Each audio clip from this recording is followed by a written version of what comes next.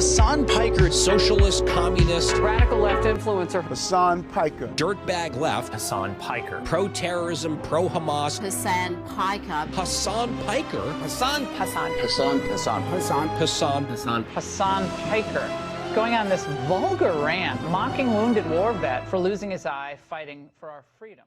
Have you ever heard someone mention the Streisand effect and wondered what they were talking about? This phenomena is named after actress Barbra Streisand. Sometimes when you try to cover something up, you end up bringing more attention to it than if you had just let things be. The assemblyman will not denounce Hasan Piker, who said, America deserved 9/11, dude. The assemblyman just said in his response, Hasan Piker says America deserved 9/11. There you go. There you have it. My friends, we have toppled a political dynasty. Now to the Michigan Senate race, where El Sayed is campaigning in Michigan. Appearing on stage at 2 Michigan campaign rallies. He's proactively campaigning alongside Piker. The man who says Hezbollah's flag is his favorite because it's dope. Why would you align yourself for raging anti-Semites? Who has defended Hamas terrorists. Calling them the lesser of two Israels compared to the evils. Lesser of two. That's what I find a bridge too far. When I went up to my good friend Chat and said, hey, can you walk me through some more controversial statements of Hasan Piker, even ChatGPT went out of its way to soften the edges of Hasan and give me context. Thanks, but no thanks, ChatGPT. Hasan Piker is campaign poison. Placing yourself on the wrong side of a 90-10 issue is only going to make you look bad. It's going to be good for me. It's going to be good for the candidates that I work with. Turns out it was true. Abdul El Sayed at 27%. Oliver Larkin. Melon Kiros, everybody. Nice to meet you, Hasan. Welcome to the broadcast. Thank you for having me. Oh my gosh. What's going on, man? What's up, dude? Good to see you again. And I really enjoyed it. Yeah. How you been? He's trying to get that out. Wow. What's going on, everybody? I hope everyone's having a fantastic evening, afternoon, pre-noon, no matter where you are in the world. I'm Hasan Piker, and this is HasanAbi broadcast coming to you live from sunny California, Los Angeles, folks. We're live and alive, and I hope all the boys, girls, and MBs are having a fantastic one because today's a beautiful day. Today's a wonderful day. Today is Wednesday, hump day, Wednesday, June 17th, 2026. It's Boots Riley Day. You already know what's up. I'm looking sleek. I'm wearing the freaking black suit. I normally don't do that, but I'm wearing it today. Looking like MIB agent, okay? Big day today. Big day for socialism. Big day for us all. We'll be talking about it. We are live. We are alive. And I hope everyone's having a fantastic one. Anyway, this is the part of the broadcast where I tell you about my personal news about what's going on in the world of HasanAbi Piker. And there's not really much going on in the world of HasanAbi Piker. Let's be real. Has someone died? No. What? The one time I wear a black suit, someone had to have died? Is that what it is? You can't be wearing a black suit? Did you game offline? I know it. No, of course I didn't game offline. I didn't game at all. I went to sleep last night. Dialogue leak, PSL drama. I already covered dialogue leak last night. Black suit and black tie. It's a green tie. I don't understand. It was just, it's not a black tie. It's a green tie. Anyway, sorry. This might look like a dark green tie, but now with the official government, the new government mandate, this is actually an American flag blue tie. What used to be green is now known as American flag blue. A very specific type of blue. The bluest of blue. Okay? I just wanted you guys to understand. I don't want you to be confused. I don't want you to think that the tie I'm wearing is green. I was testing you. I was testing the American patriots, and guess what? Many of you failed. Okay? Wait, what the hell? Oh, okay. It did work. All right. It didn't work initially. Algae? Teal? No, it is blue. Guys, I don't want you to go to jail. Okay? I don't want you to go to prison. If you say this is green, you might go to prison.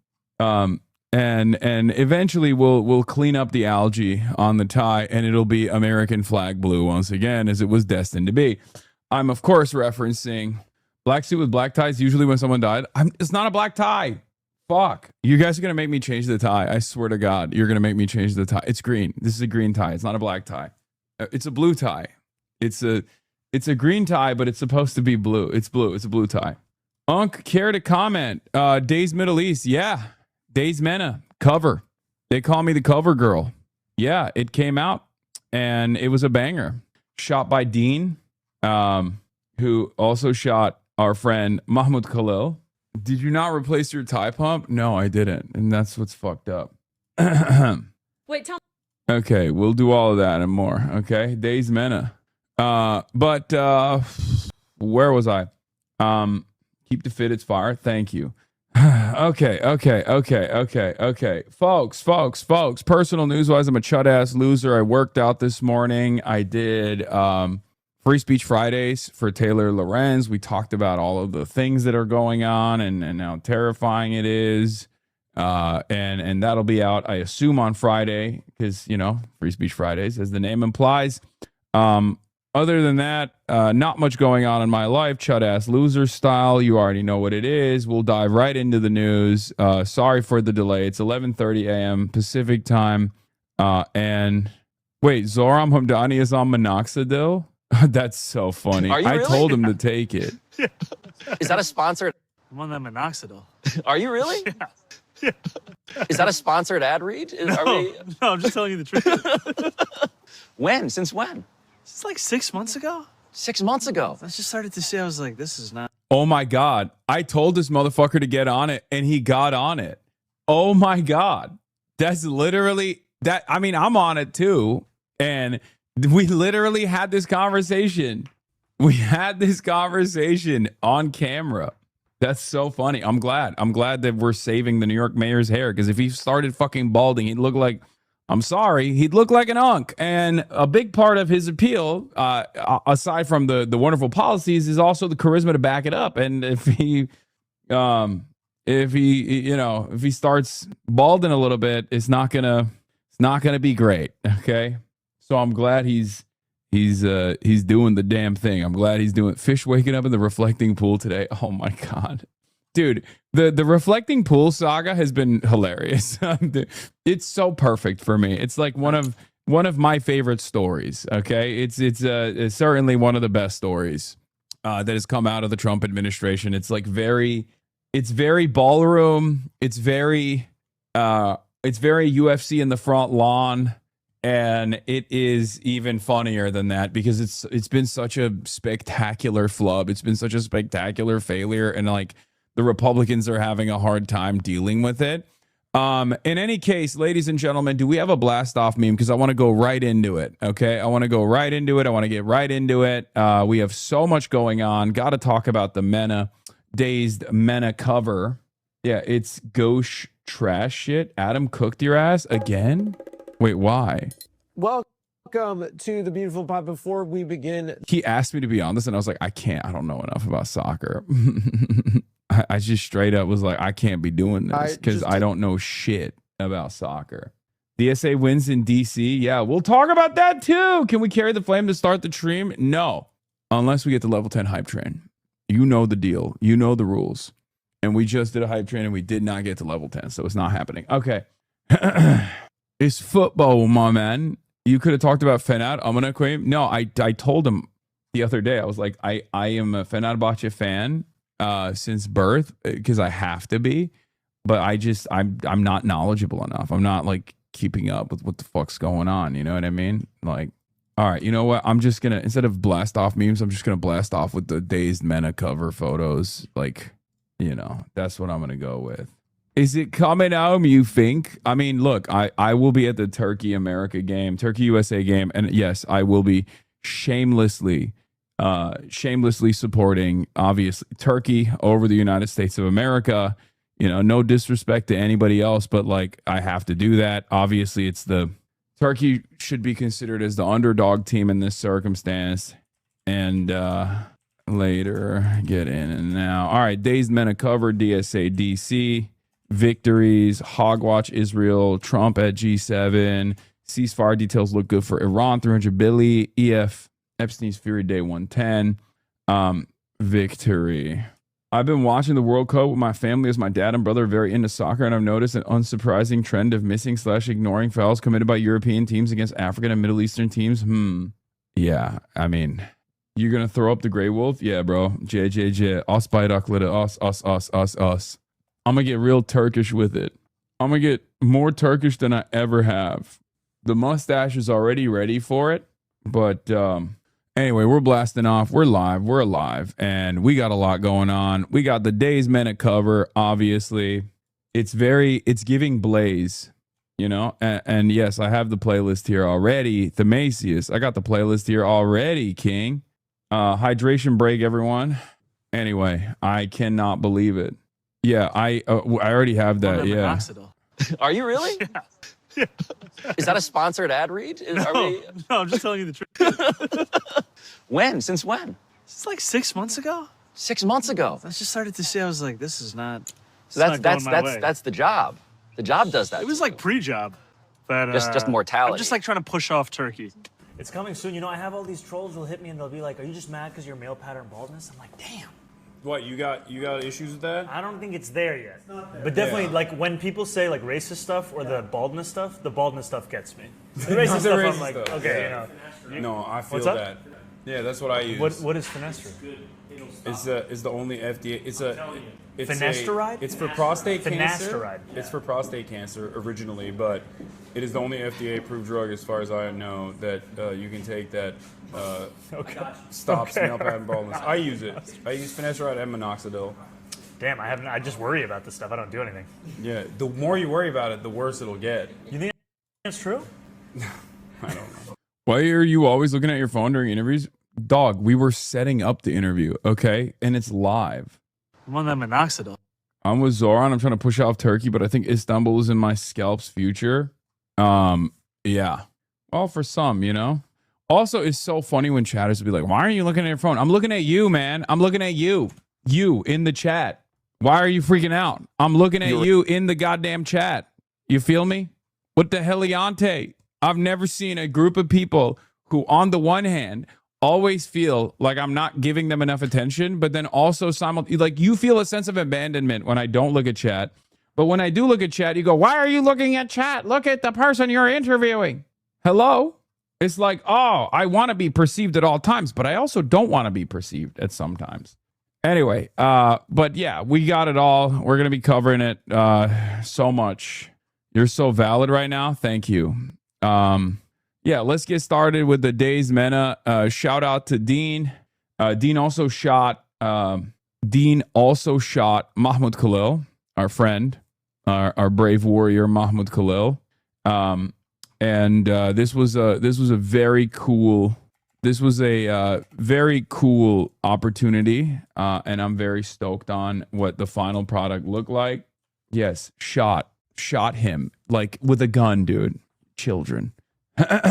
Your best suit and your best yeah, this was the person who styled this also styled you might notice the suit that I'm wearing here because I've been wearing it nonstop since I got it from her, and I even got it tailored to extend the length of the arms as well. So shout out Ginger, who also styled Marty Supreme. But, you know, there's an interview component, but I think a lot of you just want to see the Mexico filtered ass photos. But I mean, this is my favorite, I think. This is my favorite. Sergio Tacchini, polo shirt Lacoste, track pants and shoes Nike. It's giving 2019 Hasan. Yeah, Dean was adamant about the tracksuits. He really loved the tracksuits. So he was like, we got to go all the way on the tracksuits. So we did. And that's what he did. He went with that. He went with the tracks. I love this one too. This one has crazy shoes too. David Owen vintage trousers, stylist own. Blazer Giorgio Armani. You're a toothpick guy. Yeah, they gave me the toothpick and it changed my vibes entirely. I swear to God. Once I put the toothpick in my mouth, I became a different person. Like that meme, like a toothpick can change your life, is so real. Because it did. It changed. I look like a Grand Theft Auto 5 like screensaver character. You know what I mean? Like, and it's true. I do look like that, and I felt like that. I felt like I was ready to do like I was ready to beat on some motherfuckers. You know what I mean? I don't know why. I put the toothpick in my mouth, and everything changed. I was just like, yo, I'm like, I don't know who I have become. You look like you drive a Yugo. Thank you, I guess. They love hitting me with this one shot where I'm laying, by the way. There's going to be another one for that, too. A great BTS shot. Okay. Why does he look like a Polish unk, lol? I think this looks good. This is a fit. This is a good look. I am Italian, okay? I am Italian. That's just how it is. Anyway, Mafia Core, Goon Core. You look like a Yorkville trash boy like Timmy Chalamet. That pose is for you, us, not for you. Have you considered keeping toothpicks on to help mask during difficult to manage moments? Yeah. No, that's who I am now. The toothpick has become a part of my personality. So I'll probably be ripping it more frequently. First Mongolian, then Turkish, then Italian, Mr. Worldwide, I guess. I'm everything, dude. Ethnically ambiguous guy. You look fucking amazing. My jaw's on the floor. Thank you. No one cared who you were before you put on the toothpick. It's true. It literally is true. It's straight up true. I have some nicotine toothpicks. They want us to like promote them or something, but I didn't really like the taste that much. But yeah. Get with Bricky to get the Natura Pine hookup. Anyway, all right. It's giving this. Come on, man. Come on. I have upgraded so much. An entire closet revamp. Suits. It's Suits meta. Suits meta is a different me. Okay, we're living in a different planet now. Okay, I'm a suit guy. I'm a toothpick guy. I'm a numbers guy. I'm a numbers guy. I'm a suit guy. I'm also a toothpick guy. And when I put the toothpick on in my mouth, I become like a different guy. I become the type of guy that says I'm a numbers guy, but also I like Donald Trump. Donald Trump is the best president that we've had so far. I'm over here thinking to myself, I'm going to ChatGPT it. I'm going to grok it. I'm going to ChatGPT it. I'm a numbers guy. Okay? Look like Asmold got his new orders from Elon. Dude, he's been doing the worst fucking propaganda. I saw something where he's talking about how Israel is I saw him talking about how like, oh, the Israel stuff is actually not based anymore. Israel stuff is actually not based at all anymore. He's like, Asmongold panics and quickly closes Hassan's video after realizing Hassan described him perfectly. Culture war narratives try to divide the working class. Experiencing. Because at the end of the day, the working class is the biggest base of support. That's just the reality. And all matter of culture wars and culture war narratives and arguments actually try to divide, and successfully, unfortunately, do divide the working class. So we need to get. Don't ever listen to this. Yeah, not based. Okay, no, divide the working class.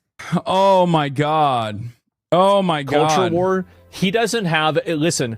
Leftists are not calling Hassan Piker a Zog slave. What a year. Yeah, dude, I know. Here's Zog slave Hassan Piker admitting that he works with the mainstream Democratic Party, giving them on advice on how to mislead the youth. This guy gets so bad. Empanada gets so horny to just fucking schizo post about me that he just forgets how to fucking type sometimes. If you're willing to ask somebody like Hassan what culture war issue they're willing to relent on. Are you willing to relent on having men and women's sports? Are you willing to relent and... Dog, you just did the argument. It's so funny that he just straight up did not understand the point that I was making. The point that I'm making is all of this stuff about like transgender people, transgender athletes existing in society, they're immaterial. Okay, they're obviously important for trans people, but they're not important for people who aren't trans. That you and others like you use or drive the salience of these issues to the forefront of the conversation to divide the working class.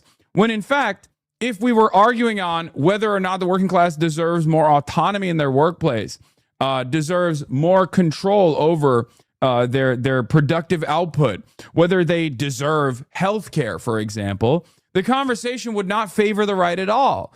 But the right knows this, which is why they have to constantly be like, no, we have to talk about trans people, whether they should be allowed in fucking, civilized society or not.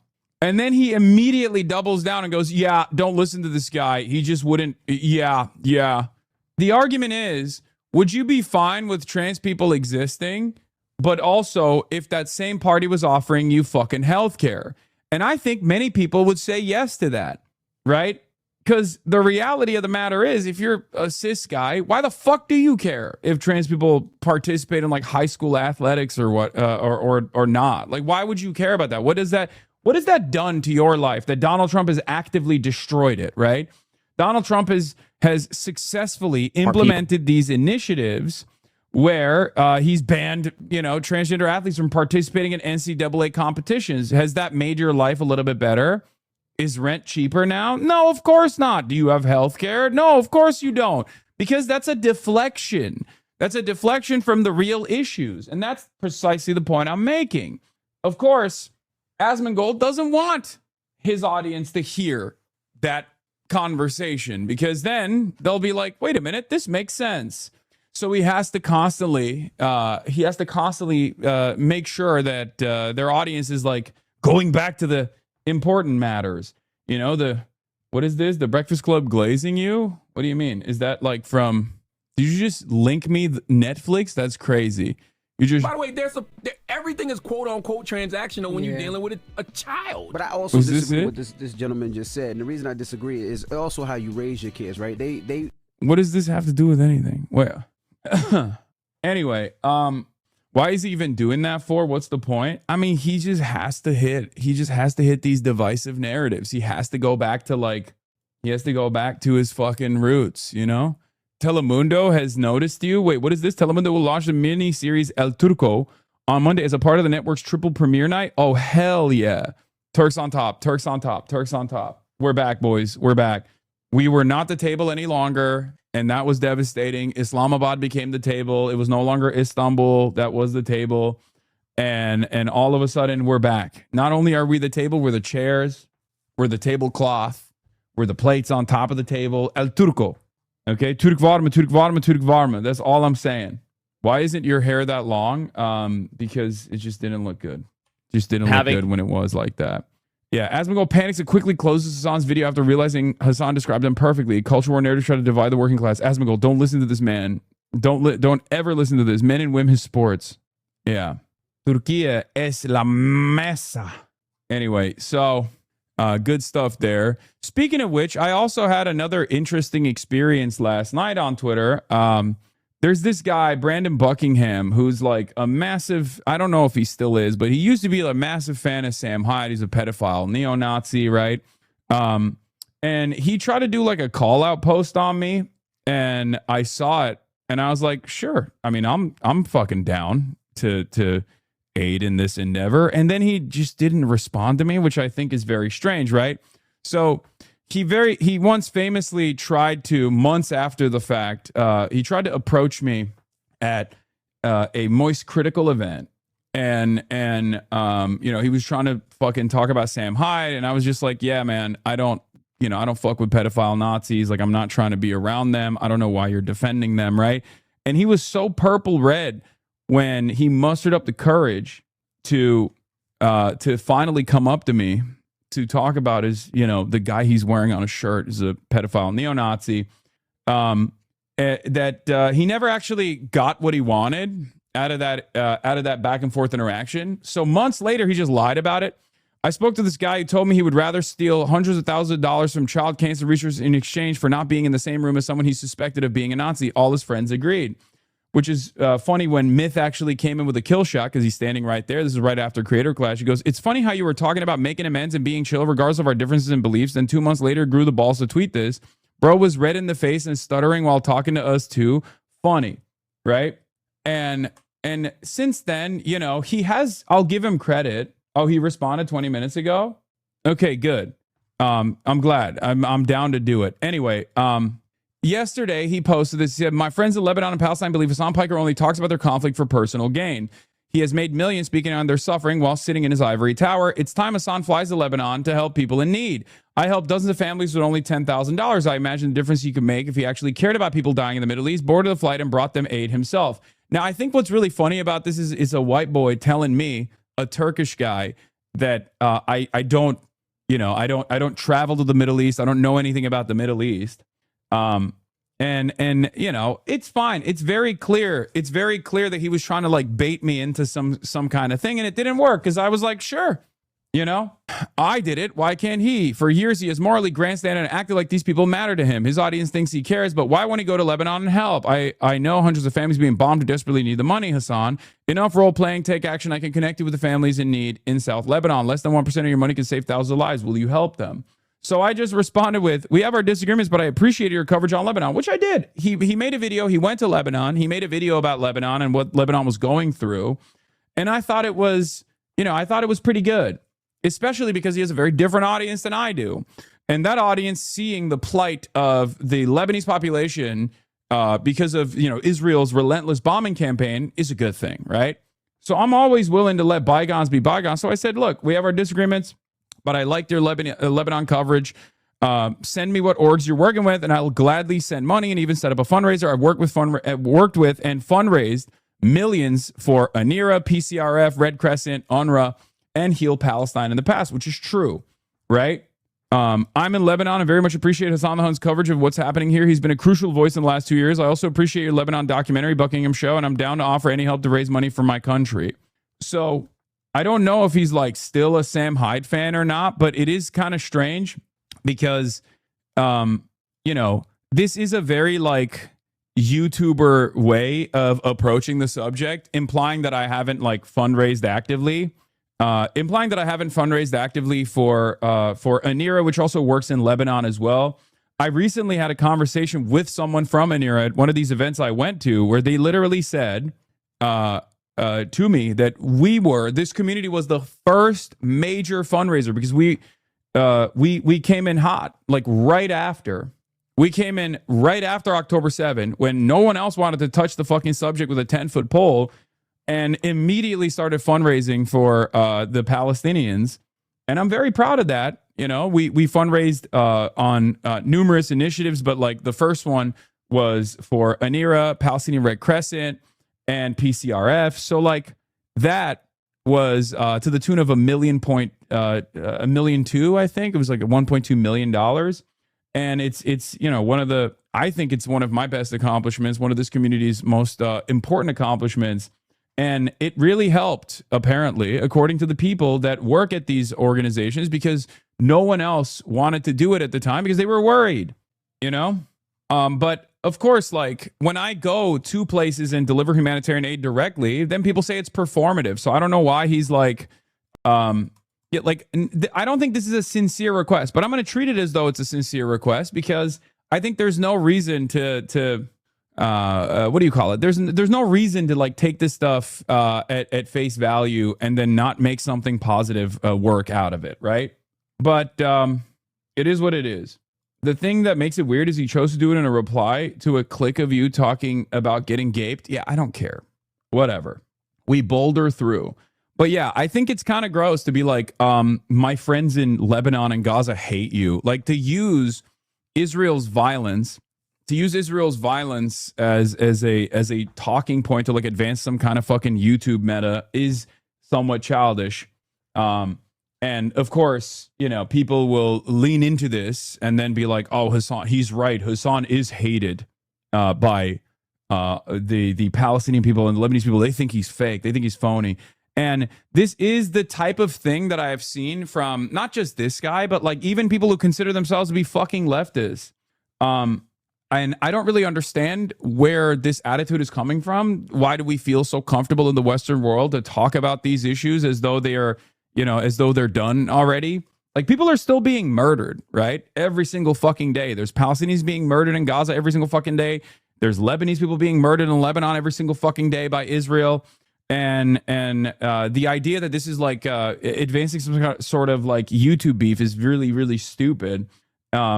But this isn't him being genuine. Yeah, I know it's not him being genuine. He's trying to make it into a drama thing. And immediately Ethan Klein also seized on the opportunity.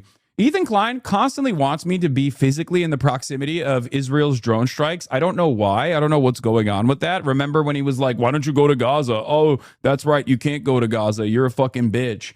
And now he's like, why don't you go to Lebanon, Hasan? It's pretty crazy. It's pretty strange that Ethan Klein will take any initiative. He'll never just like fundraise for these issues on his own. He'll only do it if there's a YouTube drama attached to it. He'll only do it if he can get me to be in physical proximity of Israeli drone strikes and Israeli bombing campaigns. I find it very strange. I'm not going to say he wants me to be fucking murdered by the state of Israel. Actually, I will say that. I'm pretty sure he just wants me to be in that situation so he doesn't have to think about me any longer. Which is, you know, there's easier ways of no longer thinking about me, which is, I don't know, you can just like live your life. It's odd. It's odd that his talking point always is, why won't you go and be in physical proximity of the Israeli state so they can fucking assassinate you? He praised them bombing Lebanon recently, so yes, he does. Oh my God. Anyway, I would bet a lot that he's talking to Hen Mazik and getting told to push the idea of you traveling, even if he doesn't personally want you to get blown up. Yeah, I don't know. But in any case, strange stuff all around. When YouTubers get involved in stuff like this, it just turns into something so gross, in my opinion. Don't know why. Yeah. Oh, here. This is the one. Ethan Klein offers $10,000 for Hassan Piker to Hassan Piker if he travels to Lebanon. Ethan recently supported Israel's bombing of Lebanon, which has now killed over 3,500 people and injured 11,000. Lebanon when they started launching rockets again. That's why, I always don't understand the conversations where it's like, why is Israel doing all that? Well, but there is a reason. So, like, if you want to actually. By the way, these are the very same people that were cheering on the Trump administration potentially prosecuting me for my trip to Cuba. So I don't think these guys actually want me to go and help the Lebanese population at all. Okay? Just saying, I don't think any of these guys give a fuck about the Lebanese people. I don't think they care about, what the Israeli government is doing. I'll be charitable to Brandon Buckingham. He did go to Lebanon and he did actually humanize the victims of Israel's violence in a way that you normally don't see from content creators. So I'll at least give him that, right? But I don't think Ethan Klein cares about the Lebanese population. Here he is talking about how valid it is to fucking blow them up, how valid it is to destroy Dahia, how valid it is that Israel's blowing up Beirut again, right? Something that he's been in defense of over and over again. The very same podcast that has also celebrated when the Trump administration, the fucking fascist Trump administration, decided to prosecute me potentially, right? For my humanitarian aid trip to fucking Cuba. So obviously, I don't think he wants me to go to Lebanon because he sincerely cares about me helping the Lebanese population, where he's on the one hand defending their bombing, right? I think he wants a kinetic situation to take place in the hands of either Israel or maybe the Trump administration. It's fucking gross. It's gross. It is the grossest, most narcissistic, most selfish motherfucking thing. It's pure Israel behavior, by the way, 100% spiritually Israeli. I'm gonna let a larger, more powerful force take care of a problem for me. In this circumstance, Israel always relies on America. Here is Ethan Klein relying on the state of Israel.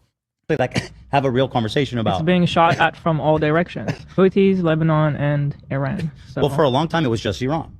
And Hezbollah. Not a long time. No, Hezbollah just recently got into it. They were staying out of it. Yes, I mean, you're saying long. It's not that long. No, I mean, since this whole shit with Iran started. Yeah. For years, it was from Gaza.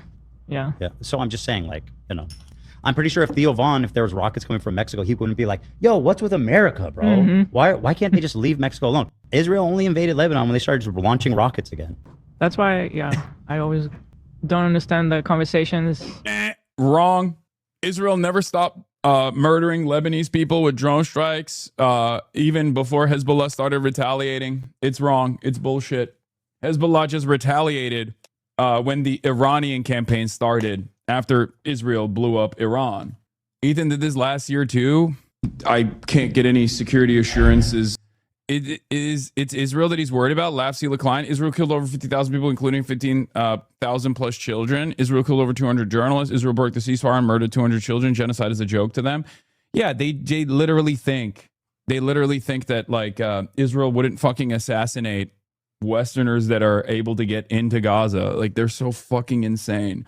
Who would protect me in that situation too? It's not like the American government would turn around and be like, wow, how dare you kill an American citizen who's there to do journalism, right? How dare you do that? It would never, not in a million fucking years. Okay? Why the fuck would they? Of course they wouldn't. The American government would be like, oh, thank God. Thank God you did it. Now we don't have to deal with the fucking legal repercussions ourselves. Anyway, so having said that, there is a couple Asmongold takes that I wanted to look at. One was he has now decided, on the one hand, he's like Nick Fuentes is based, right? And that he's a funnel for Nick Fuentes. On the other hand, he keeps telling his audience that, you know, this Israel stuff is boring and silly, and no one should talk about it, and no one should consider it. I don't think he's like intelligent enough to recognize what he's doing. So I suspect that he's just seeing on his timeline, like the people that he cribs, the people that he fucking steals the talking points of, that they're also trying to navigate this space where they're like, yo, don't talk about Israel anymore, you know? And I assume that's what's going on here. This is the other take that I saw that is really funny. Let's take a look at what he was saying. It's not the top 2% of wealth that's oppressing you. It's the bottom 2%. Intelligent and smart people. The problem, people are really not going to like this. You're not being oppressed by the top 2% of society. You're being oppressed by the bottom 2% of society. And the bottom 2% of society have caused Yeah, it's not the wealthiest that control society. It's actually the poorest. Okay? Brilliant take, dude. This is the real working class whisperer right here. That's awesome. The manifest problems in your lives are caused by the bottom 2% in society. Yeah. Careful, the most impoverished, powerless people in society are the ones oppressing you and causing all the problems is certainly a take. Correct. They are functional animals who should be institutionalized via either prison or mental asylums. I think there's something really funny about Asmongold and his audience because they are in the bottom 2% of society. Like, Asmongold obviously is in the top 2% of wealth, in the top 1% of wealth, right? But he LARPs as though he is an everyman, right? He LARPs as though he is in the bottom 2% of society. And his audience is literally in the bottom 2% of their own respective nations. Like a bunch of shut-ins that don't really do anything and are just like angry and want everyone else's lives to be fucking dog shit too. And it's really funny that he just gets to present this narrative where there's like those who are even lesser than you that are actually the people who are responsible. I mean, it's a typical take from a 1%er. Asmongold is a 1%er. He LARPs as though he's not, right? He dresses like shit. He doesn't shower. He lives in filth. And a lot of people think that is a lot of people see that and think, no, this is a real one. This guy is a real one. He doesn't own multiple businesses. He's not like a multimillionaire, right? Except he is. He is another multimillionaire telling you that people like you are the reason why you're failing. It's not the wealthy people that have designed this system to ensure that you don't actually ever make ends meet, that we don't have profound amounts of wealth and productive output out there that could be used in a more productive manner to make sure that there are more egalitarian outcomes for people like yourself, that no one should fucking suffer. No one should fucking suffer and barely make ends meet when they got one single fucking job. People should be able to take care of a family and own a home on one income, okay? That's how it used to be, and that's how it should be. And yet the system's design, led by parasitic capital, parasitic forces of capital, has made it so that you have to do gig economy work, that you have to work longer hours and basically become a fucking servile little slave to super wealthy people or upper middle class people, okay? And then barely make ends meet in the aftermath of all that and can never own a fucking home. You have to literally be a permanent renter for the rest of your life. And then these guys turn around and say, it's actually the bottom 2% that's fucking your life up. He's a rich guy telling you, the average Joe, that you and others that are maybe worse off than you are the reason why society is busted. It's not the wealthy. Don't look up.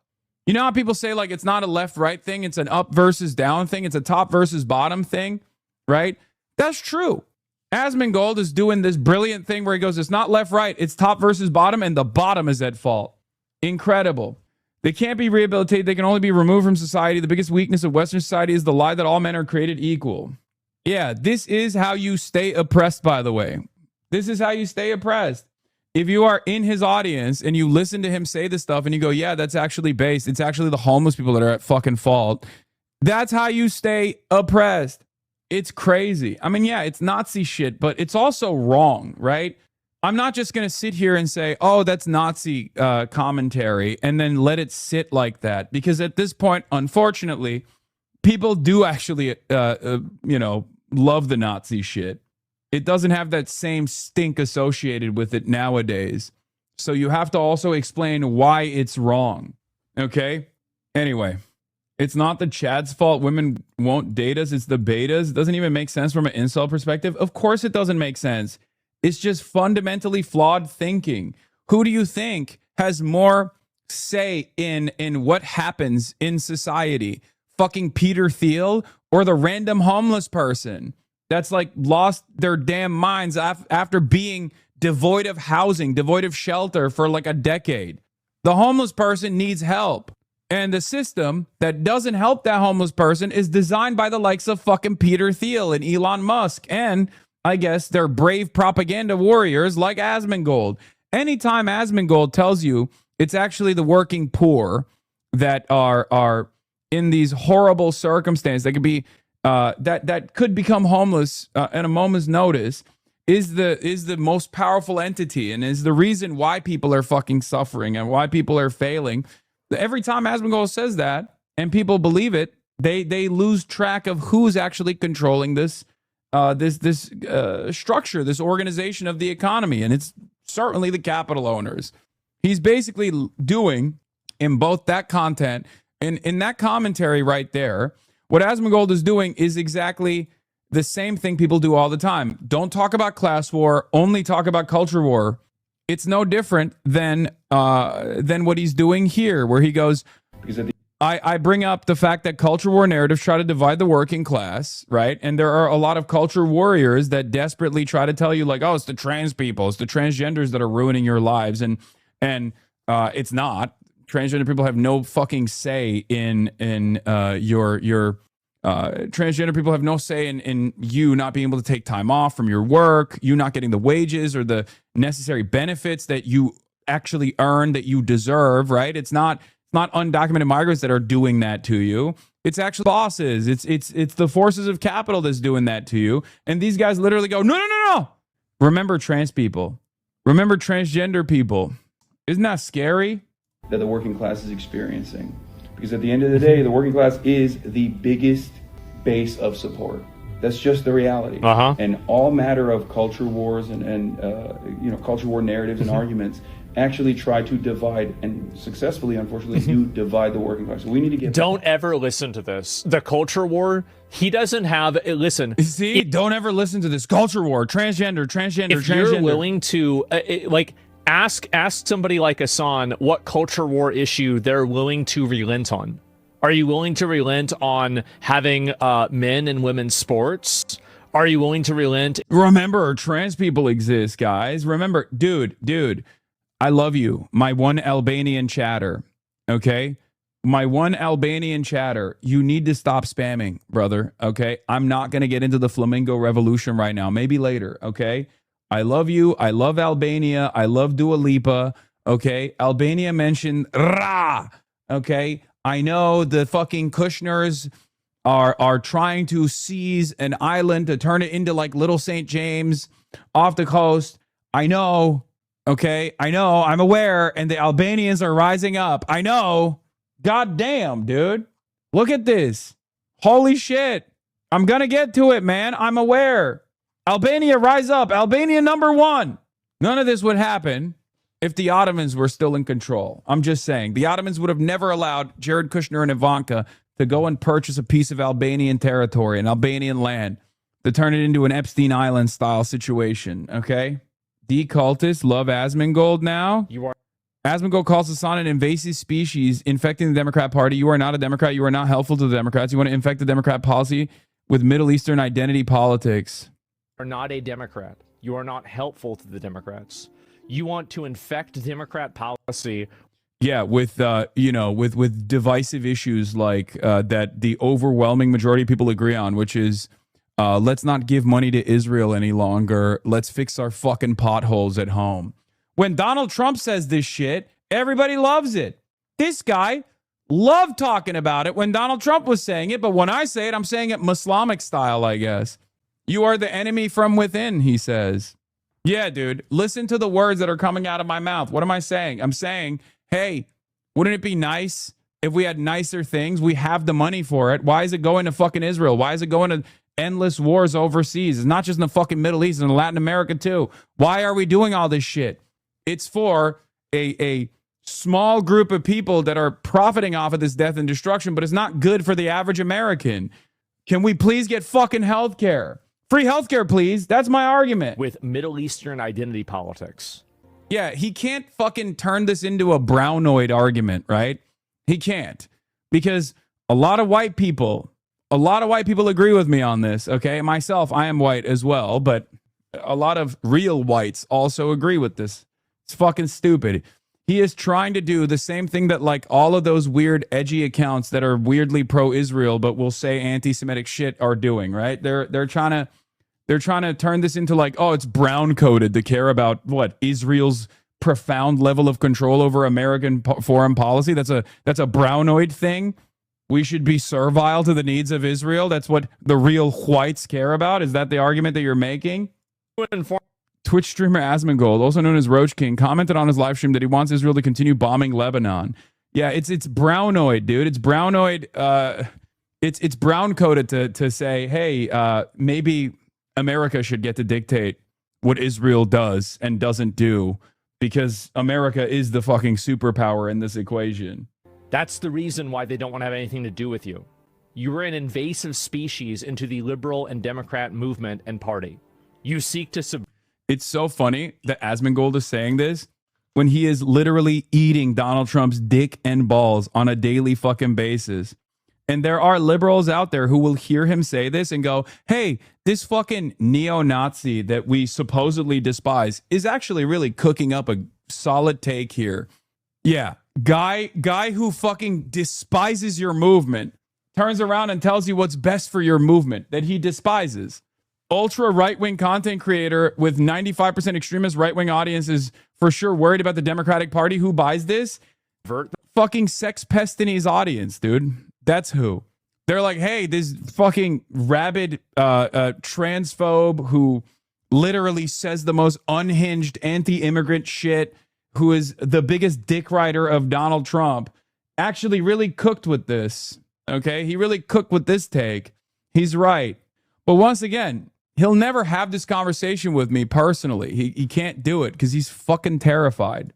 Because he knows that if we were to have a one-on-one conversation on camera, he would look like a fucking idiot because he is a fucking idiot. And his audience would probably turn on him after that conversation. They would go, okay, maybe you didn't know what the hell you were talking about. So he has to keep making it seem like he's farming drama, when in fact, he's just a terrified little right-wing propagandist actively telling his audience that things are going to be fine, that Trump is great, that you shouldn't worry about Israel's level of control over American foreign policy and even American domestic policy. He's just trying to tell him a little lullaby, right? Go back to sleep, little one. Don't worry. Remember, it's actually the undocumented migrants that are stealing from you. It's actually the homeless people that are fucking you over. It's actually the transgenders.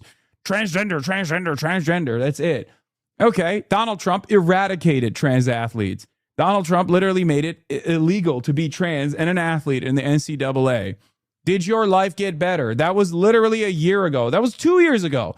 Did your life get better since then? Did you experience any fucking material improvements in your life? No, of course you didn't.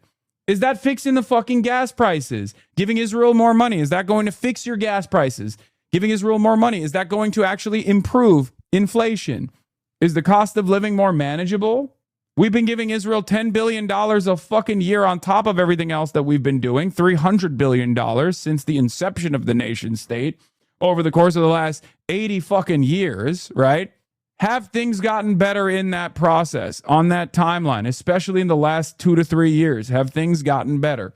Has ICE improved your lives? Elon Musk is a fucking trillionaire. What good did that do for you? Did it do anything for you that's positive? No, of course not. and take them over and co-opt their platform for your own by using these big, you know, like emotionally charged issues to force your policy down everybody else's throats. You are not a Democrat. You are not helpful to the Democrat. Yeah. Yeah. Twitch streamer Asmongold, also known as Roach King, commented on his live stream that he wants Israel to continue bombing Lebanon. It's awesome. Yeah. Why would he care about what helps with the Democrats? He doesn't. He doesn't actually. He does not. He's trying to present the Israel-Palestine issue as an issue that only brownoids care about. Okay. He's trying to be the edgy boy. He's trying to be the edgy boy that tells his edgy audience, like, this Israel stuff is just like brown coded. It's only Middle Easterners and brownoids who give a shit about this. Like, you shouldn't fucking care about this. Okay. Yeah. MAGA right-wingers, real white guys don't care about this stuff. It's like, do they? Do they not? Because I feel like you're a little terrified. You're a little terrified of broaching that conversation. You know? You keep saying that word. Yes, dude, I'm allowed to say it. He's referencing me in that with that word. What do you want me to fuck? Shut the fuck up, okay? Oh my God, you're saying brownoid. Yes, dude. Yes, I am. I'm saying it. Bitch ass motherfuckers in the chat. Oh my God, this dude is still spamming the Flamingo Revolution. Brother, take a fucking day off, dude. Jesus Christ. I said I was gonna fucking get to it, but you're literally spamming it. Clearly, you're not listening to me. You're just in here like a chat bot. Netanyahu informed Trump that Israel will not pull IDF forces from Lebanon and does not consider itself bound by the Lebanon clause in the U.S.-Iran agreement.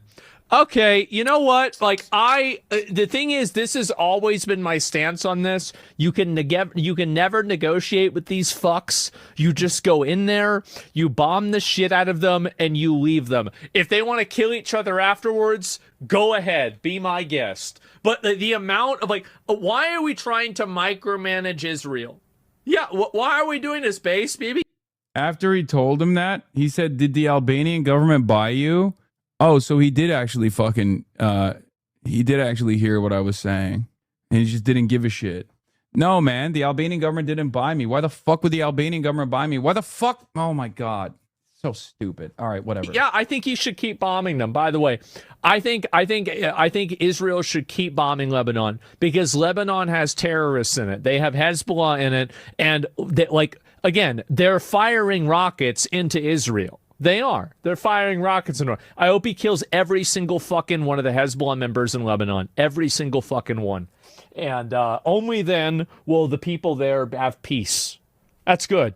Yeah, and never... Yeah, it's based if Israel defies America. Yeah, it's based, guys. Hey, guys. Okay, is this guy getting paid? Like, what's happening here? Is he getting paid for this propaganda? Because at least he should get paid for it, right? Because if he's doing this kind of unbelievable propaganda for Israel, and he's doing it for free, he's the biggest fucking moron on the planet, okay? Please watch the video I linked. It's so on point. I'm probably not going to do that. I'm sorry. What is this? Okay, now I'm clicking on it. No. Negotiate with terrorists. No. Exactly. Lebanon's a semi-Western country. It is. It's disappointing that they're being taken over by these freaks. So, yeah, that's it. Remember the pager attacks? I do. APAC funded. Right. Yeah. And, See, even his audience is like, bro, what are you saying right now? Because, like, here he is. So he's obviously a MAGA dick writer, right? Like, that's all he does. And now that JD Pondon has decided, actually, we're moving in a different direction. This war has been lost, and we have to fucking manage this retreat. And a part of that means restraining Israel. Now he's actually outflanking Donald Trump. He's now going America first. Actually, I don't care about America first. Now, it's America last now. Here he is lambasting. Yeah. You think this actually, for the record, you think that this back in November 5th, 2025 is indicative of his current position? Because this only shows inconsistency. Someone rolled a clip of him literally saying, Israel is not really important. I'm not going to talk about Israel's control over American foreign policy any longer, because he recently pivoted, and I noticed it and I called it out. he recently pivoted as the Hasbara budget 5x'd in real time, which is part of the reason why I'm saying, you know, maybe he has, maybe he's getting a piece of that Hasbara budget, because recently he started saying, especially with this like Iran United States conflict, like we should just like lay off Israel. We should stop talking about Israel. And it's actually based if Israel continues bombing Lebanon, defying Donald Trump's orders, right? How is that America first? And this is the thing to me, right? I see this and I think to myself, why the fuck would I vote for this retard? Why? This is from 2025. His newer take is actually Israel should defy Trump's orders. Israel should ruin the ceasefire that Trump actually worked hard on. So which one is it? He literally has said, again, over and over again, he literally has said over and over and over again recently that talking about Israel's involvement in American politics is actually boring and it's actually crazy. It's causing people to be schizophrenic or whatever the fuck. There's no way this chud doesn't watch Asmold, right? Okay, fuck that video. I'm looking for a specific video where I heard him recently say, something along the lines of like that the anti-Israel politics is something that we shouldn't be even talking about any longer because it's just like fucking boring. I think I saw like a Sneeko reaction to it, but it was literally this outfit that he was wearing. So it's probably from one of these clips. And, like it's Israel. Israel's so bad. These people are trying to blow you up too, bro. Like that's it. And we can't have Lebanon looking like Gaza by the end of this though. That's not my problem. Like what they do over in the Middle East, like whatever they want to blow up, whatever they don't want to blow up, it's not my fucking problem. I don't care. I just don't want to have any terrorists. That's it. That's the only thing that affects me as an American. Like there are no terror cells in the Middle East. It's also weird that he's super pro Nick Fuentes and yet now is being pro Israel because he has no positions. These are not like well thought out positions. He's just literally reacting to stimuli. I think this was it. Yeah. Informed Trump that Israel will not pull IDF forces from Lebanon and does not consider itself bound by the Lebanon clause in the U.S. Iran agreement. So he hears about peace and then he starts laughing because Israel wants war. Amen. Okay, you know what? Like the thing is, this has always been my stance on this. You can never negotiate with these fucks. You just go in there, you bomb the shit out of them, and you leave them. If they want to kill each other, he's saying base Benjamin Netanyahu. He's saying base Benjamin Netanyahu for defying Trump's orders. By the way, afterwards, go ahead, be my guest. But the amount of like, why are we trying to micromanage Israel? Yeah. Why are we doing this, base, baby? Yeah, I think he should keep bombing them, by the way. Someone in the chat said base. I want to see. I don't care about Sneeko's commentary on this. I want to hear what Asmongold has to say. Not like, again, they're literally starts as a name now and then they're like, oh, we need to kill these terrorists. You created them. Like, again, they're firing rockets into Israel. They are. They're firing rockets in. I hope he kills every single fucking one of the Hezbollah members in Lebanon. Every single fucking one. Yeah, here he's trying to present it as like based, right? So it is this clip. He is basically trying to present Benjamin Netanyahu defying Trump's orders as based to his audience, when in fact it's literally spoiling the fucking ceasefire deal that Trump put together. So his highest priority here is to defend Israel. Can't be stupid enough to be this kind of pro-Israel propaganda for free. He's finally found something he disagrees Trump on. Why is your neck slouching? Is the suit sticking up? Is the suit sticking up? Anyway, all right. On that note, let's move on from this and let's talk about the White House press conference that Donald Trump did. He held a press conference at G7, and we'll cover this. Accomplish everything and much more. Ending the current conflict, reopening the Strait of Hormuz. I gotta pee. And preventing Iran from ever obtaining a nuclear weapon. That's what it was all about. That was about 99%. Iran cannot have a nuclear weapon. They can't develop it, buy it. They can never have a nuclear weapon. At the same time, with this announcement, or close to it, as people started to think it was going to happen when Iran was making some very positive statements. The stock market has surged to record highs, picking up thousands of points over the last short period of time, thousands of points. And oil is dropping like it has never dropped before at levels that went in numbers down $7, down $8. They've never seen anything like that. But if we didn't do this deal, we could have dropped more bombs for another 3 weeks, 2 weeks, 4 weeks, 2 years. You would never have the Hormuz Strait open. You would never have success. Your market would have, instead of going up at levels that nobody's ever seen before, would go down at levels that nobody ever saw before, maybe except for 1929 or whatever. And you know, all the tough guys don't realize that this wasn't a 3-month deal. This was years in the making. You know why? Because I was the one that killed General Soleimani. And if I didn't kill General Soleimani, we probably wouldn't be talking right now about this deal, because he was a mad genius. They never were able to replace him. But a lot of people forget that. The tough guys, you know, the tough guys that would drive the country right down the tubes.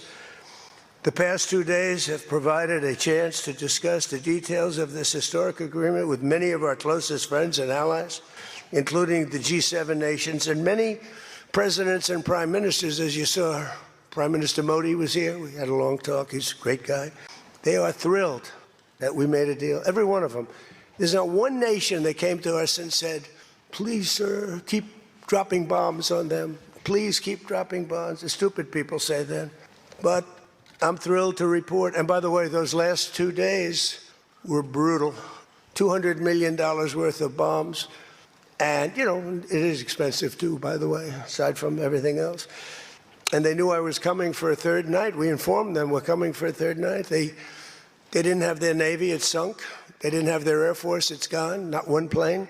They didn't have anti-aircraft equipment, so we got free reign. They didn't have their leaders. But they have a new group of leaders that I think is, actually, I think they're smarter. I think they're very smart.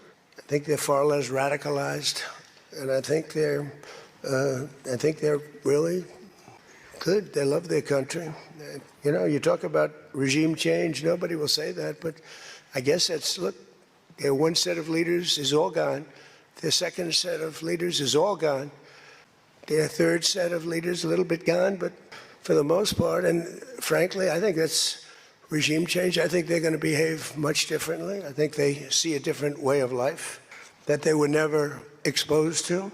So the one thing I didn't want to see is I didn't want to see economic catastrophe. If you kept this going, that could have happened. But all I know is every time we talked about the possibility of peace. That's right, dude. Here at the HasanAbi broadcast, the most dynamic broadcast of all time, when I get bullied by my audience, outfit change. Just kidding. I just got these tailored and they just came in and I wanted to wear this anyway. I wanted to wear something cool for boots. This one was famously very big on me and I got it changed up. So now it fits. Fox News article about you. Hassan Piker claims Israel has no right to exist in its current form. Yep. The left-wing streamer compared the question to asking whether Nazi Germany or apartheid South Africa should have continued. It's existed for far longer than Israel has. Israel only existed since 1948. The archaeological record concerning Israel would disagree with you, Mr. Piker. Hypocrisy hunter. Piker is a despicable misanthrope. I write that knowing all misanthropes are despicable. He's earned a badge of that, for which I do not have a better descriptive. Strange how Piker brings up all sorts of historical atrocities, but never brings up October 7th. I really thought that there would be, what is Western Journal? Oh, thank you. The fuck is Western Journal? Defending and advancing Western civilization? Okay. Are you the manager of the base department? No, this is the type of stuff. This is the type of commentary that I always, that I expect the Fox News audience to like low-key be on board with when they encounter it. Why are you posing for days when my wife can freely read it? Sorry. RIP to your marriage, big dog. RIP to your marriage, big dog. The stock market shot up like a rocket ship. It never went down. They didn't like it. The people, you know, the stock market is more brilliant than anybody there is, including the people on the stage, other than me, of course. Let's see. I don't know. What do you think, Scott? Is the stock market more brilliant than you? No, sir. Oh, that's a terrible statement. All right. The stock market is quite brilliant. And every time we said something amazing, like we're going to settle, it would go up. And every time we said something negative, like, guess what, we're not going to be able to settle, it would go down very big, Peter, right? Very, very big. Tells you something. And you know, I've studied presidents, some good, some bad, some great. Not too many are great. And some really bad. We had one just recently. And the one president I did not Joe want to be Biden was and Barack Hussein Obama. I didn't want that. Very bad. And who knows what would have happened. But bad things happen. So the past 2 days have provided a chance to discuss the details of the deal with the closest friends and allies, the heads of countries. They were all here, a lot of them. Far more than the 7, as you know, a lot of them. And they put out a statement. I think President Macron, who did a great job, by the way, did a really fan, him and Bridget, they did a great job. But they all put out statements saying they love this deal because they want to see it over. And they love the fact that the hormones, don't forget, if we were going to drop bombs, let's say we went another month, another 2-3 months, maybe weeks, could be another 3 months, could be whatever. What do you have left? Got maybe nothing, but you don't have, the strait will never be open because people that own billion-dollar ships, these ships cost $1 billion. They don't like sailing ships or having their ships participate when you go up the coast and you go through the strait and there are rockets flying over your head. They want to protect their $1 billion investment. You wouldn't have oil for maybe years. These are stupid people. But nobody was tougher than me. Nobody hit Soleimani. You know, when I hit Soleimani, people thought that was the biggest thing to happen in the Middle East for 50 years. That was the biggest event. He was the boss of Iran and respected, but he was a mad genius. He was a genius, the father of the roadside bomb.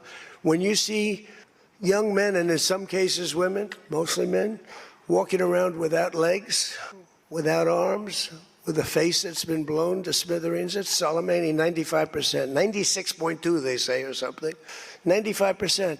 That was Soleimani did it.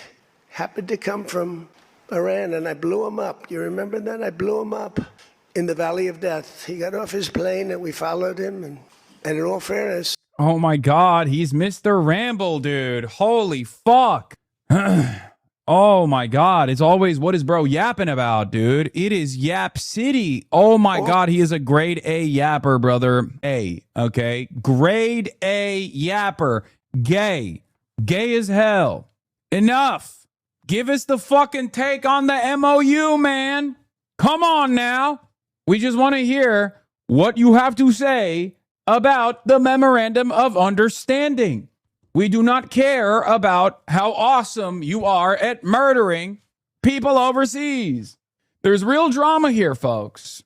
There's real drama here because the Iranian side has an understanding of the Memorandum of Understanding that is apparently different than the American side's understanding of the Memorandum of Understanding, which isn't actually a real ceasefire negotiation, but instead a Memorandum of Understanding that is supposed to be signed on Friday in Geneva that will then kickstart the process of ceasefire negotiation for the next 60 days. That will then, at the end of that 60-day ceasefire conversation, will create, hopefully, long-standing peace.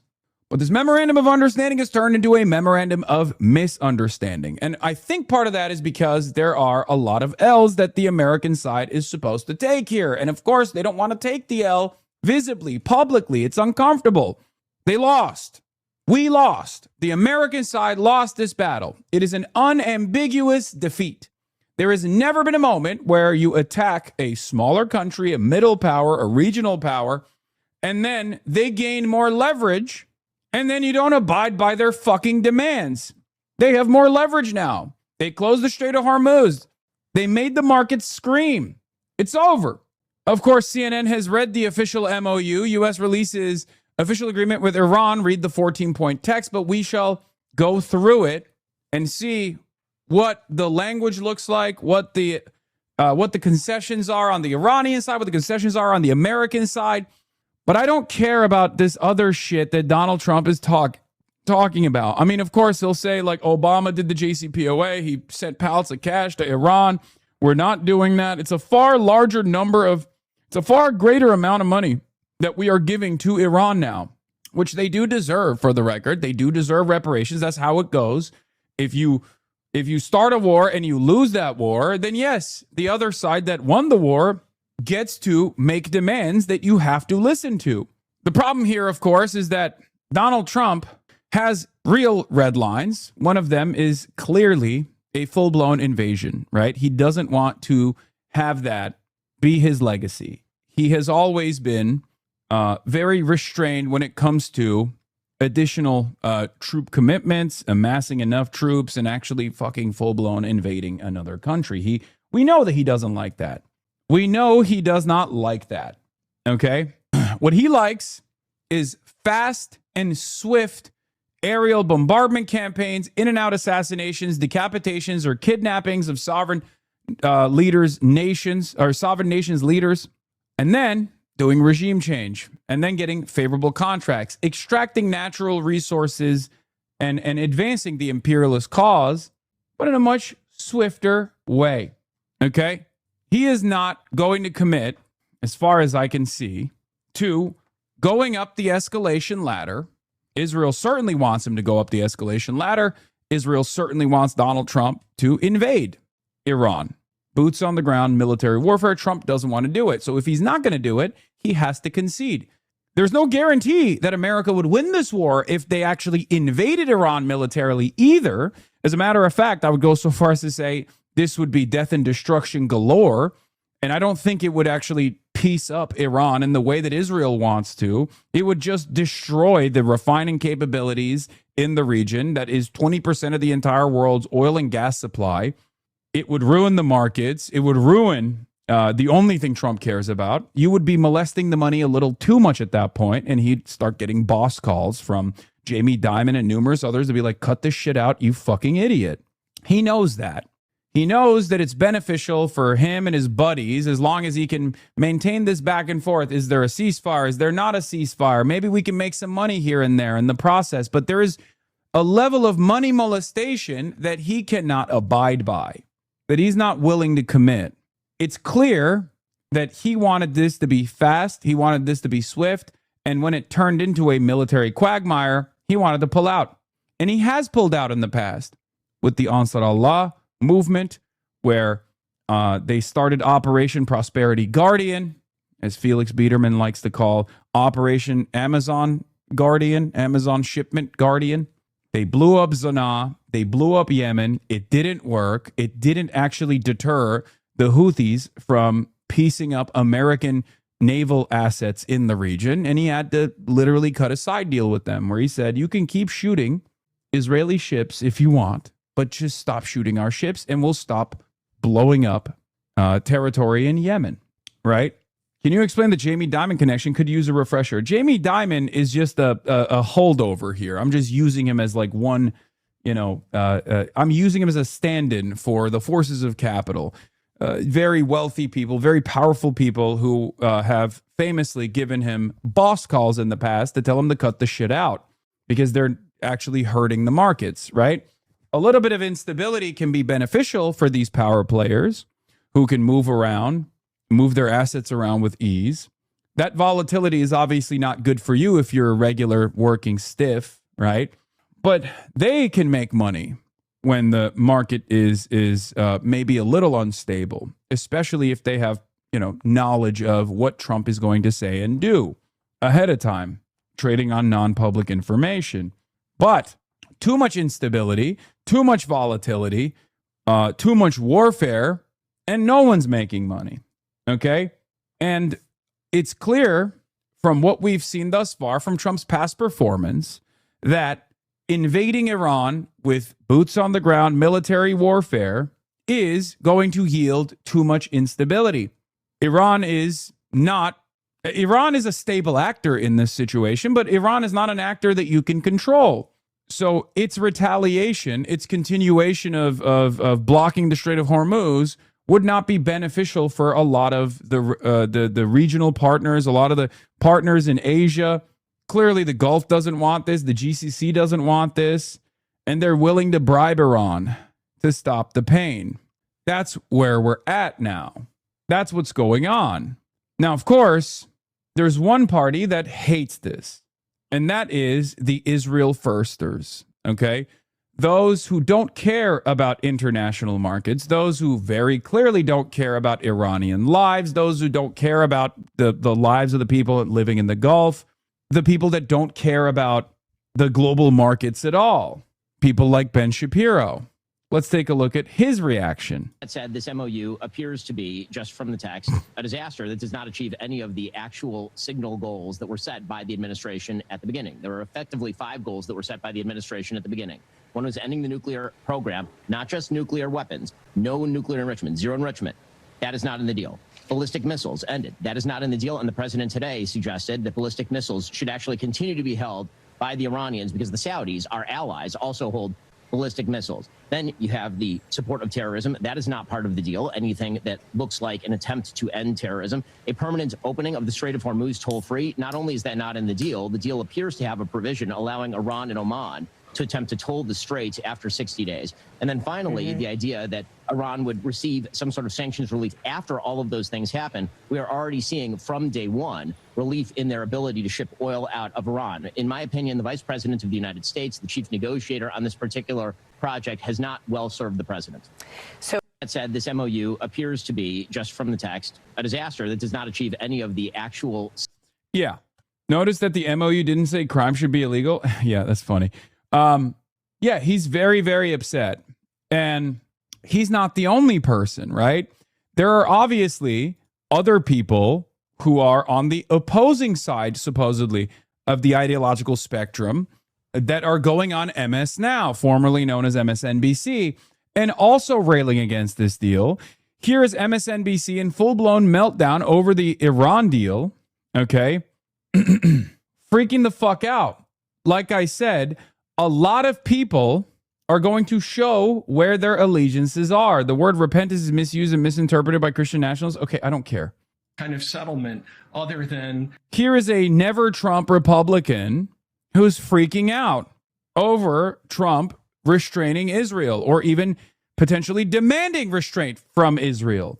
If you only care about Israel's Greater Israel Project, its expansionist project, of course you're going to be very frustrated that Donald Trump is actually telling Israel for the first time ever in the last 3 years, you can't do this anymore.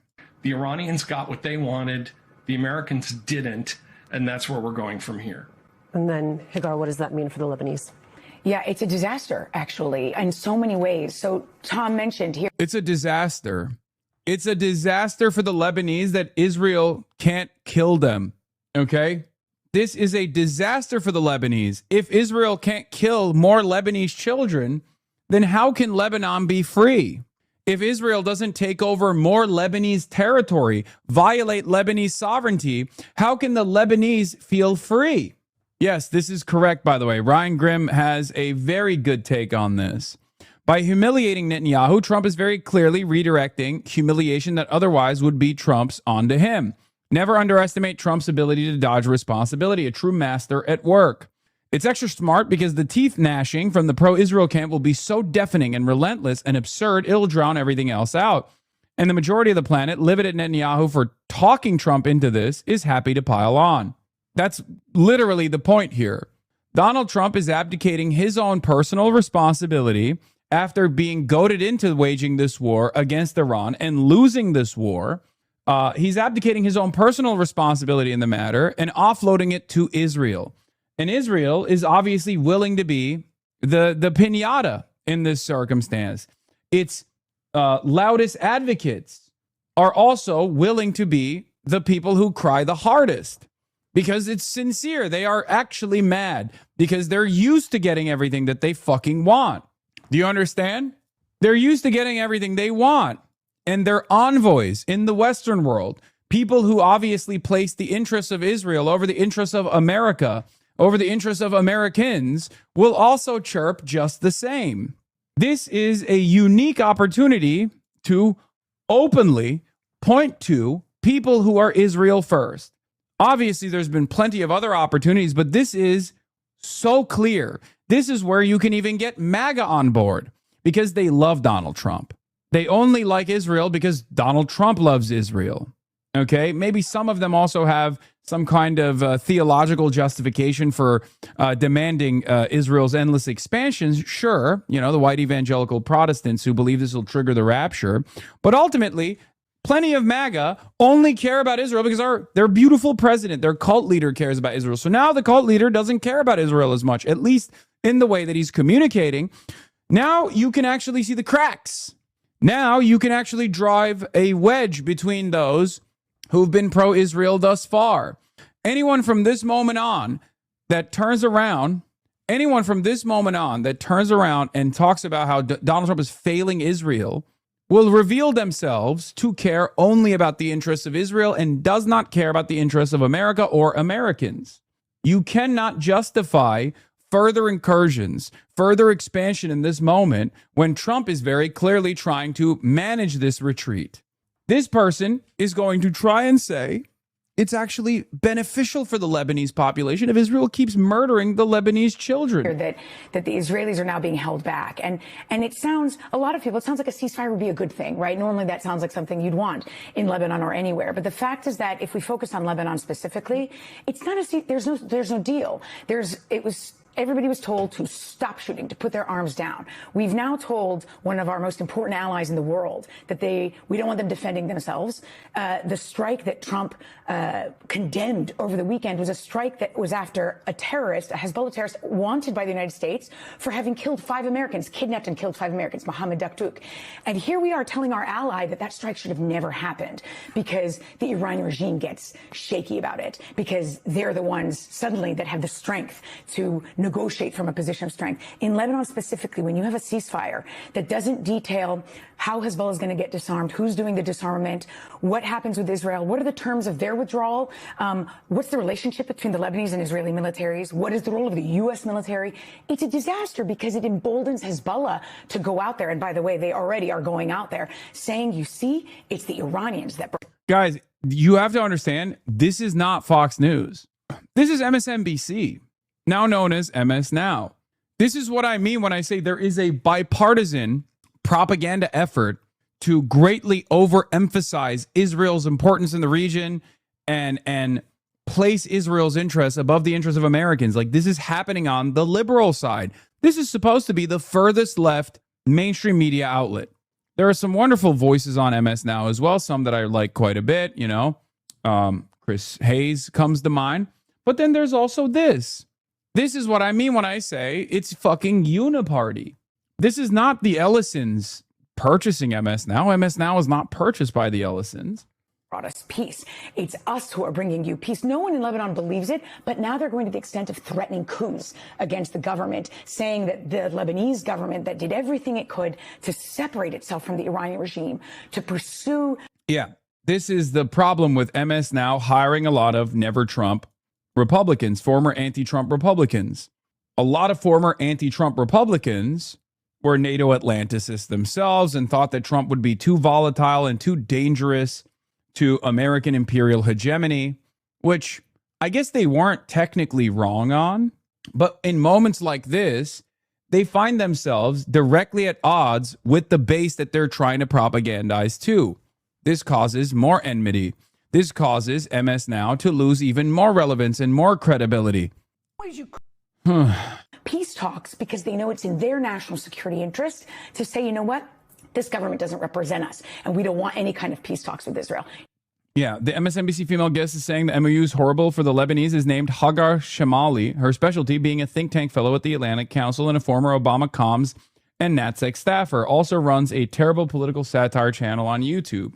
First, they heard from the Never Trump Republican. Then they heard from a NATO Atlanticist. Both of them are united on let Israel kill more Lebanese people. This is good for Lebanon. This is good for America. Israel's our most important ally. Why are they saying this?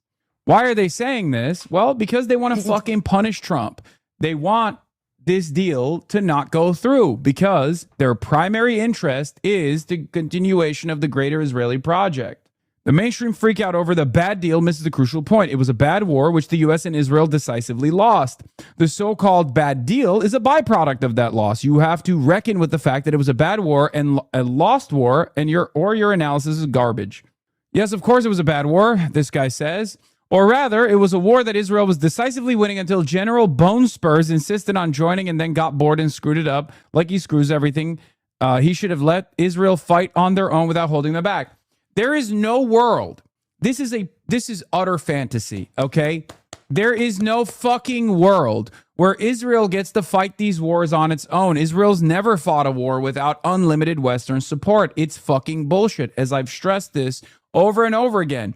When Israeli fighter jets, F-35 or F-22 fighter jets, are flying from Israeli airfields, they are fueled by American jet fuel. Those fighter jets are American fighter jets. Sure, they might have Israeli operating software in them, which is unique to Israel and Israel alone. No other country gets to have this kind of extra autonomy in this process. But those Israeli fighter jets are dumping, those are actually American fighter jets, and they're dumping American unguided and guided munitions.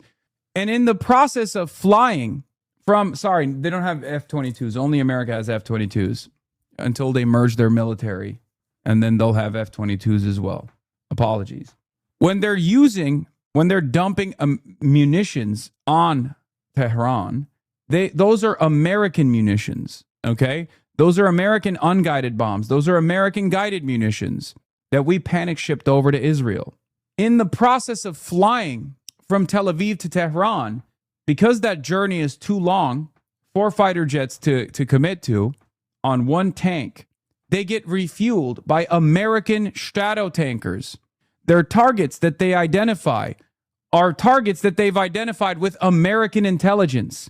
There is no point where Israel can wage a single fucking war without American go-ahead and without American munitions, without American jet fuel, and without American military hardware.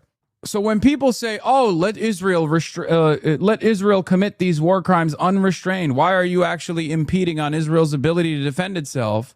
What many people fail to comprehend is Israel can't do a single violent act without America's go-ahead, okay? It can't. Israel is not a sovereign country in that regard. Israel is not an autonomous country in that regard. Israel has only been able to carve out that sovereignty, that fake sovereignty, with an unbelievably sophisticated influence peddling operation in the Western world. A influence peddling operation that it's gotten the bandwidth to commit to because of its importance as an unsinkable aircraft carrier and an important and reliable Cold War ally during the Cold War. That's the reason why Israel has to dump millions, if not billions of dollars into Hasbara. That's the reason why Israel has to constantly try to stamp out its prominent critics in the Western world. Because if this tide turns, as it has already, okay, if this tide turns and American elected officials start turning on Israel because they say enough is enough, then Israel doesn't get to do any of the violent, belligerent things that it does. So I laugh whenever people say, oh, let Israel fight its own battles. Jeet here responds, how exactly would Israel alone win a war that Israel and USA working together lost? That makes no sense. If Israel were capable of fighting alone, they would have. There's a reason why Netanyahu has been pushing U.S. presidents to fight this war for 40 years. Dude, if we could get a market deal with Iran, Israel literally has no bearing or importance to us whatsoever. No, there's a level of racism at play here. I don't think Americans will ever fully trust Iran, right? There's Orientalism at play here. It's the same reason why Europeans don't fully trust China.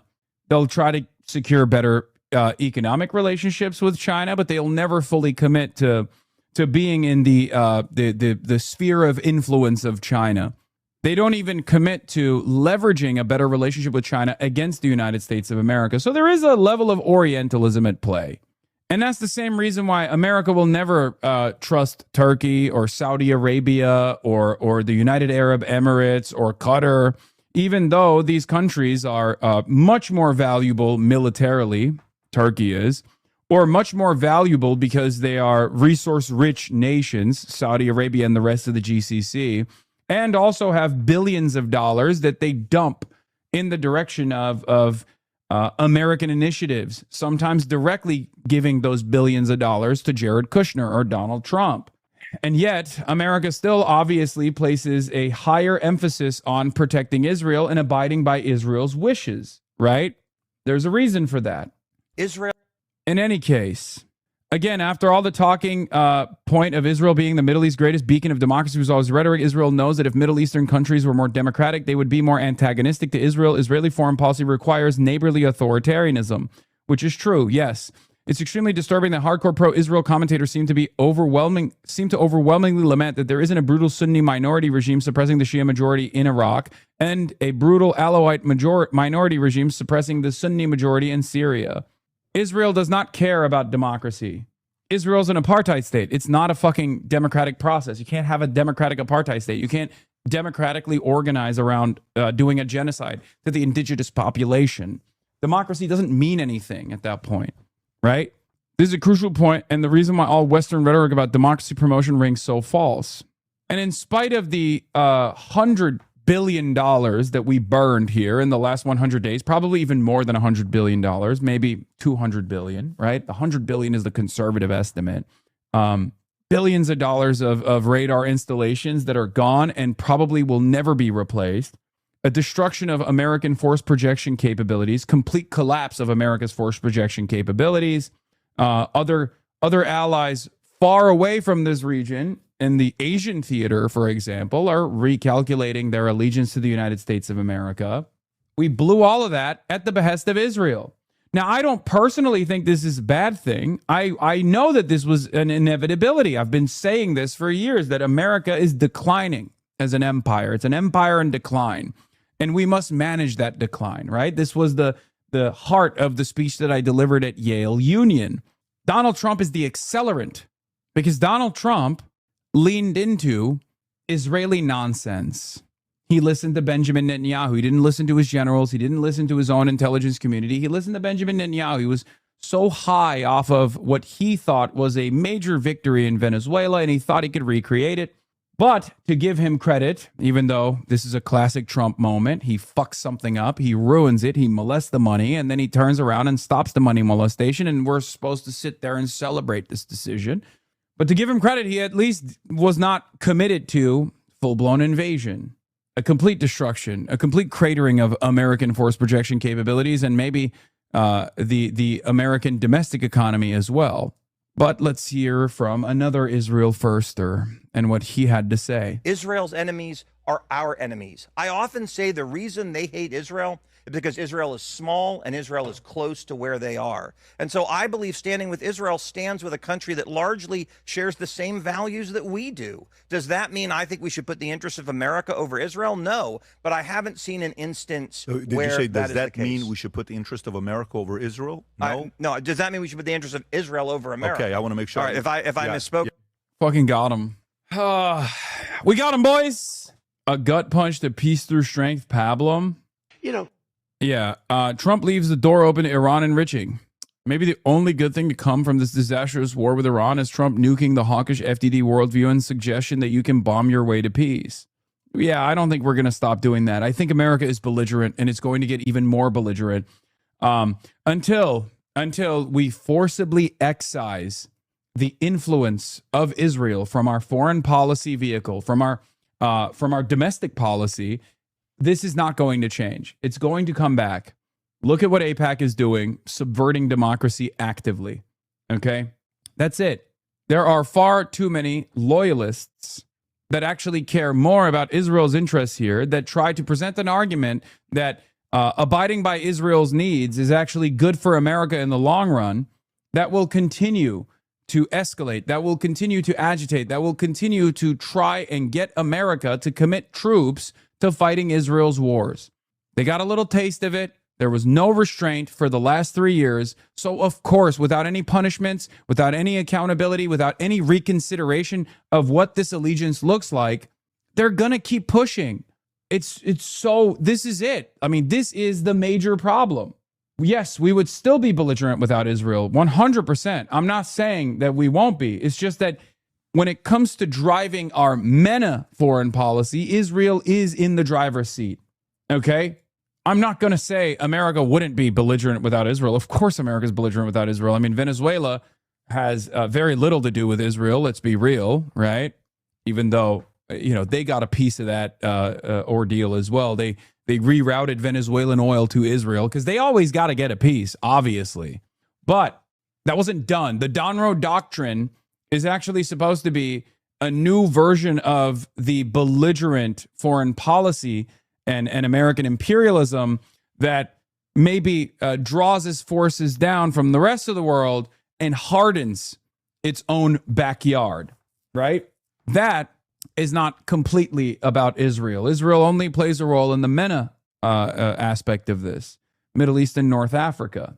What the fuck? Dog fucker? Young Republican Connor Ernest has admitted to having sex with a dog. Oh my God. What the fuck? Brother. Groiber, by the way. What the fuck? Oh my God. Arrest, prosecute, and re-education. Throw him under the jail. Here is Trump also talking about Iranian nuclear enrichment. We've been pretty tough on that. It is a little hard, though, when you say that somebody wants it, other people have it, other adjoining states have it, and you're not letting them have it for purposes of electricity and things like that. It's always a little tough. You have to use a little common sense, please. Yeah, we'll let him have a little bit of nuclear dust. Arnold says, this video probably more than any other illustrates the extent to which Israel's regional strategy has resulted in strategic defeat. They had one big enemy, Iran, and one big friend, the U.S. And these two are now negotiating a deal while Israel is being told it's an inconvenience that should be replaced by a former al-Qaeda commander because he's more humane and kills less civilians. If that's not a strategic defeat, I don't know what is. President Trump publicly rebukes Israel over its war against Hezbollah. Israel's fighting Hezbollah too long and too many people are being killed. Trump said he opposed strikes that destroy apartment buildings filled with civilians and revealed he urged Israel to let Syria take the lead against Hezbollah instead. If Israel can't do the job without killing everyone else, he'll do the job. Syria will do the job. I mean, that part of the fucking equation is also still very stupid, right? Someone's got to kill these Shia Muslims in Lebanon is not exactly a long-standing commitment to peace and stability in the region. Turning around and being like, we got to get Jolani to do it is insane. So anyway, this is another key moment from his speech, specifically about Iran's ballistic munitions capabilities and any kind of drawback on Iran's ballistic missiles program. It's not going to fucking happen. I told you this already. It was a silly red line that was never going to be enforced. And I think it was Israel that demanded the enforcement of this red line in an effort to put forth poison pill provisions in this memorandum of understanding or any kind of ceasefire commitment that they knew Iran would never say yes to, because no fucking sovereign country on the planet is going to say yes to that. Why would they say yes to that? It's ridiculous. So we'll be working on a parallel effort with the Gulf nations to address non-nuclear issues such as the conventional ballistic missiles, which we'll be talking about.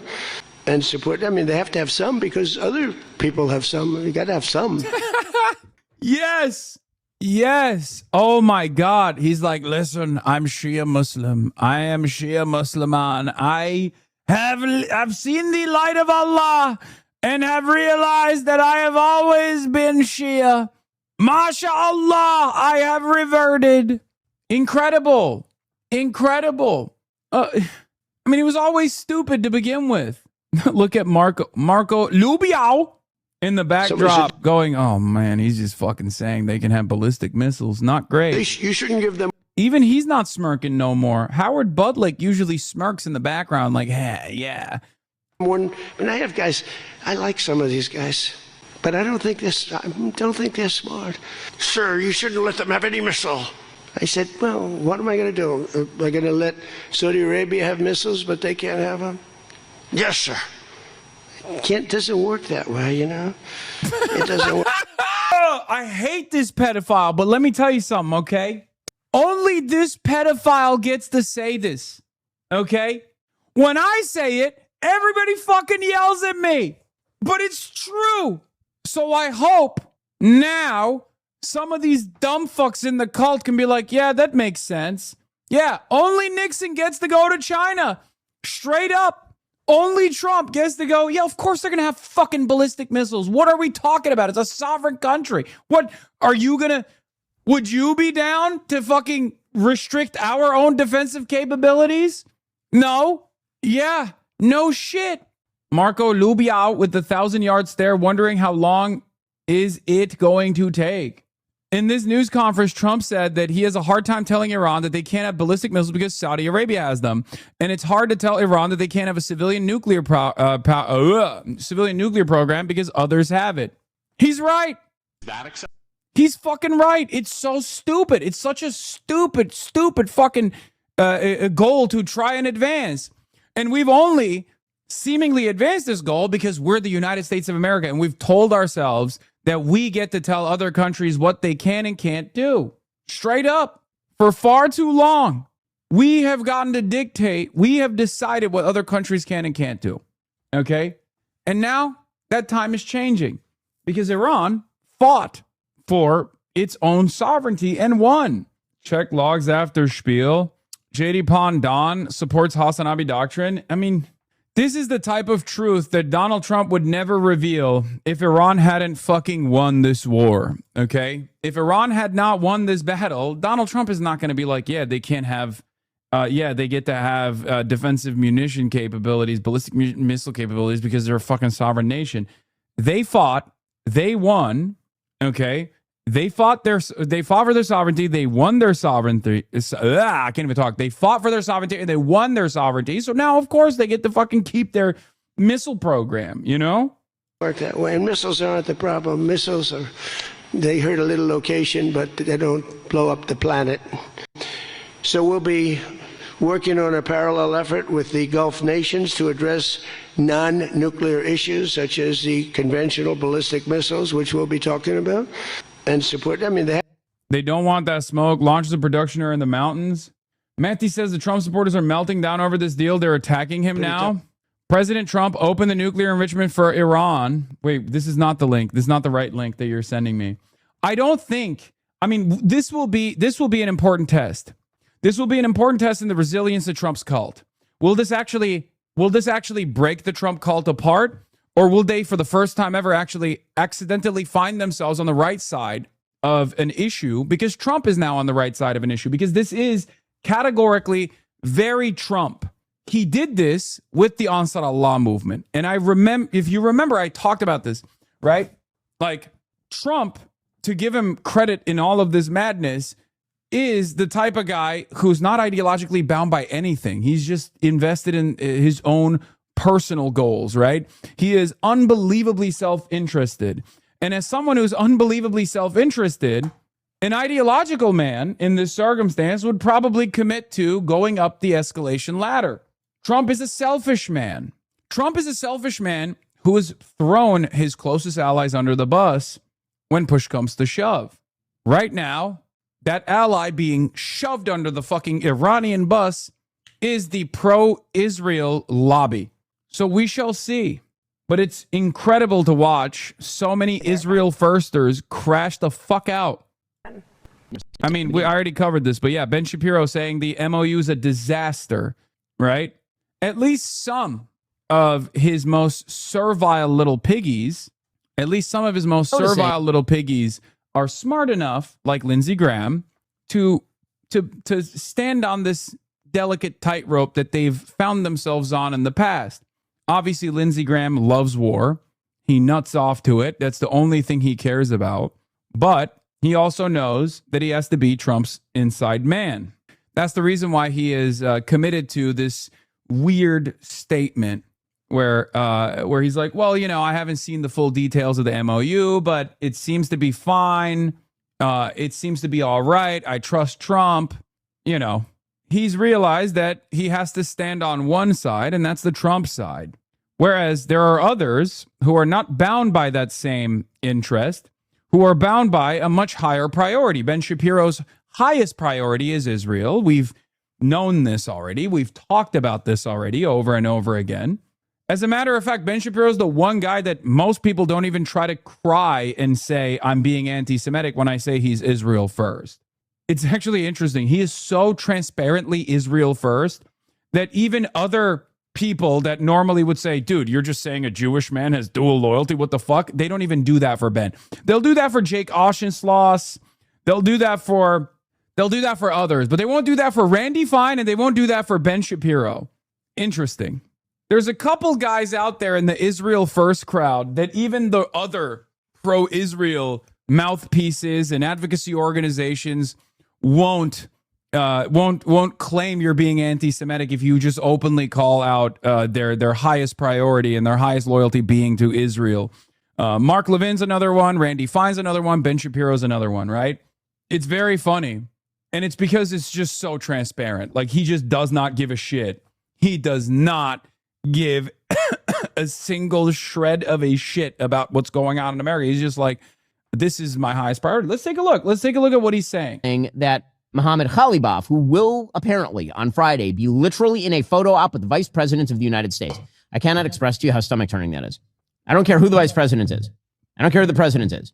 Leaders of the United States of America in a photo op with a mass murdering terrorist supporter like Mohammed Khalibaf shaking hands 6 months after he blew away 42,000 innocent people in the streets, and weeks after his administration was firing missiles at literally all of our allies in the region, and continues to support every terrorist group in the region, and is currently continuing to control the strait.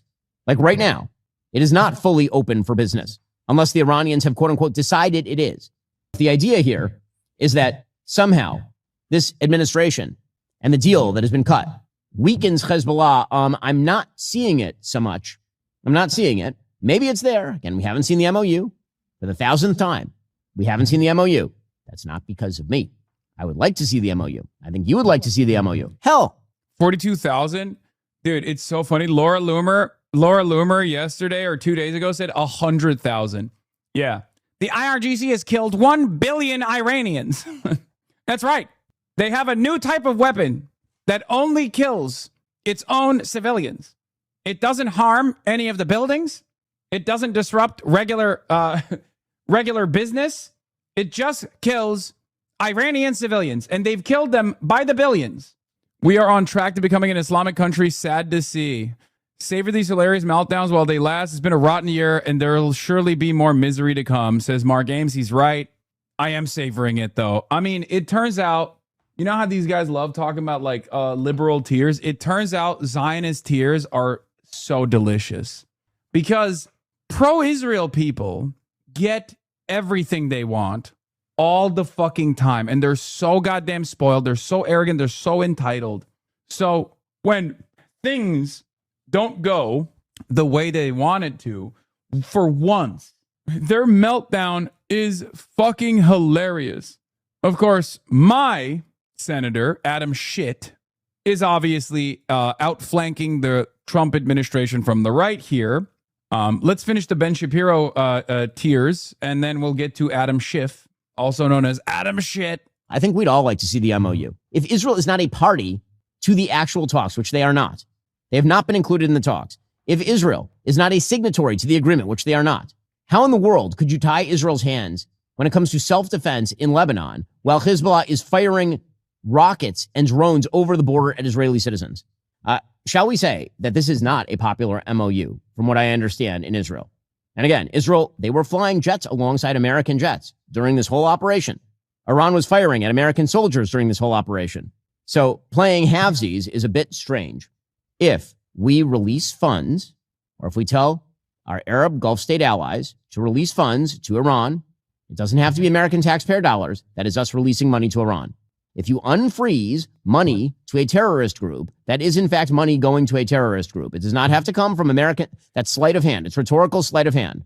I was not under the impression that you and I would be paying taxpayer dollars to go straight to Iran.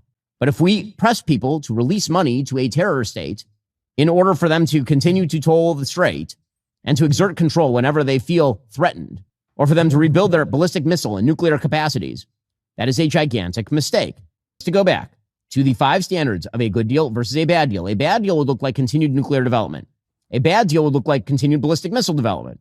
A bad deal would look like funding of terrorism abroad continuing. A bad deal would look like continued Iranian control over the strait and tolling of the strait. And a bad deal would look like more funding going into Iran. Hold on, I have to do something real quick. Some scheduling things. Apologies.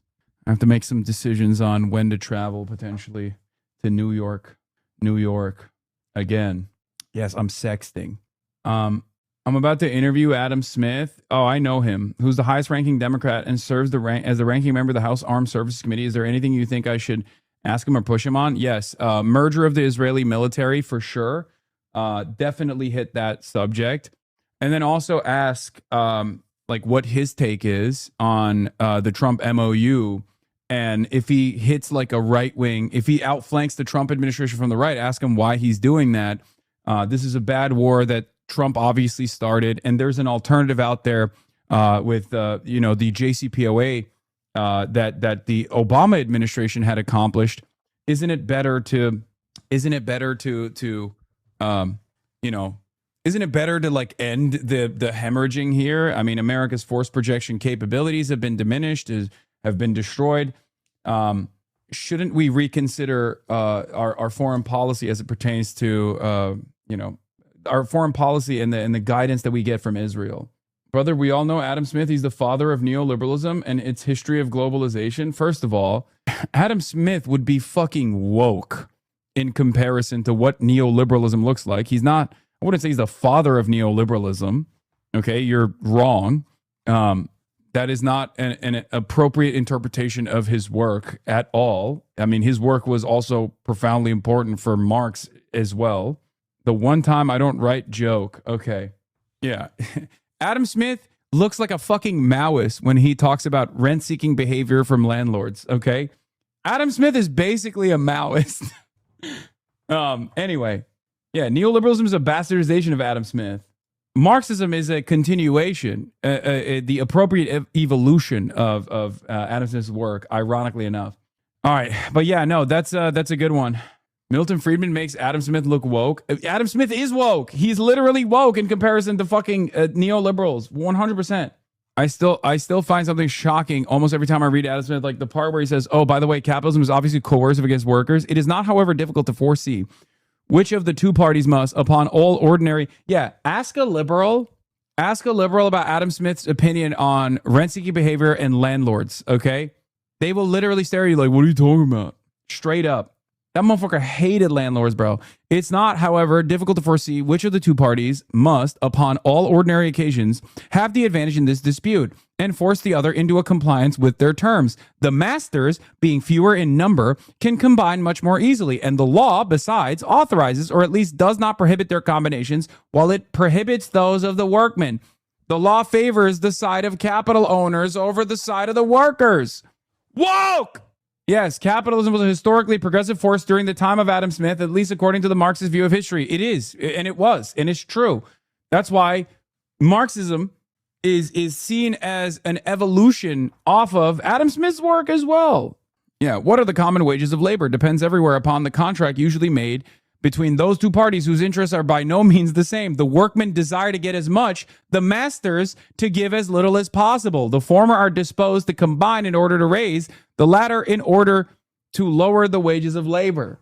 We rarely hear, as has been said, of the combinations of masters, though frequently of those of workmen. But whoever imagines upon this account that masters rarely combine is as ignorant of the world as of the subject. Masters are always and everywhere in a sort of tacit but constant and uniform combination, not to raise the wages of labor above their actual rate. To violate this combination is everywhere a most unpopular action and a sort of reproach to a master among his neighbors and equals.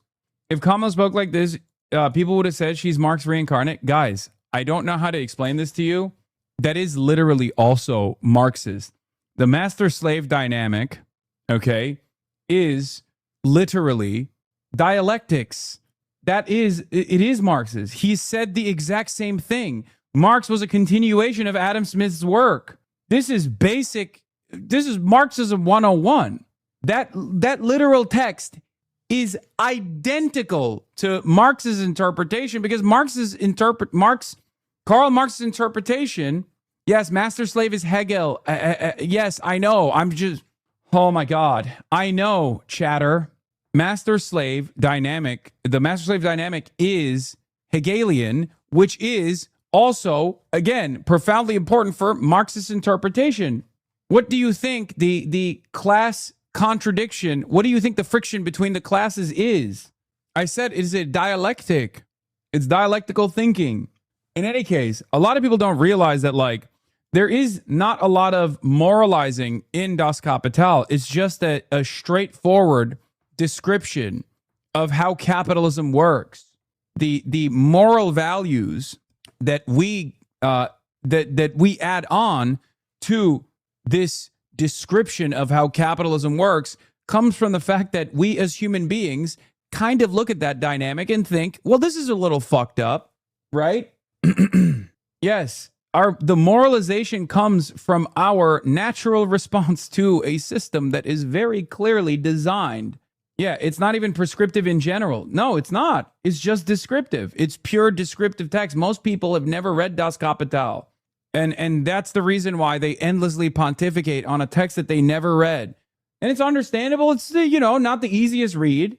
Okay? But that is unironically the reason why people fail to comprehend it. That's why so many people go, wow, I don't understand. Like, you're applying dialectical thinking to modern events and your interpretation of world events, and you come across like you come across as prophetic. It's not prophetic. It's just I'm looking at the system in its grand design. This is why it's also very important to read. It's very important to read Das Kapital. It's very important to read Marxist thinkers. There's a reason why the meme of like Marx never wrote about this is stupid, because Marx definitely wrote about it. The thing that you think he did not write about, he certainly did. Anyway, Senator Adam Schiff. Let's talk about that now. Outflanking Trump from the right, as expected. Again, major AIPAC guy, $5.6 million, a lapdog for Israel. Wow, Iran gets sanctions relief, the release of frozen funds, the ability to export oil, and a $300 billion reconstruction fund. The U.S. gets a reiteration of vague promise of Iran won't develop a nuke. Hard to imagine a more thorough capitulation. Now, people will read this as him trying to shit on Trump, okay? But if you were actually invested in stability, you wouldn't be shitting on Trump on this. Or there's a better way to shit on Trump on this issue, but that requires you to shit on Israel. Okay. And these guys don't want to do that. That's the problem. You could literally be like, Trump, you are so fucking stupid that every single Democrat and even previous Republican leaders did not listen to Benjamin Netanyahu when he begged them or demanded them to go and strike Iran. This was the reason. You did it. Now this is your fucking failure. I'm glad that you're finally trying to negotiate this settlement, but ultimately, that's the failure. The failure is that Trump was goaded into taking action by Israel. But these guys don't want to fucking say it. Ironically enough, because Donald Trump doesn't ever like to take responsibility, I mean, he's allergic to taking responsibility, he is moving the conversation over to Israel's direction. But these fucking idiots don't see Trump doing that. Love to criticize Iran hawks while embracing all of their central premises, namely that Iran is ontologically evil and sinister. This truly is the Super Bowl for guys who are president of their college debate club who believe in nothing beyond vapid, by your logic, gotchaism. Chris Murphy, all the Iran hawks said that the way to get rid of Iran's hardline regime, nuclear program, missiles, and support for terrorism was to go to war with Iran. We went to war with Iran, and the hardline regime, nuclear program, and missiles and terrorism aid are all still there. Wow, Iran is more hardline than ever and is seeking nukes and supporting a sprawling network of terrorism. Someone should do something about those really evil people with whom Democrats ostensibly support a peace settlement. This just like how Murphy went hard right on immigration to own the Republicans, and in doing so promoted all their key premises. Does Murphy believe in anything? Does he have any first principles or critiques of any of the underlying logics at work? This is one of my biggest issues with the Democrats. The Democrats love pivoting to the right. And when they do this, they don't actually hit Donald Trump. They don't actually criticize Donald Trump. They legitimize the underlying premise of the entire Republican movement. Okay? When you turn around and go, Taco Trump, you chickened out, you pussied out, you don't actually end up winning that argument. You just legitimized why he did that thing in the first place. And let me tell you, if sanctions relief has to go through Congress, you will see a battle unlike ever before, where all of Israel's lapdogs in Congress, from the Democratic Party and the Republican Party, will actively try to piece up the sanctions relief to the best of their goddamn ability. Okay? You can shit on Trump by saying this is a worse deal than we could have gotten otherwise had the U.S. and Israel not gone to war. It's worse for the U.S. than the JCPOA was. And it's Trump's fault. We have to accept this deal, but we do have to accept it at the end of the day for peace. Like Ro Khanna said, yes, Ro Khanna has been the almost singular force in Congress that has actually said the right things here. Okay? It's totally ridiculous. It's totally ridiculous to be like, yeah, Trump is a fucking idiot. Like, you shouldn't have gone to war with Iran, even though they're obviously the big bad. They're the ultimate villain. They're the enemy. They're the enemy. They're the biggest enemy that we've ever seen. Okay, then Trump was doing something just. Trump was doing something honorable. Trump was doing something right. He just failed to finish the task.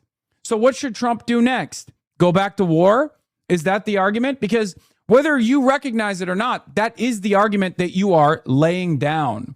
When you say, and we did this, we played this song and dance with Venezuela. If you recall, I was very fucking angry at the way that Democrats talked about Venezuela, where they would be like, Maduro is an authoritarian monster who's killed 17 million Venezuelans on a daily basis. He's constantly murdering Venezuelans for fun. He's drinking their blood. But we should follow international law, and Trump didn't. The fuck is that? Okay, then yeah, it's awesome that Trump went beast mode. You know, who is going to hear you legitimize why Trump did this illegal act and think it's bad that Trump did this illegal act when you're saying it's technically good that he did it? You just think that the process was violated. Holy shit. Have you submitted your application to Streamer University? That's a real question. No, I have not. Streamer University, sponsored by Nike, sponsored Kai Cenat, is, I don't think, going to give me an opportunity to educate streamers on politics, on geopolitical conflict around the world. I don't think they're gonna let me be a professor at Streamer University, where I talk to a bunch of 18-year-olds about how Israel sucks and how American militarism must end. That would be awesome, though. I have jokingly talked about it, but like crisis PR, definitely something in my wheelhouse. What to do when the entire world is seemingly out to get you. I have a lot of experience in this field, and I could teach a lot of streamers what to do in this process, except now that I've said this, someone will clip this out and be like, Hasan wants to be on Streamer University. It is not going to, and he's complaining that he's never going to be on Streamer University. And then they'll try to make a fucking drama cycle off of this as well. However, yes, this is something that I'm a tenured professor in.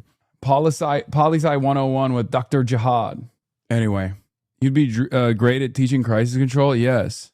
Crisis management. I mean, Trump is great at crisis management. Ironically enough. He just boulders his way through it. He kind of is the method, low key. Phantom is teaching that course, and he apparently has a PhD in international relations. I mean, Phantom spends a decent amount of time in this community. Okay, so he could teach that course. I think. Don't you dare disrespect Phantom. He could teach taxes 101 with Phantom. Anyway, where were we? Yeah. So David Austin Walsh says, sips coffee. Well, at least the Iran deal pretty conclusively demonstrates that the Israelis do not, in fact, control U.S. foreign policy. Ho, ho, ho. Spoke too soon. Matthew Petty says, actually, the next 60 days are going to be an exquisite lesson in exactly what levers of power the Israeli government does have in Washington. Anyone who thinks that any government has godlike power is an idiot, but Israeli leaders clearly have ways to pressure American counterparts when they don't get what they want. And they're signaling very loudly that they're about to do exactly that. Will they succeed? Who knows? What I can tell you is that we're going to see high drama that is nothing like any other foreign policy debate. And you're going to discover dirty tricks you didn't even think were possible. Yes, 100%. It's important to highlight, by the way, this is an insane poll for the record. Our boy is cooking. Abdul El Sayed at 42% plus 15. Haley Stevens at 33% plus 15.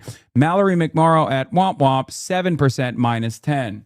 Mallory McMiddle ground into Mallory McIsrael must really be Mallory McMiserable right now. Yeah. I could see Mallory McMorrow dropping out and endorsing. I hope she doesn't endorse Haley Stevens. It'd be beast mode if she endorsed Abdul.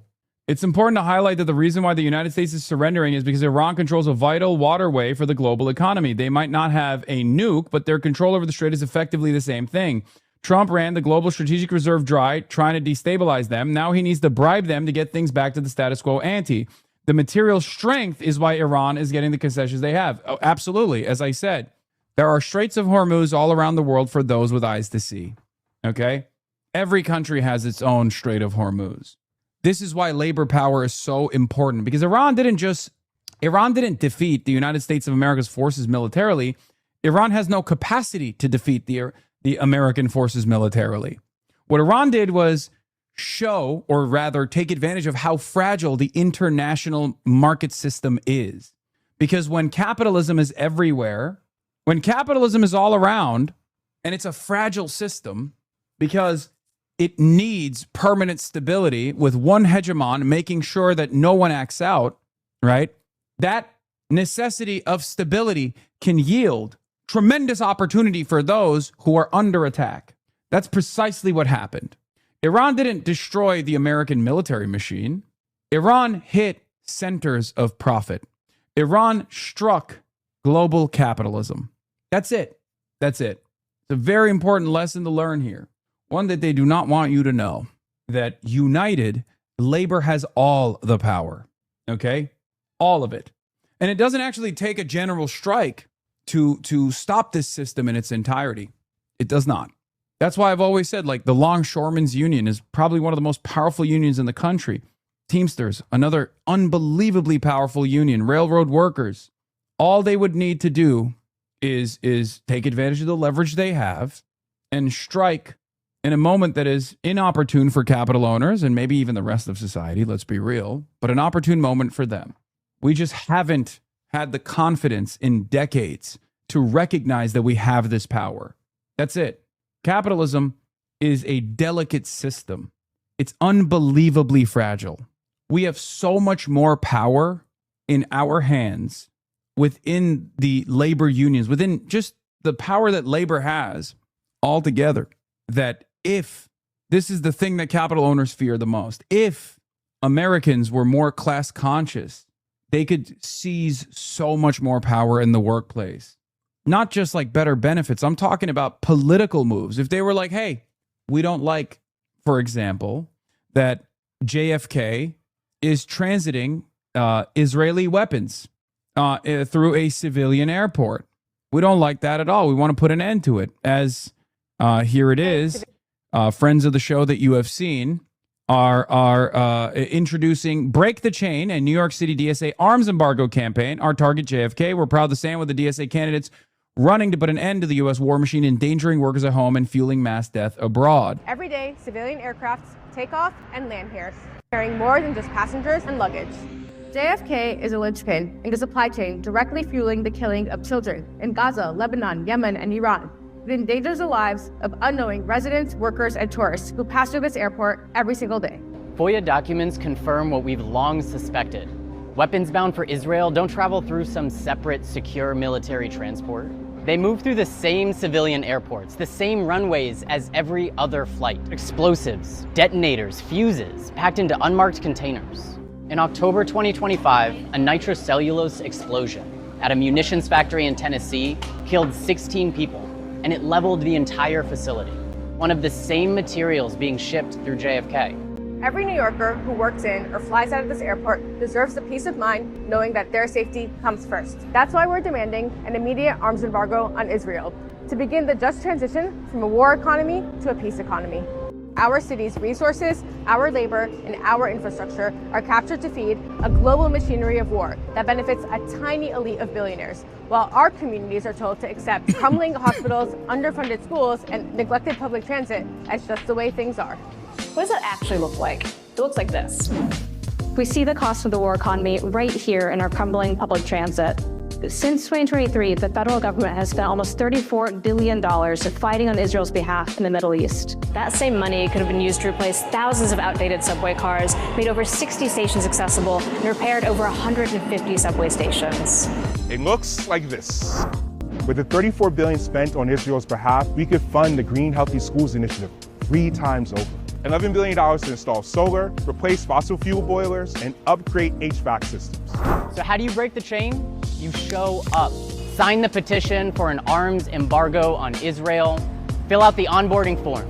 Join a committee and organize your union to adopt the Break the Chain resolution. JFK should fly people, not bombs. Invest in public transit. Invest in green public schools. Get involved. Break the chain. Oh, by the way, this poll that we were just looking at with Abdul, Adam Wren, Scoop, a prominent Michigan pollster is accusing State Senator Mallory McMorrow's Senate campaign of pressuring a state capitol news outlet into killing a survey of the heated Democratic primary. Their suspicion, which they said MIRS confirmed, was that the poll allowed anyone to take it through an open link rather than having access control to ensure a random and representative sample of the state. The poll was conducted through a methodology known as text to web, in which random voters are selected to receive a text message link to survey fill out. They're saying that the poll was open-ended and therefore it's not valid, and that's why they wanted to try and bury the poll. Did you see, guys? I don't want to talk about progressive victory. I don't care. I don't care. Like it's crazy. We got far bigger shit to talk about here. Okay. Yes, I know. In a last-ditch effort, Destiny's fucking DGG has like a ground game thing that they are like trying to create, which seemingly mostly just focuses on whatever his own personal fucking project is. And they're attacking Claire Valdez and Daria Liza. And yes, who gives a shit? Fuck them. Like, okay, move on, you know? Yeah, they're like, oh, these guys are a pro-Russian imperialism or something. They're just trying to rat fuck these two campaigns. Okay? It's ridiculous. It's ridiculous. Progressive Victory, right? Progressive Victory is not the DGG one, but they're aligned on this issue. But they are utterly irrelevant and immaterial in this fucking New York congressional race that's taking place. So it has no motion. You're just giving it more fucking clout for some reason.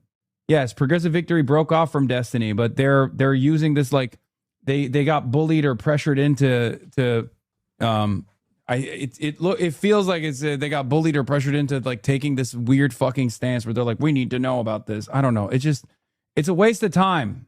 Okay, it's a total and utter waste of fucking time. Who cares? We're talking about much more powerful forces that are launching unbelievable attack ads right now at these two candidates for their Israel position. I'm not going to fucking sit here and talk about the minutia of their Ukraine perspective of these two candidates. They're not pro Russian imperialism or whatever the fuck these guys are presenting. Okay? Go volunteer. Go door knock. Go do something valid. Go do something productive. Anyway, Boots is going to be here soon, by the way, and Caroline's going to be here soon, and I'm gonna obviously talk to Boots Riley, famous communist director, about I Love Boosters, his latest movie, and you know his work and his career. But let's get back to Adam's shit for now. I don't know if others see what's going on here. I don't know what to tell you. This isn't just Dems dinging Trump for political points. It's them narrowing political space to support an end to hostilities because they, along with our AIPAC donors, simply like open-ended hostilities with Iran, says Adam Johnson, and he's right. All these terms are eminently reasonable. Why are basic concessions after the U.S. sneak attacked and killed thousands, destroyed hundreds of billions in infrastructure being scandalized and macho-baited? The U.S. attempted regime change and failed. This is the price, and it's sensible. I agree 100% with Adam Johnson. Now, the talking point from Jeffries and Schumer is the deal should go before Congress when neither Jeffries or Schumer uttered a single word for 8 days while Trump amassed his attack armada last February. They want congressional approval for an MOU when they did not want a congressional approval for the war launching. Weird how that fucking works. And I'm telling you right now, the reason why they want to do that, the reason why they're doing that is because they want to fuck it. They do not want sanctions relief because Israel does not want sanctions relief for Iran. Iran's economy is massive. If sanctions relief came to Iran and America had normal trade relations with Iran, this would destroy the amount of influence that Israel has in the region. Why the fuck would you need Israel to stamp out Iran all the goddamn time or do whatever it wants to do in the region if you can directly talk to Iran? That's it. The MOU going to Congress is only a demand because you want it to fail. No one with two brain cells thinks it can survive Congress where both parties are openly hostile to it, despite some Dems nominally supporting after calling it Neville Chamberlain to the power of 1 billion. If you wish to believe that it's a simple good faith effort by Murphy and Co., if you wish to believe that it's simply a good effort by Murphy and Co. to do two things can be true at the same time routine, then go ahead and believe that. But when 99% of the rhetoric is hysterical demagoguery, then I think it's clear what's going on. Would you ever cover Canadian politics? I'm not Canadian, but just a thought. That's funny, chatter. Not right now. APAC Klobuchar. With $300 billion, we could end homelessness, fund cancer research for 40 years, and give every child pre-K for over 7 years. Instead, Trump is sending it to Iran. This is not America first, not even close. The same people that did not oppose, that were noticeably quiet when Trump sneak attacked Iran at Israel's discretion, are now chirping loudly about what it takes to end this war. Behest a better word? Yes, I changed it. Interesting. Very interesting. Yeah. Funny to see conservatives suddenly realize the difference between giving Iran free money and unfreezing the assets. It really didn't click for them in 2015. Oh, the coup? Boots, you get big ups from Boots if you brought up his leftist rat group. Yeah, I used to play this all the time. Galabaf spoke today about strengthening relations with China. Iran's Galabaf on China and others. We need some blocks. I'm saying clearly, those blocks must be formed. And in a way, they're already being formed. Whatever block is formed, there are two definitive countries, definite countries in it. Don't doubt it. China and Iran. I'm moving along this path with strength in all its dimensions in terms of technology, economy, and politics. It is us who must make China believe, which it will, that we are not a customer or just a business partner. We are truly a partner to them, a partner in every sense. Oh my God. This is music, dude. This is music to my fucking ears. Okay? This is music to my goddamn ears. This is what I've been saying. We must carefully recognize our friends and enemies and move forward. Of course, we have our dignity, our independence, our perspective. We know our friends as well. China has more important relations with the Gulf than Iran. I know, but you think China's not going to benefit from also tying up the other side of that equation? This is what I mean. I think that Israel bit off far more than it could chew and showed the Gulf nations that America and Israel are not reliable partners. Those Gulf nations already have leveraged commitments and leveraged relationships with China. They can just as easily lean in China's direction. Anyway, the context here is that Xi Jinping visited Tehran in January 2016, the same month the JCPOA was implemented. During his visit, China and Iran signed a comprehensive strategic partnership agreement. But as Iran benefited from sanctions relief, Iranian firms overwhelmingly sought ties with European customers, suppliers, and investors. Chinese business leaders and officials felt jilted. It was a strategic error by the Rouhani administration not to prioritize relations with China. Galabaf is signaling he's not about to make the same mistake, even as he appears to sign the MOU with the U.S., which is good. Is this really a loss for Israel? They're still in Lebanon. It's just a smaller win? No. Dude, what are you kidding me? America normalizing relations in any way, shape, or form with Iran is a ginormous, it's perhaps the most existential loss for Israel. Okay? Are you kidding me? That's why they're fucking losing their minds. I think Jesse's going to have to take back calling Tehran Tarlov for talking about what was in this MOU is actually exactly what's in this MOU. Years ahead or something like that. As I said, mixed reception. What are your thoughts? I think it's not even really mixed. It's just pretty negative, seemingly. Jesse hasn't gone yet. I think Jesse's even going to have to be a little more reasonable and maybe take back me? No. calling me Tehran Tarlov for talking about what was in this MOU that actually is exactly what was in this MOU. Ben Shapiro on with Martha a little while ago. This MOU appears to be a disaster that does not achieve any of the signal goals that were set by the administration. In my opinion, the VP, the chief negotiator, has not well served the president. Bill Cassidy, the worst foreign policy blunder in decades. You say Trump joking, I'm going to blame this on JD. That is a loaded joke, right? Like that he's going to end up the fall guy. And I hope that he heard you yesterday when you said, don't take that picture standing next to a terrorist. Because I don't think they are taking my advice. Well, you would be well served to take Dana's advice. Trump. They might look 60 years ahead. Dude, are the Dems going to try to kill this? They would lose the midterms. Enable this before tomorrow's stream. Yeah, I'm not going to do that. Okay, right now. You're crazy. Okay, Boots is here. Okay. I'm going to set up the mics real quick. We're going to have a combo with Boots and Boots Riley and Caroline KWAN. Okay, hold on. Yeah. I want to talk about that. Wait, you sit in the middle. Okay.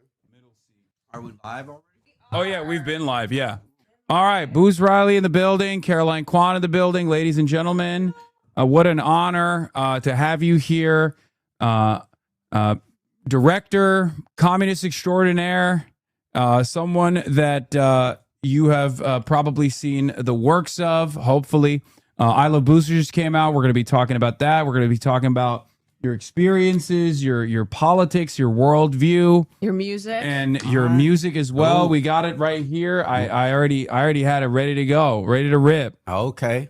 The coup, 5 million ways to kill a CEO. Okay, one thing I will say about this, we can play it, but the guy that made this, I didn't make this video, and there's a thing he does on and the reason why I've never shared this, but you know, since people want to hear it, that's fine. Is that he does a thing on the picture where it says ugly is even skin deeper. He shows Africans. And I was like, he made this like 20 years ago. And I messaged him. I was like, take that out and I'll share the video. And he never would. And okay, so let me move a little bit. Video. Let's move a little bit to our right so that we can make this an angle work. Sorry, this is a little scrunched up. Here, I'll scoot a little okay, bit. that's good to know. Are not necessarily those over.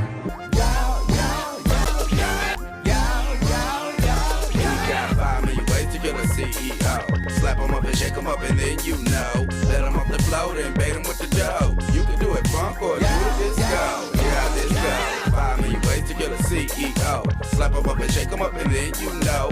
Let them off the float and bait them with the dough. You can do it funk or do it disco. Yeah, this go. You justified it was worth your waiting. On the turf debating how to get it percolating. He working you while we happy just to work a day. But I'ma slap him till my blood starts circulating. Do your checks have elasticity? Did they cut off your electricity? Did you scream and yell explicitly? Force the boss into complicity. I'm a white chalk stencil, but I push a pencil. Rolling dope fiend rentals, leave you residential. Broke as fuck eating lentils with no utensil. Finna teach pimp class with a hoe credential. When did you start wearing the hats? Sweatshops, pet cops, and physical murder babies. These tall hats I started wearing about 2023. And you know, I just started noticing my hairline going back, my forehead getting left. And if you see my old pictures, my hair was a big part of it. And matter of fact, afros are seeming like they're like a regular thing. But when we first came out with the coup in 1993, nationally, people were like, why the fuck is your hair like that? Matter of fact, we used to have a song. We had a song called Fuck a Perm. And because everybody would see me and say you should perm your hair. So we had this song called Fuck a Perm. And when we were touring in 93, we knew as soon as we hit the stage, because we were opening up for like Scarface and, you know, various folks. And we knew somebody was going to be like, man, what the fuck is your hair? And they'd be like, cut your hair. And so we'd wait for that point where somebody said it and we'd be like, what did you say? And we let them say it into the mic and then they chicka chicka. And we go into this song called Fuck a Perm. And it always worked. It always blew the crowd away. But that's how it was different. And then people, then it, you know, because you might think, oh, they had them in the 70s. But when you're like 20 in 1993 or in your early 20s, that is so long ago. So my hair was so much a part of my identity. And then my face started changing. So I was like, damn, what do I do? And then last year I retired them. I was like, no, fuck it. I'm gonna just get used to whatever is the changing nature of my head and all that. But then I had to sell the movie. I was like, let me put these hats back. I think you should own the big hats as opposed to Pharrell, who is a friend of the IDF, from what I understand. Oh, damn. Yeah. Oh, people don't know that. Anyway, Boots Riley, thank you so much for coming on. I've been a longtime fan of your work and a sympathetic ideologue to your worldview. Oh, thank you. I love that moment where I think it's Amy Goodman that says like you're a what did she say? She says you're like a socialist. You're an no. She says you're an anti-capitalist. Yeah. An anti-capitalist is a way for one, at the very least, to not talk about what the world is that we want to create, but two, to kind of just be like, I'm against people buying stuff from corporations or something like that, which is more can be very, very liberal. And sometimes it's just anarchists being like, also suffering from some of the anti-communism that we've been fed as we grow up. So they don't want to say communist, so they want to say anti-capitalist, but it leaves the door open for all sorts of shenanigans. But you've been a communist since 15, like an avowed communist. You do not shy away from the label. I joined, and let me be specific, because now I would say communist with a little c, but I was communist with a big C because I joined an actual party, which is what is actually going to be necessary for us to make a revolution, is for there to be parties. And I was in a party called Progressive Labor Party. I joined when I was 15. And so I kind of had this same goal in my life. And at a certain point, I decided that wasn't the route for me to get there, was that particular party. But yeah. Yeah. Great. I mean, I admire your courage, even though it shouldn't be courageous to say the truth. But unfortunately, that's what it takes sometimes in a country like the United States, especially the heart of empire, to stand boldly and proudly and continue making art. I wanted to talk to you about agitated propaganda, because in many respects, that's precisely what I try to do as well, in a very different format. Obviously, it's not an artistic expression usually. There is a performance element to it, to what I do as well. But I think one of the issues that I see, one of the major problems that I see in America, is that the American working class lacks class consciousness. And that is by design. It's a design of the system, obviously. And it is a war that the capital owning class has waged, and quite successfully, if I may myself. And I think that art plays a formative role in agitative propaganda. Do you also agree? Do you feel like your live work? I'll put it like this. I was an organizer, and when I started to see how art could be used, that's when I decided to do art. I wasn't like, I want to be an artist and what could I talk about? You know, it was only because of that. And so that direction, and also it came from me seeing how much culture actually affects how people see how the world is made, how people think they are in relationship to the economic system we're in. I had a point where after we made our first 2 albums, because when I went into it, I was like, we're going to do 2 albums. We're going to go multi-platinum, and then I'm going to spend that money on revolutionary headquarters around the world or whatever. Well, we didn't go close to platinum. And we had How to Kill Your Landlord. Yeah. But here's the thing, the thing is that the art and even the ideas that I express are ones that I was seeing that people liked and people were attached onto. And I've had many, what you see that I've done is in the face of a lot of people working against me, right?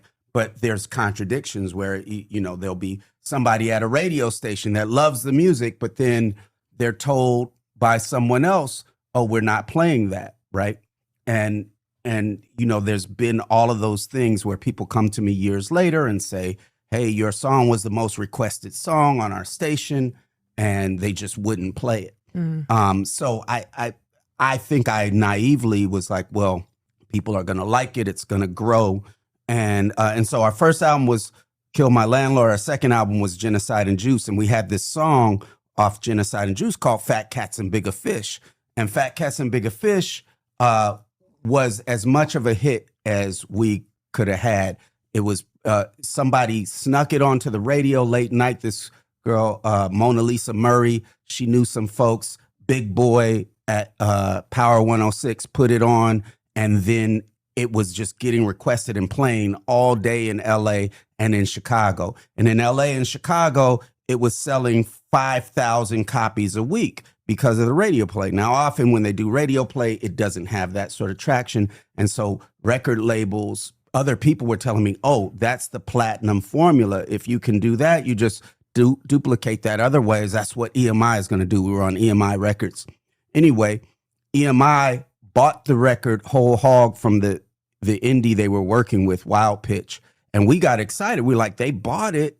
They bought the second half. They were 50-50 partners. They bought it. So, and we're doing well on the radio. So obviously they're about to take it wide. And they bought it. And the next week they were like, we're not working it. So I got depressed. I was like, so they bought it to kill it. They bought it to kill it. And so I was like, damn, what am I doing? At that point, I was 24. And I was like, I've been wasting my whole life being an artist.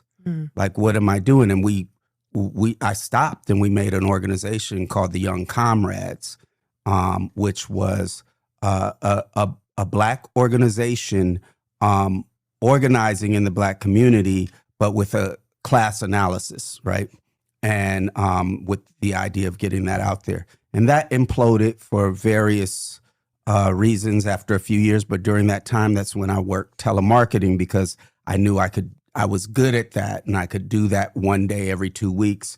And, you know, I didn't have kids yet, so we were doing that.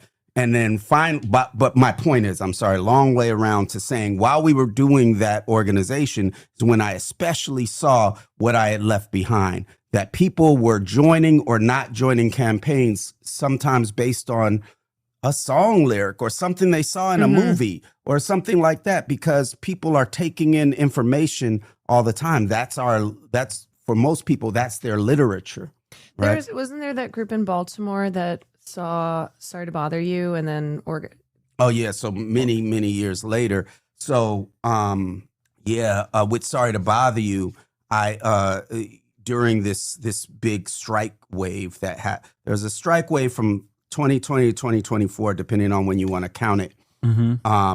That was measurably the largest strike wave in U.S. history since the 70s, with thousands of work stoppages and strikes, and not necessarily through the known unions. Yeah. It was. There were wildcat strikes in like Oklahoma, for example, that were not like sanctioned technically. It was an explosion born out of the material conditions that people were saying enough is enough. Like, we have to do something about it, and they had just demands. Yeah, and a place that tracks that people can go look is paydayreport.com.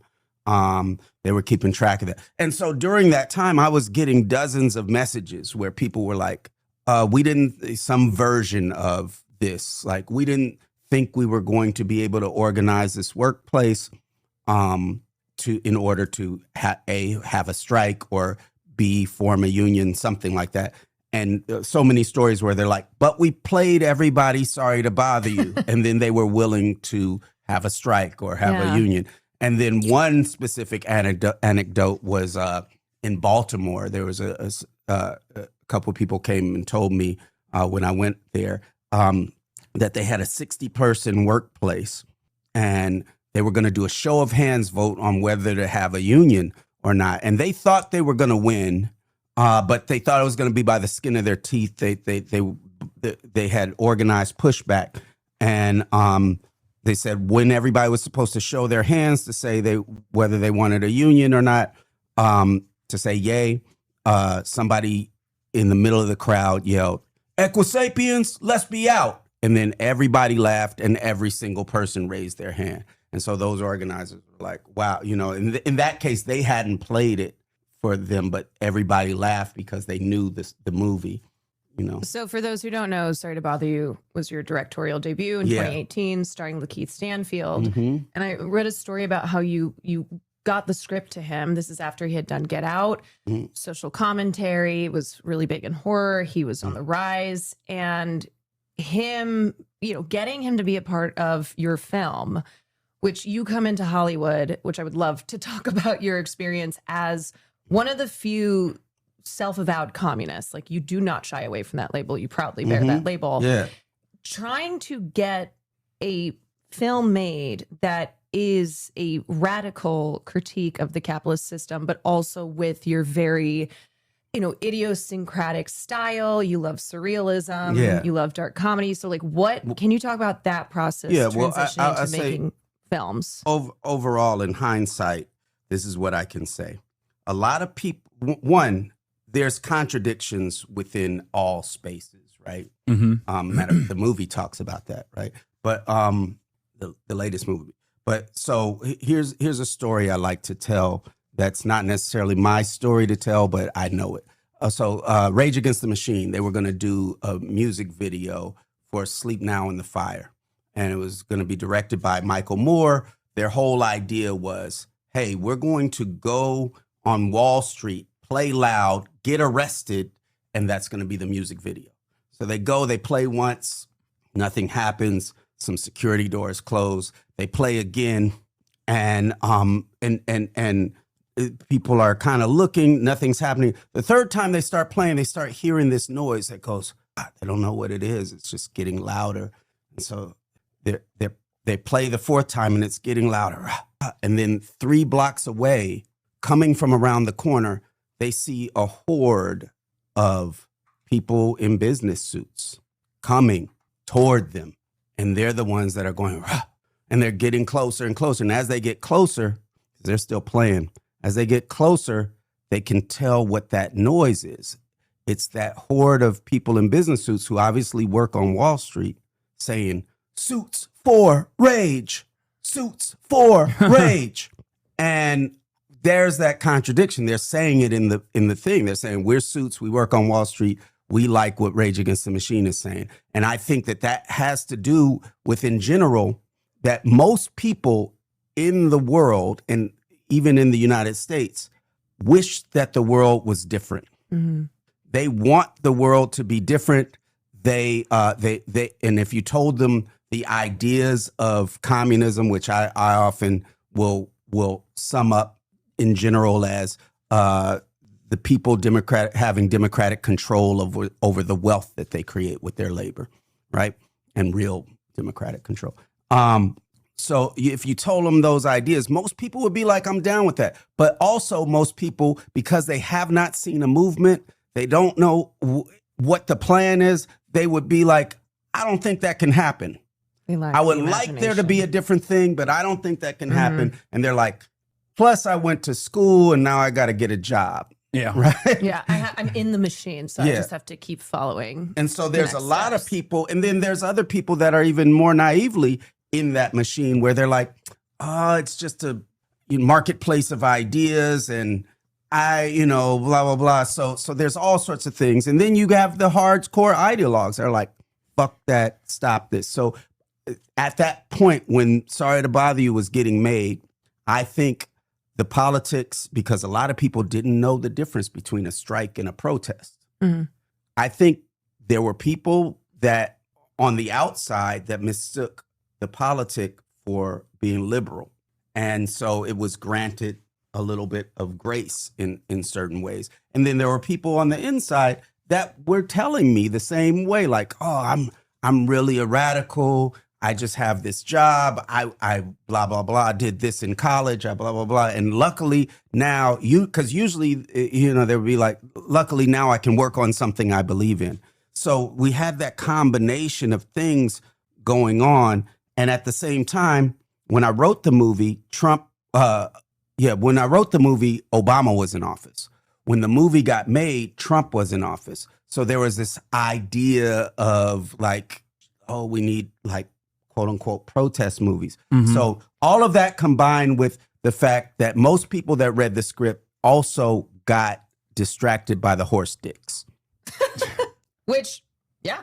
Fair. And so that was the most. There's That a- was the talk. Like nobody talk. Like the horse sticks. Then there's strikes and radical resistance. So like that was just more explosive, and you know, and so that it kind of got in there. It got in the world, and we actually didn't have as much pushback against that as we do with this one. Do you feel like surrealism aids in maybe sheltering that message a little bit, not dampening it in any way, but allows big production houses to be more comfortable with a much more radical message?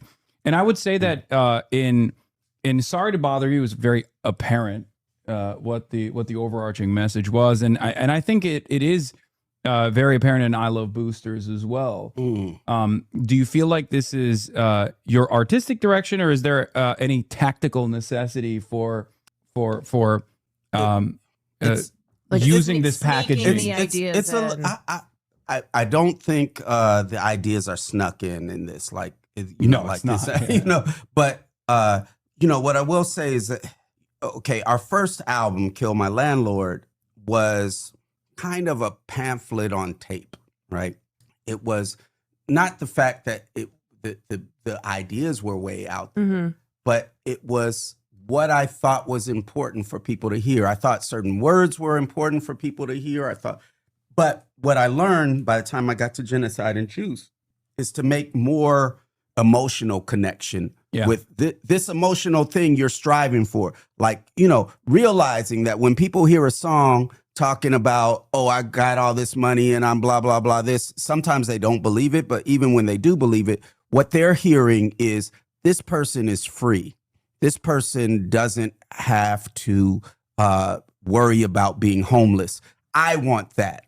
And that listener has not come into contact with the movement. And that's Radical's fault, right, for that. But so what I realized is that I started realizing, okay, I need to connect my emotional connection to, I need to draw a line from my emotional personal connection to my idea of how the world works.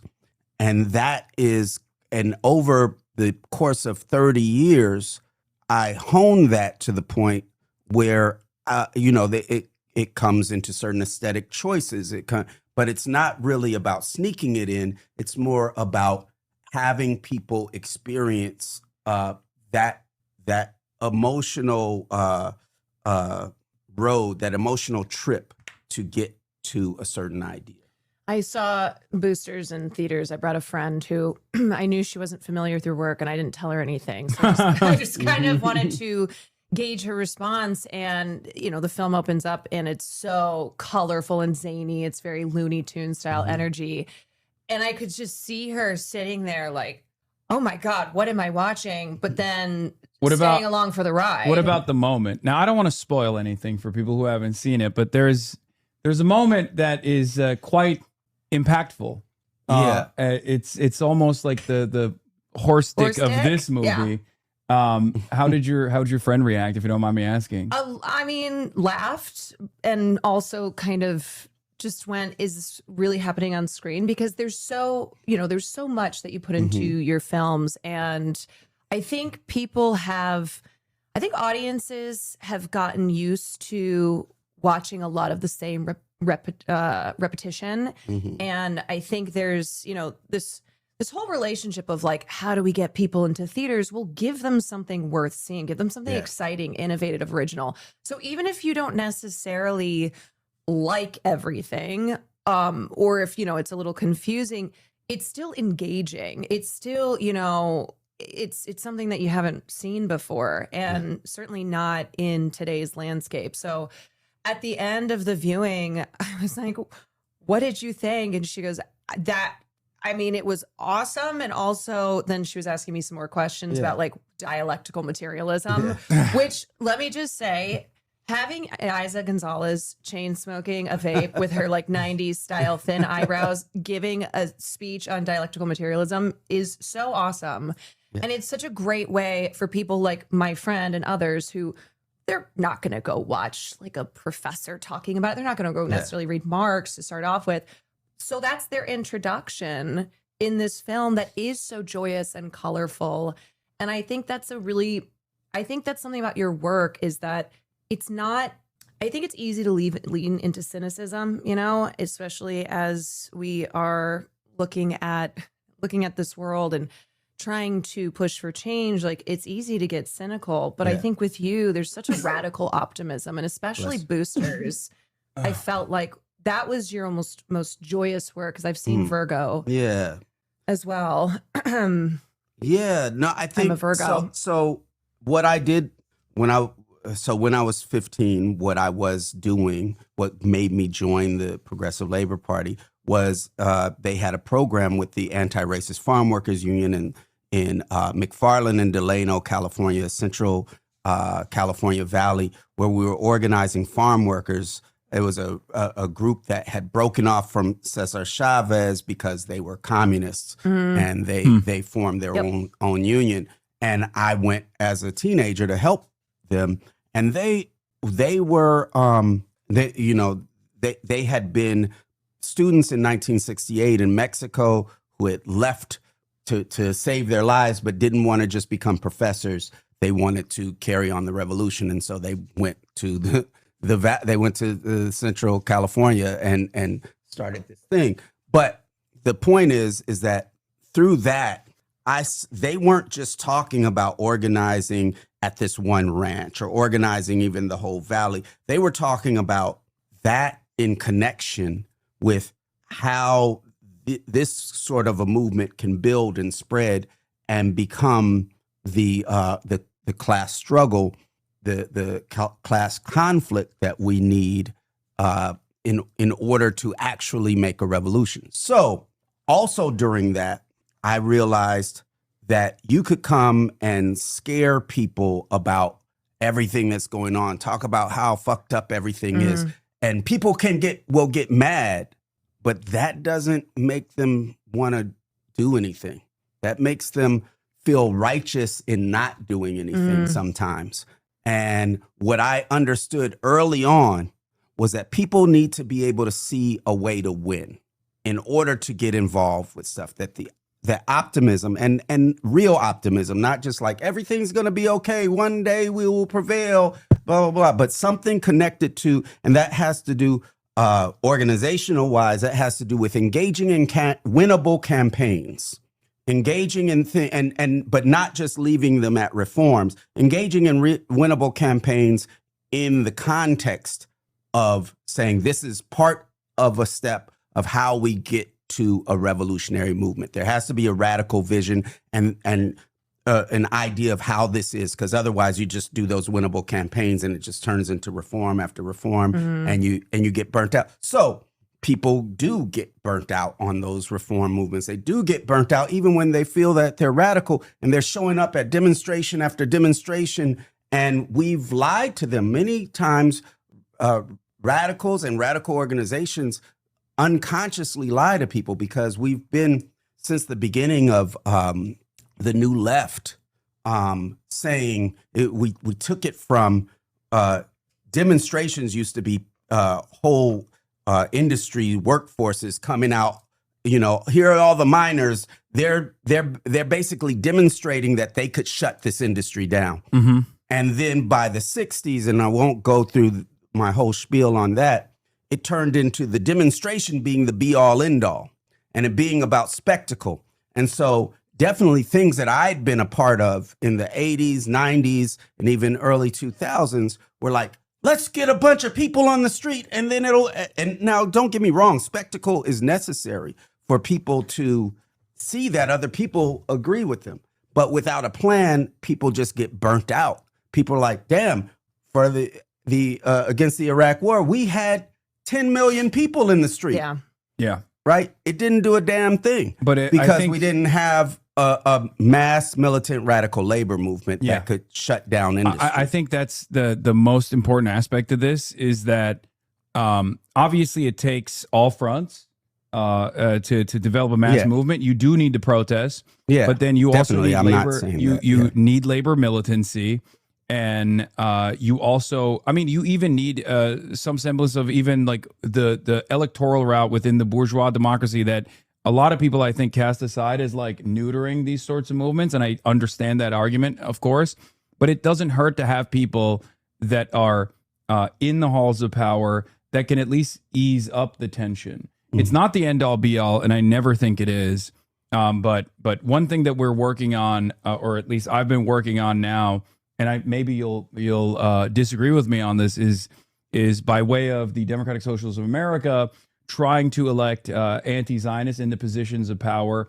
Not to say that will that their radicalism won't get effectively neutered in the process, but at least trying to have like some workings of a movement within the halls of power, and then using the platform of elections to at least spread the messages far and wide. Because I think regardless of my criticisms of Bernie Sanders, his 2016 electoral run, this insurgent campaign that he launched against Hillary Clinton, exposed this dynamic between Democrats that were very clearly invested in the continuation of neoliberalism and not any different than the Republican Party was when it came to material changes, versus a Democrat that did not shy away from the moniker of socialism, which I think restarted or created a resurgence of a socialist movement that went far beyond what Bernie Sanders was advocating for.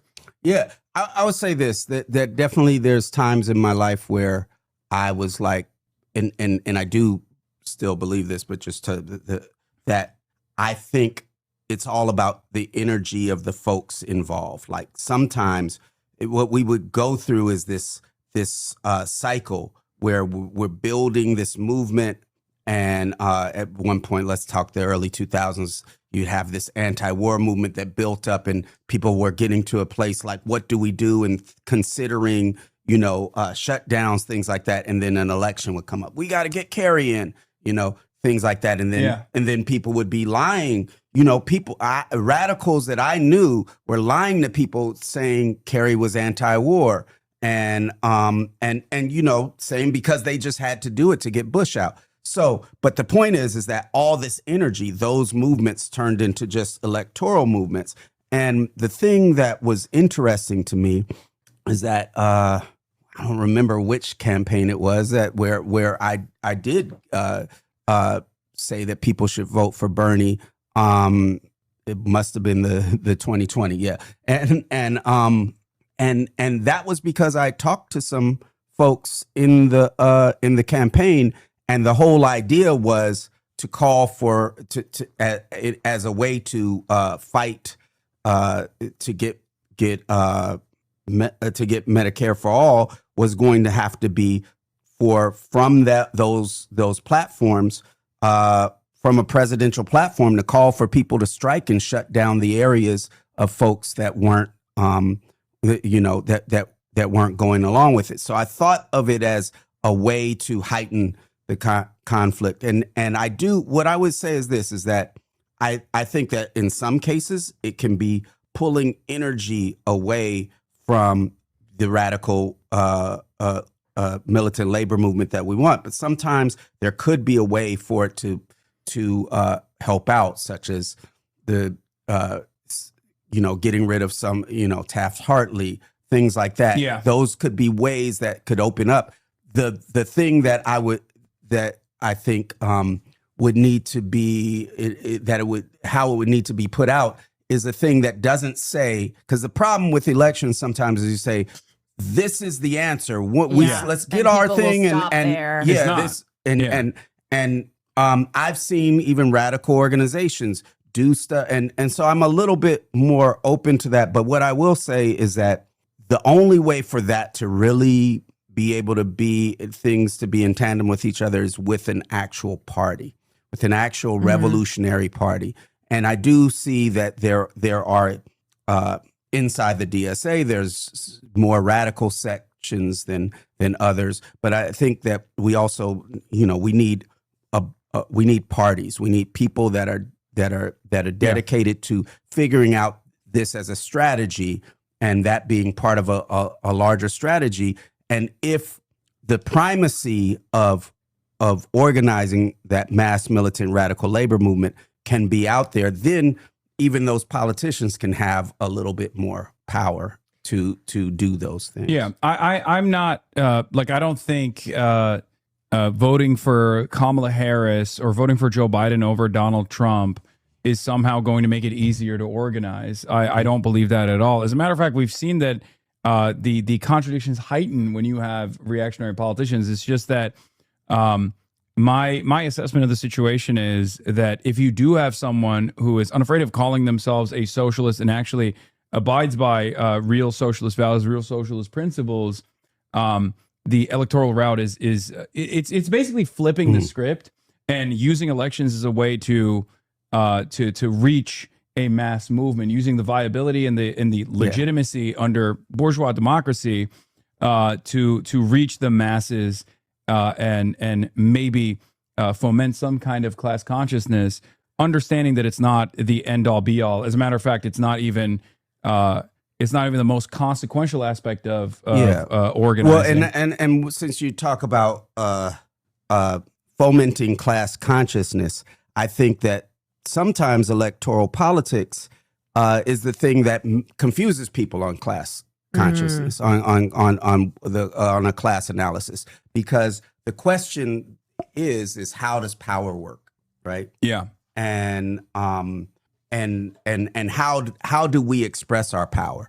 And like you said, the main way that the working class is going to be able to express their power, you didn't say this, but I think you were going there, is through withholding labor and through being able to shut down sections of industry, whole industries, in order for us to get there. I think often what's sold to us is in order to even win the election, you've got to get a lot of people often to say that this is a game changer. This guy's a game changer. And so therefore I gotta, like that.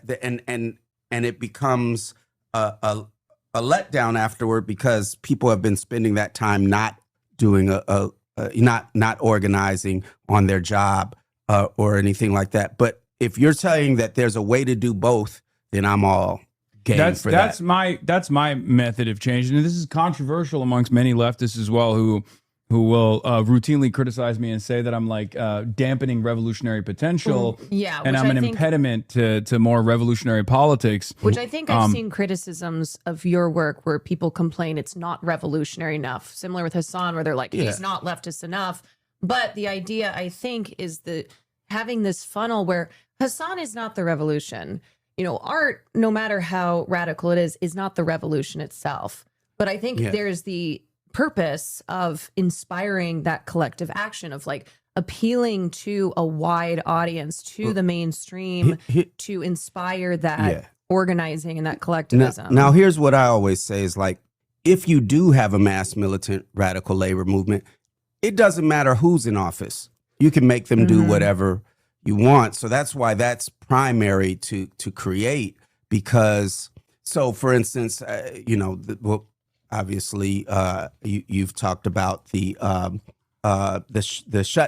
shutdowns, the general strike, if you will, in Italy, right? That was, and now, however small the victory was there, that was somebody that was, as right wing as Trump, being forced to at least send a naval ship out to pretend to protect the flotilla to Gaza. Now, there's a, if you just had a radical politician in there, without that movement, you wouldn't be able to get anything happening like that.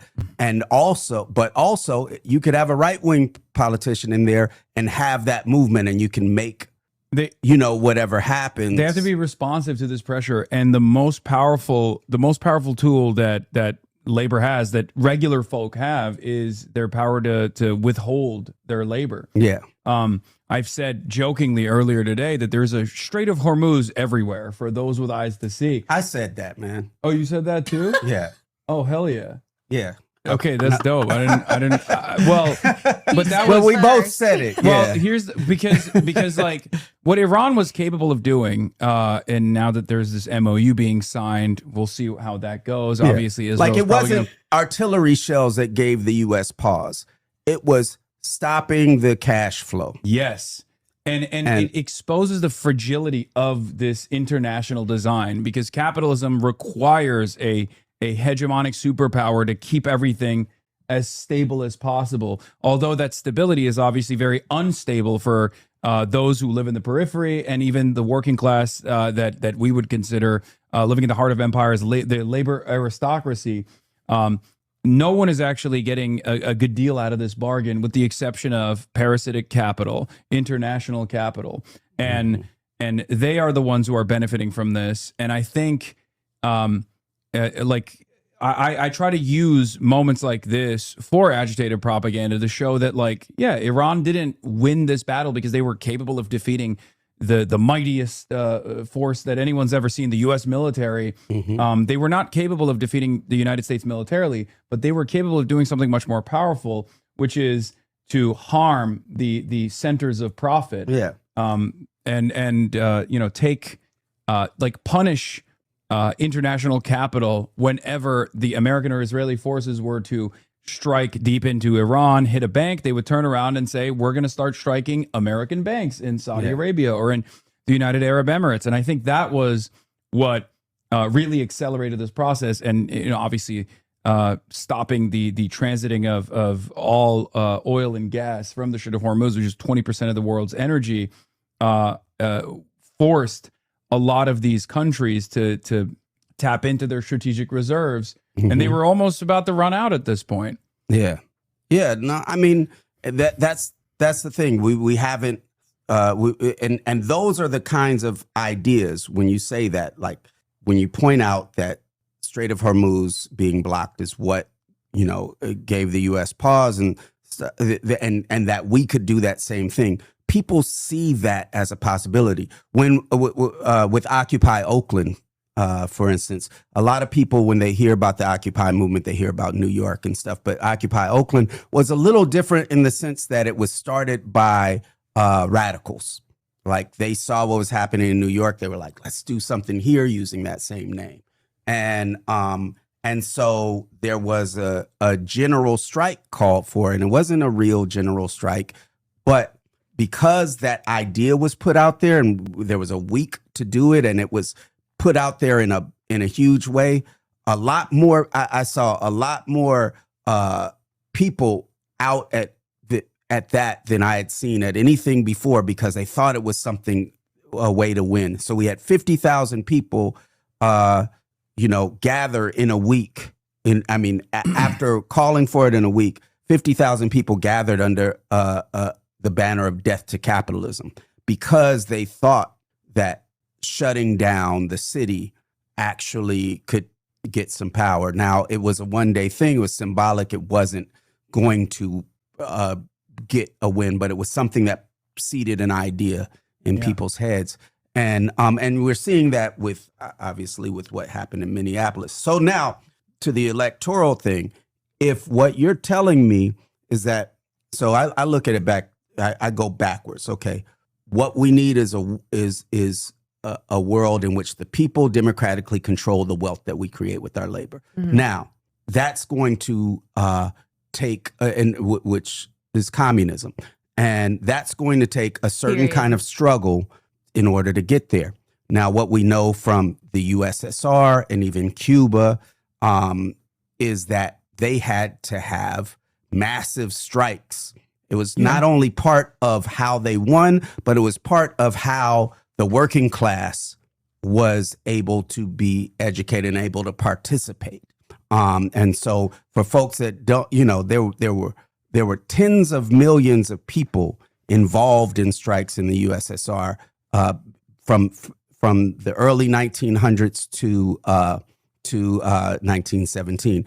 A lot of people don't talk about in Cuba. It wasn't just Fidel and Che and them coming in. There was there was a general strike happening. There were also there were communist groups in Havana that were participating in sequence with general strikes. Yeah. Even though obviously there was the militancy aspect of it from the 13 that remained. Yeah. It takes every force, in my opinion. Everyone has a role to play in this process. And all of those things where, like, sometimes people will break down revolutions and be like, this person was, to the right of that person. They were both all radical, but it took all of that in order to make a mass movement. And I think there's ways to do it more strategically and more in line. But if we're talking about getting hundreds of millions of people involved in something, then, far be it from me to be like, I might say that's not where I want to put my energy, but I'm not going to be like, that's not, and especially at this point, because right now, there's a lot of, I'll tell you what, like when I became a communist when I was 15, there were very few in the United States. And it's such a good thing to see that now there's, like, if you look online, I don't know, maybe there's millions, but I don't know. People that call themselves that. But what we don't have are parties and organizations that people are in. They're just kind of like, I subscribe to that idea, and they're maybe in their house by themselves and not connecting. And so we need things for people to get involved in. We need and winnable things, winnable actions for folks to get involved. What do you? I do have to ask you this question. Sorry to cut you off, but what do you think about Zoran? So here's the thing, and this goes with, and I haven't been following. Honestly, I haven't been following what's happened since he got elected, because I've been in this cave of getting this done. But I think here the big lesson is, and this is what I've always said, and I'm sure you said this, like when Trump got elected, a lot of people, even radicals, got very depressed, like, because it was like, oh, half the country is fascist or whatever. But I've always said, even before Trump, that most people don't vote, and most people don't vote because they're to the left of the Democratic Party. Yeah. Like, if you're even right, if they don't have the political expression. Yeah, like, they're not going to use the words. Yeah. Yeah, they would never be like, I'm a socialist or I'm a communist or anything. But like if you were to ask them, like, would you like a democratic workplace? They'd be like, where you get to work, where and you control your own, your own productive output. They'd be like, that makes total sense. They will agree to the ideas, but not want the label. Yeah, if you're to the right of the Republican Party, you're still voting Republican. So we can say that. And then a good number of the Democrats that voted Democrat are just holding their nose, and they are to the left of the Democratic Party as well. So most people are, if you looked at their politics, it would be defined as radical. It'd be defined as radical left. Now, they might not be involved in the actions that make them that, but that's what they believe. That. Yeah. And and that's a large part of what I do with my art, is that, after that first album, it was all about, I'm putting these ideas out there. I don't care what words I'm using. I'm not talking to if you listen to my stuff, a lot of people said that our stuff wasn't political even in the 90s, because I wasn't talking to people that thought they were revolutionary. You have the exception, like the guillotine and things like that. But a lot of my stuff was just talking to people where they're at. Now, with Mamdani, it proved that everybody wants, it proved how against Israel most people are, and how much people hate the genocide that's happening there. So that's one thing. But it also proved that people want these ideas. People want a world. They want they might call it socialist, they might call it whatever, but they want this world that has been demonized. And so someone coming out and just being straight about that got people to vote that never would have voted before. Got people to vote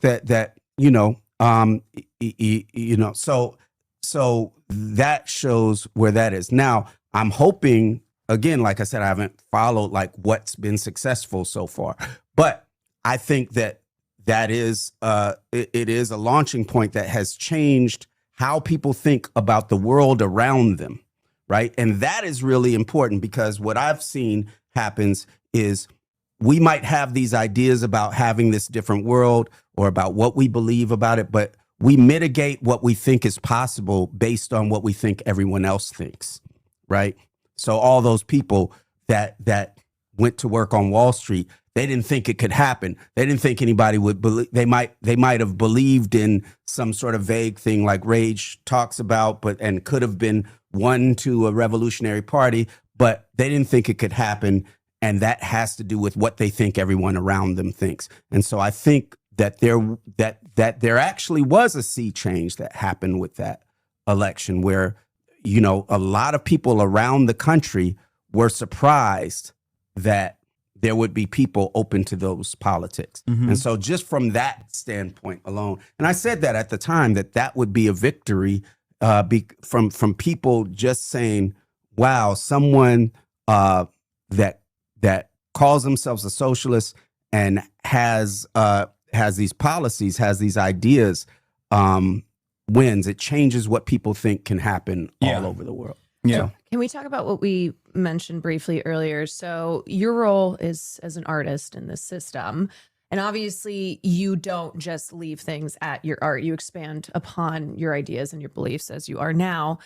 But I wanted to discuss the kind of, you know, the paradox of creating communist art in a capitalist system. I know there had been a little bit of noise when you were promoting Boosters about Annapurna's involvement. And look, Boosters is a $20 million budget. You intended this to be seen by as wide of an audience as you can, right? This is a film for normies, not somebody who's, you know, read Engels and Marx. And this is for a wide audience to be exposed to these ideas. So talking about, yes, you are making communist art in a capitalist system because capitalists have the money. Like that is who you get funding from. And here's and just to, because I'm sure most of the people watching know what the noise is that you're talking about. So just to put it out there, like the nature of U.S. capital, the reason that Israel exists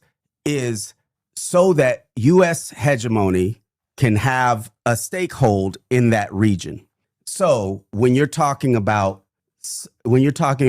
hedge funds, when you're talking about huge capitalists, they've usually got a stake in as far as investing, investing in the infrastructure of Israel, investing in military weapons, things like that. It's so when you look at, for instance, the main stakeholders in everything, because we're talking about the entertainment industry, you're talking about the main stakeholders in all of these studios, things like that. There's a couple big ones. One is Vanguard, which is a fund that invests in things with capitalists. Another one is BlackRock. They are major stakeholders in Netflix, in every major theater chain, whether it's Cinemark, AMC, all of these things. Even before Ellison bought Warner Brothers and stuff, they were the major stakeholders there. And they, for instance, each of those have given something like $10 billion to the infrastructure of Israel. So backing up, when we first signed to EMI, Wild Pitch EMI, EMI was this huge, and we're talking about 1992 when we signed it there. EMI was this huge corporation that had its hands everywhere, right? And because I've decided that what needs to happen is we need to create this mass militant radical labor movement in order to have a revolution. I never subscribed to the liberal idea that you get involved, that we just need better capitalists there, that we need to have more the better women capitalists. Yeah, or we need to. My whole thing was it all has to go. So a lot of the times, you know, we would always hear like all sorts of stories about this capitalist is the worst one, that capitalist is the worst one, because it hides the evils that the rest of the ruling class does. And that it's just normal, you know, like when we did Sorry to Bother You, people kept being like, oh, it's about the tech industry. And I'm like, no, it's about capitalism itself. Like there's Steve Lift in Sorry to Bother You was not a tech person. He actually manufactured goods, right? So, you know, coming out of being an actual revolutionary, I never had the sense that, oh, what I'm trying to do is figure out how to have collectives and work with something. No, I'm trying to get on the channels that everybody is on. When we had that almost hit, when we were on the radio in LA and in Chicago, it was almost certainly going to be played next to a Coca-Cola commercial. Sure. Right? It was almost, you know, my point is I'm trying to get to the people that I can get to, that I can't get to on my own through slanging my tapes out of the trunk of my car. Right? I'm trying to do that. So, but what's interesting is there's been a weird attack on this movie. And so I wanted to say that first about the general idea, like every movie that was out in the theater when ours came out had, was connected to more investment in, much more investment in Israel than ours. Matter of fact, our movie got attacked and Passenger didn't get attacked. Passenger is wholly owned by Larry Ellison, by Paramount Warner Brothers. I'm obviously not saying they should, but it's interesting that this is the movie that's about this, that has the attacks thrown against it. But not any of the hundreds of other TV shows that all these folks watch. Not even, I mean, I think, are we on YouTube right now? No, we're Amazon so I was about to say, Twitch. this is Amazon owned Okay. Twitch. And the reason why I'm smiling is because this is the exact same line of attack that I hear all the time from people. Can I ask you a question? Well, let's say this. Or after you finish your YouTube point. gave $32 billion to cyber security for the IDF. Right. And through facial recognition for the IDF. So they could recognize people and figure out how to bomb people in Gaza. Right. And so, but let's take it back real quick with the Annapurna thing. Annapurna bought Sorry to Bother You at Sundance Festival and put it out. That with this, I did a deal with them. And they developed the script with me. They paid me money, so I had time to write. Then I got Neon to finance the thing. So I don't want to. A lot of credit is being taken away from Neon. Neon financed the movie. The amount that Annapurna put in was less than 1% of the budget. Now Annapurna, let's talk about, and this is only to talk about how weird the attacks are. Because they're not attacking this stuff that is a lot more connected, but they're attacking this. And I think it's because of right-wing bots seeding these certain arguments against the movie because of what the movie says. And then people unwittingly taking them up because so Annapurna was started by Megan Ellison. Megan Ellison got an inheritance years ago. It was all in all the newspapers. She got like $1 billion inheritance. With that, she did Annapurna. So the money doesn't go to Larry Ellison, but she did that.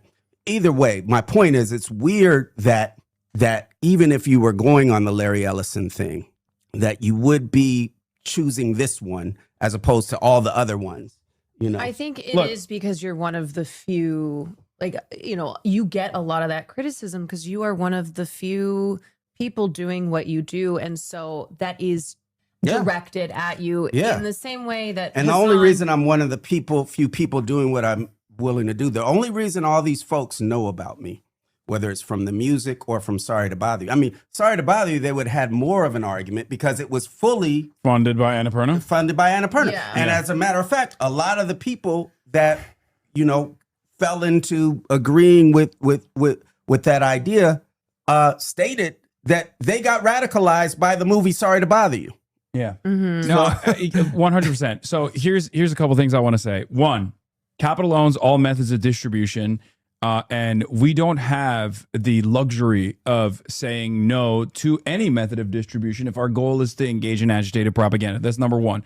Yeah. Obviously, people will hear someone like yourself say this or someone like myself say this and go, well, you guys are successful and you're just trying to defend your success. And I think that comes from a place of cynicism only born out of your awareness of how impossible the forces of capital are to defeat. And I do think that there is this cynicism that breeds, this nihilism that breeds amongst people. And that people. has to do with not having a class analysis. The only way we can defeat the capitalists is through having the working class overthrow the ruling class. There's no other little thing that happens that somehow makes them weaker or anything. And I purposely put myself on those channels. Like, you know, we're using Twitch. There's a bunch of other folks using YouTube.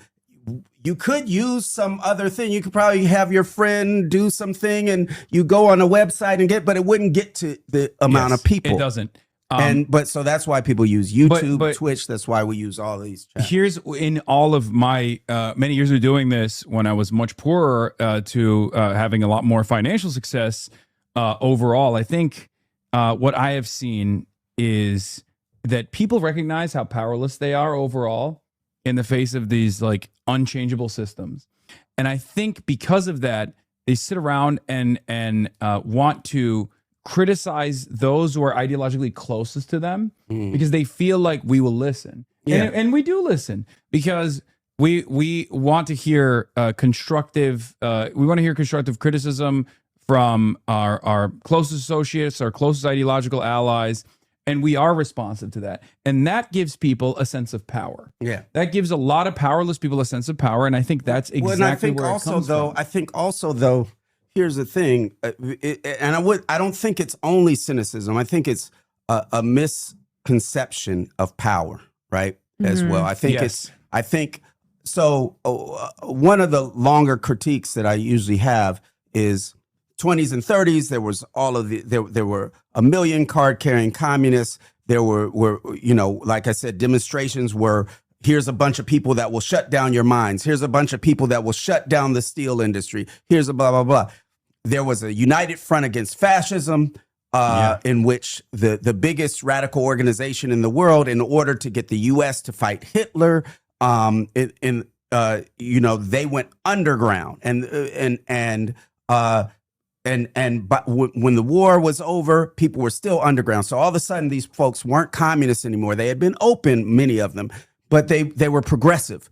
And so then you were able to have the House Un-American Activity Committee come in the 50s and be like, look at all these people that are saying they're progressive. They're really communist. Yeah. And they had been hiding, whereas had it been 15 years before, people would be like, I know they're communists. They told me they were communists when they brought all these people to help me not get evicted, right? Yeah. So then you had a breakup of the biggest the biggest radical organization in the United States, with however many members. They broke up over those sorts of attacks, but also over their unresolved feeling like the critiques of Stalin weren't handled well. Now they broke up and they formed a bunch of different little organizations that became the New Left. One of those organizations was Progressive Labor Party, which I later, 20, 30 years later, joined. And the New Left had a different take on it. They were like, fuck that, we're revolutionaries. Fuck that, we're radicals. But they stopped organizing on the job. And I'm speaking in generalizations and leaving out a lot of shit. They stopped organizing on the job and moved to universities and cities only, and left all these places behind, where in the 20s and 30s, places like Utah, Montana, these were hotbeds of communist activity. Alabama, right? Hotbeds of communist activity. All of a sudden, not all of a sudden, but through this time, it then became about students. And for the first time, in the 60s, you heard the students are the revolution, the youth are the revolution. That had not been historically accurate. The only time that was accurate was contemporaneously in China with the Red Guards. Cultural Revolution. Cultural Revolution. So, so that made everything be about spectacle, because you can have a strike at a university, but it's not the same as a strike at a factory.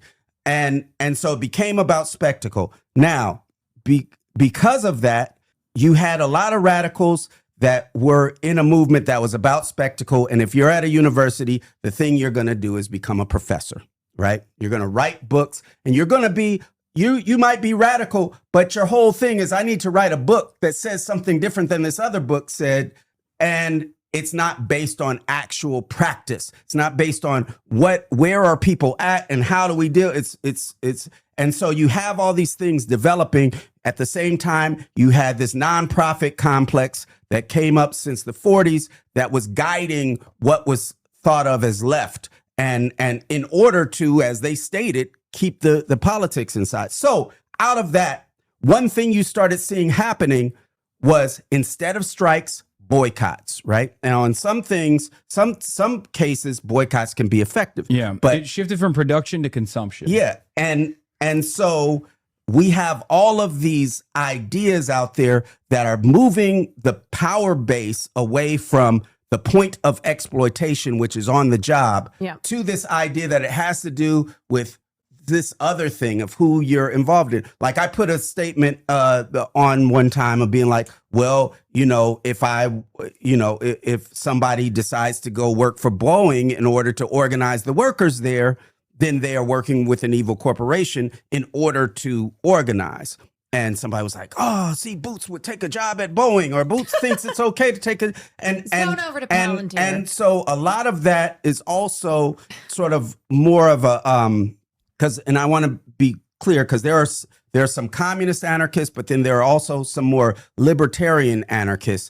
And this sort of idea that kind of came out of the 80s with the punk scene that was very much against class struggle, against what actual class struggle was. And we have all of these ideas that has led to confusion about because some things are interesting projects, like people would go make communes and be like, we're going to live collectively, or we're going to do a prefigurative thing, and we're doing this way. And that's interesting as a way to talk, but doesn't build the movement that we need. So when we're talking about all this stuff, and so then you have all these sort of liberal things. Slavoj Žižek talks about it a lot, like where you could go and you could buy a Starbucks thing, and it says, made from fair trade coffee, and you feel like that's better than this other thing, and you feel like you're doing something. So we have this politic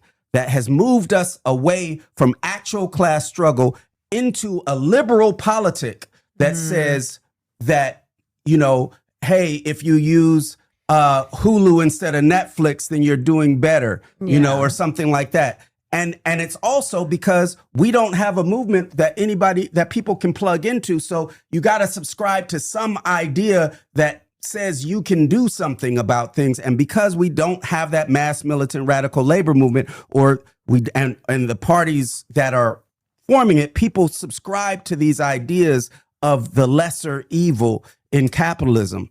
And I think I'm a Virgo, really, I appreciate how it explored corporate saviorhood and like the performativeness of corporations. And I think you're right. And overall, looking at the cultural scene, it does really feel as if there has been an overall chill, not just from Trump's second administration, but when you look at artists in the 60s, from Woody Guthrie, Pete Seeger, to filmmakers like Jean-Luc Godard, they were much more explicit in their Marxist, Leninist, communist ideas that they were putting into their art.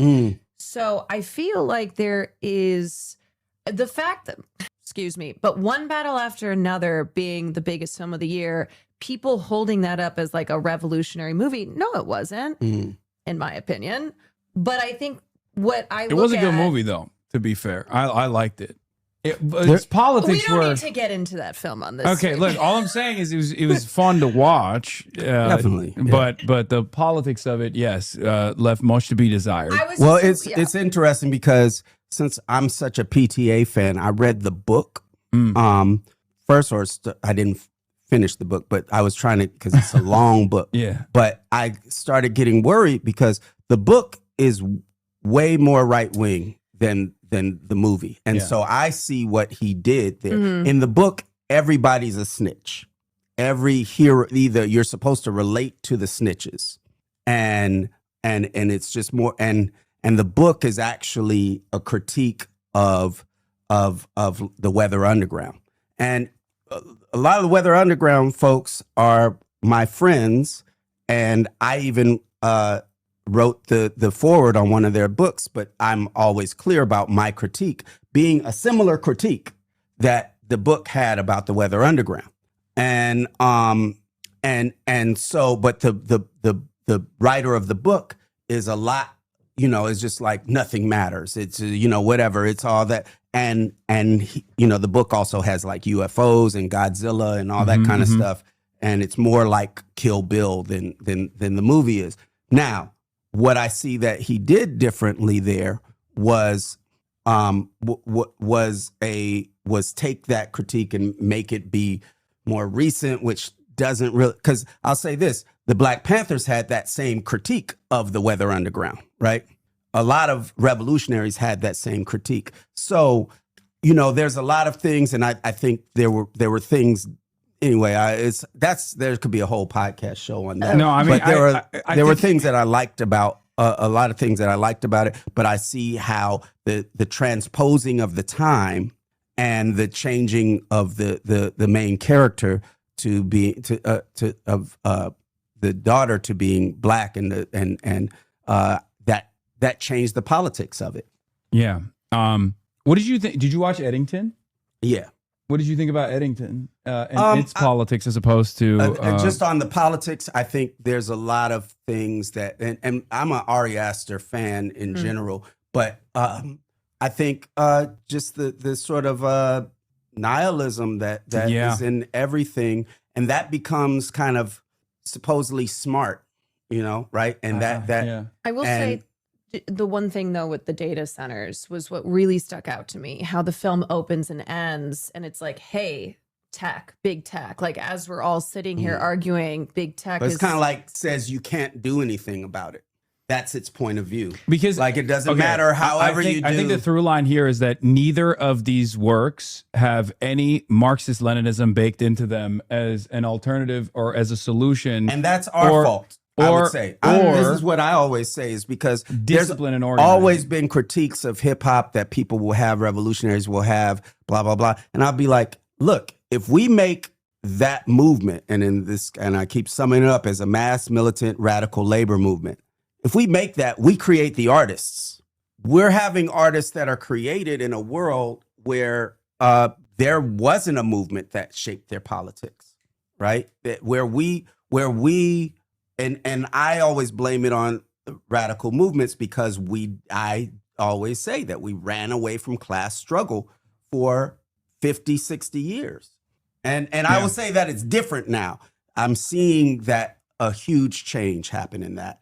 And that's what creates the artist. Did you watch No Other Choice?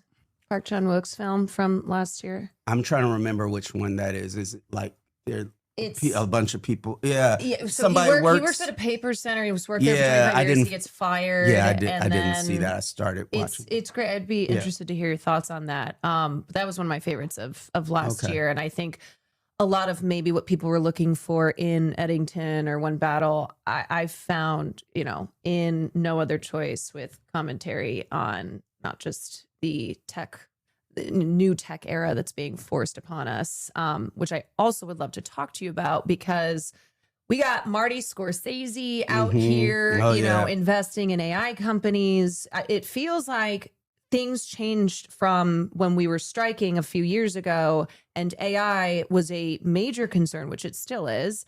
And a lot of people who were saying, fuck big tech, fuck these techno-fascists. And now there's been such a change of tune. Well, I'll say one thing that I did see happening at the time is this idea of experts. And you see it in all sorts of walks of life. So when we were having the WGA strike, and where it was like we're going against the tech companies, we're putting in a demand against AI, there was a lot of people going around saying, well, we should really be talking to the experts. And who are the experts? OpenAI. I'm seriously, like, people were like, let's talk to this person from OpenAI, let's talk to that person, because they're actually critical of AI, and we should be talking to them, because if you're not one of them, then Boots, you don't know what you're talking about. Right.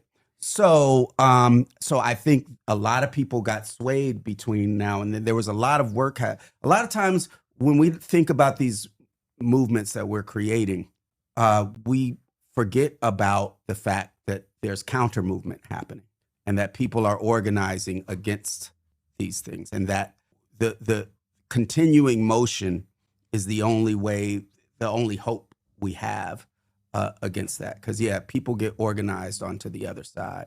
And you know what? It was Daniel KWAN, I think, who said, we might not know tech, but we know art and the industry that we work in. And I think essentially what's very frustrating is seeing this just total bending down. So many filmmakers, auteurs, you know, creatives who keep repeating the same script of like, well, it's here, nothing we can do, it's the future. You know, if you can't beat it, join it, rather than any opposition or even just a, hey, I mean, hold a few on years second. ago it was NFT, right? Oh, Right, God. It right. was. So it's like- know. It was. It was a lot like. of the same people who were hawking NFTs Yeah. who are now using the same script for AI. Yeah, and look, I was around in making music and in the Bay Area when the first .com boom happened, and it was all people scamming. It was all people scamming with this air of expertise. And matter of fact, you know, our fourth album, Party Music, came out on one of the nichemusic.com, and then it got sold to Warner Brothers. But it was they were just using money, and everybody was like, "Oh, you're not smart if you're not dealing with the experts." Same thing with 2008 crash. Before that, you had all these people talking down specifically to black folks, saying, "Hey, if you're not what they say, economically literate, or you're not you know, you're not financially literate if you're not buying a house." And when I would speak out about it, I would speak out about it publicly, and I'd be told that I wasn't an expert. I don't know what the fuck I'm talking about. And all of those people are the ones that were getting people to buy houses in that whole market. So we have all of this happening, and that's one of the games, is to be like the experts say, and that it's inevitable, and that's the way that things are. But we see this all the time, and it's like our memories are shortened because we're gaslighted into being like, this is a new situation that has no connection to all this other stuff. I'll tell you what, I've had people come up to me and say, for instance, that they were on the crew that made those Google VO commercials, and that they shot all that shit.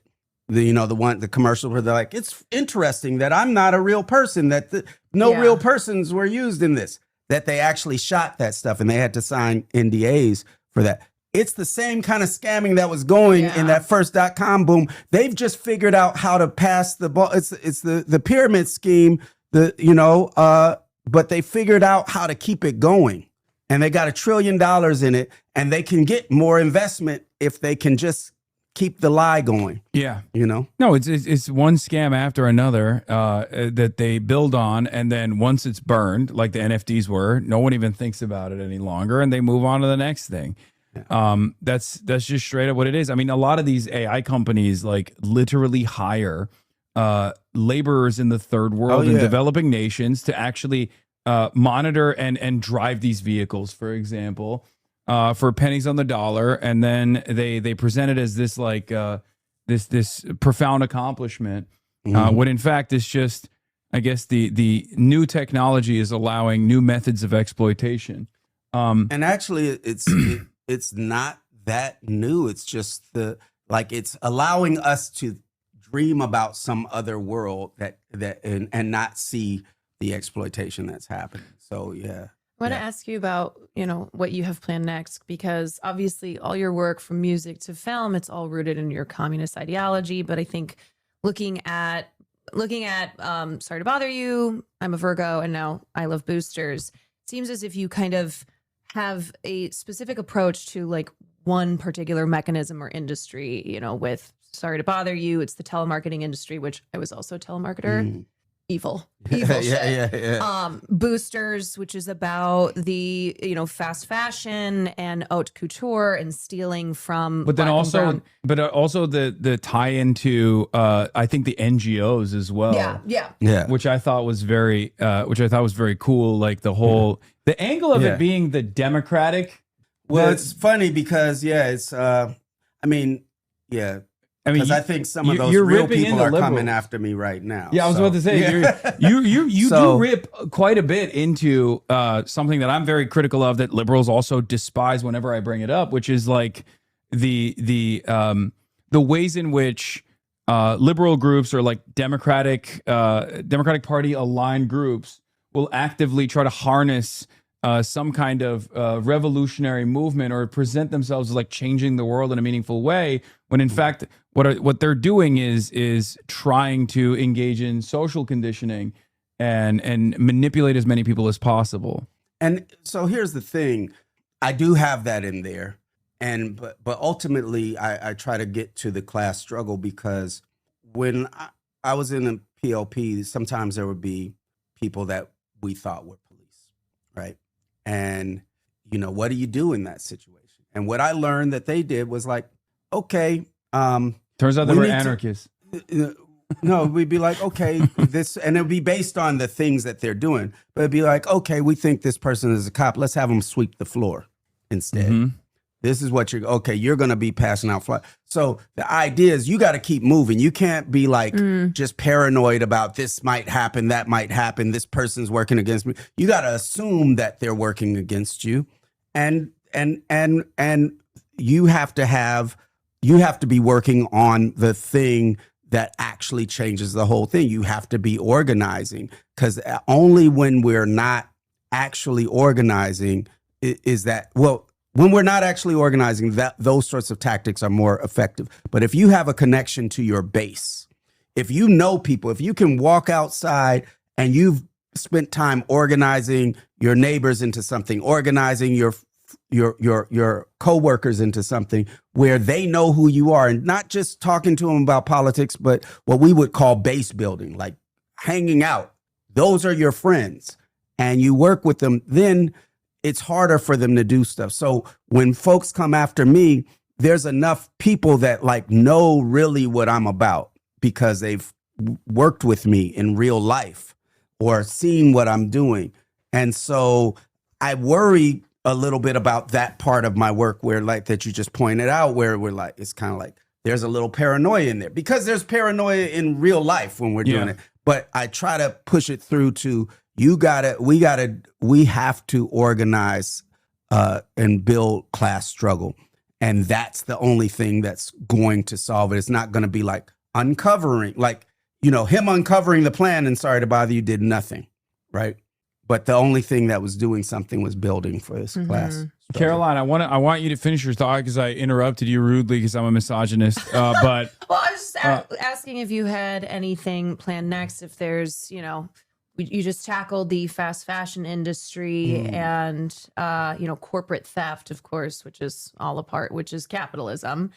What are you working on right now or coming So up? I mean, I already sold 2 scripts that I'm supposed to be doing, and then I sold an idea that I'm writing. So that's what's in the work. I don't want to say what they are, but no spoilers. But though that's what's happening. I mean, there's a little, what's good about this, to be upfront with I Love Boosters. We got kind of thwarted at the gate. We got all our screens were less than half of what we needed to be. The social media spend on ads, they were seeing they weren't actually getting out in the same way their other movies stuff got out. So it was getting muted. Relentlessly also marketing, being but it online, does trying to still kind of promote. go to some of the same people. So it's so anyway, this movie is not it's not a blockbuster hit, but it's still, we're at about 10 million right now. And it's gonna, once it goes internationally, we'll do more, all that kind of stuff. So it's a slog to do it, but it also means some of my ideas that might have taken more of a budget now it's kind of looked at like, okay, this is the budget range. And so all that is just more confines to work with, and sometimes that makes for great ideas. So for instance, with I Love Boosters, a lot of this, it should have been a much more expensive movie. And one of the reasons it looks so awesome has to do with us figuring out how to make the few shots that we have work and look awesome. So, you have to get creative with the creative So, elements. I have one question for you that perhaps might be somewhat controversial, but I'm going to ask it anyway. What's your perspective on socialism with Chinese characteristics? Because I did see labor exploitation being prominently featured not only in the United States, but also in China as well. And there's a real element of that, which was still tied back to, of course, tied back to American capital. If you see, exactly. It's workers of the world against the U.S. capitalists right there. And if you see in the movie, the factory owners stole the device. This is whatever. Spoilers. You're spoiling it. This factory owner stole the device from the Chinese government, and there is a line between the factory owners and the Chinese government. And I do, look, if you listen to my music, I talk about Mao and those ideas a lot. And exactly. The East is red. And look, so it is a way to talk about how workers in China and workers in the US have more in common with each other than they do with the billionaires of the US, right? And I don't think that you could look at the movie in an anti-China way, and that's definitely not the ideas that I had in there. So we have, and there in real life there is a conflict between the Communist Party of China and the Chinese business owners that are there. But do you believe that China is still maintaining a dictatorship of the proletariat? Well, here's what I would say. So a lot of people will. There was a interesting part of that discussion when the Annapurna thing came up, which was, is Boots Riley making communist art? And my answer is, I don't give a fuck. I don't care what you call it. Yeah. What I'm trying to make is something that gets people to want to make a revolution. Would you say black cat, white cat, as long as it catches the rat? Oh, I don't know. Is that what? Because one of my favorite. Deng Xiaoping. Okay, yeah, I don't know that one. I would. Here's the thing. We could talk about the disagreements of the way China went and I have there's a critique that I have that and here's the truth. A lot of what folks in Tiananmen Square were protesting for was to be able to be managers of sweatshops. right? So that was a real conflict that was happening there.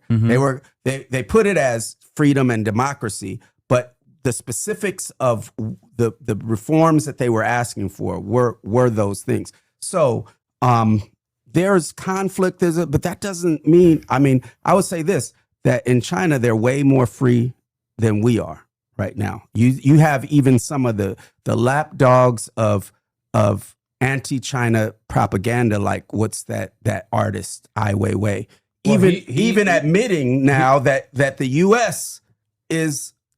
censors way more than China does. He's back now. He's on the Chinese side now. Okay, yeah, that's what I'm saying. So you know, the thing is they have healthcare, they have housing. If you look at when you see the China, you know, and there was a struggle around that just because certain people have ideas of what does housing look like in China. Now, I happen to subscribe to all the Instagram things where they're like, let me show you my house. And then, you know, that. So I was like, no, this is like, they've got an apartment, you know, so in the sense that I think we see we see that there is exploitation of those workers because they're in a capitalist exchange with the U.S. fashion designer that exists, but they're not in squalor, you know. The question is, and the same thing with us. We might not be in squalor, but we have a struggle to be had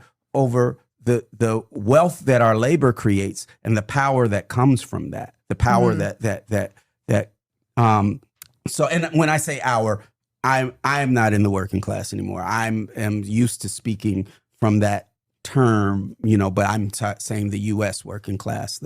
But now, so yeah, I think that there are a lot of things happening in China that have to do with them trying to survive in a world that's launching imperialist attacks at them.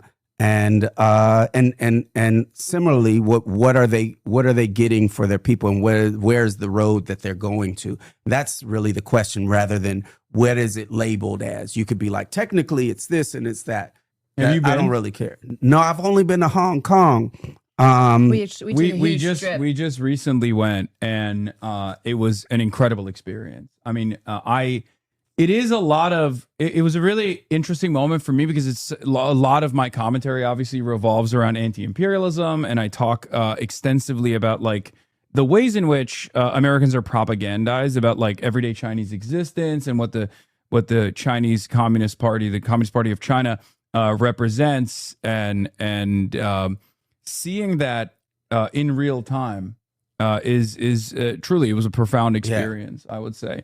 And one of the reasons that I'd recommend China is picked in the film that is because that where we are is we need to know that we have that you know, I could have picked another Asian country or something like that, but it's more that you know, in the sense that we do talk about heightening the conflict and accelerating the situation.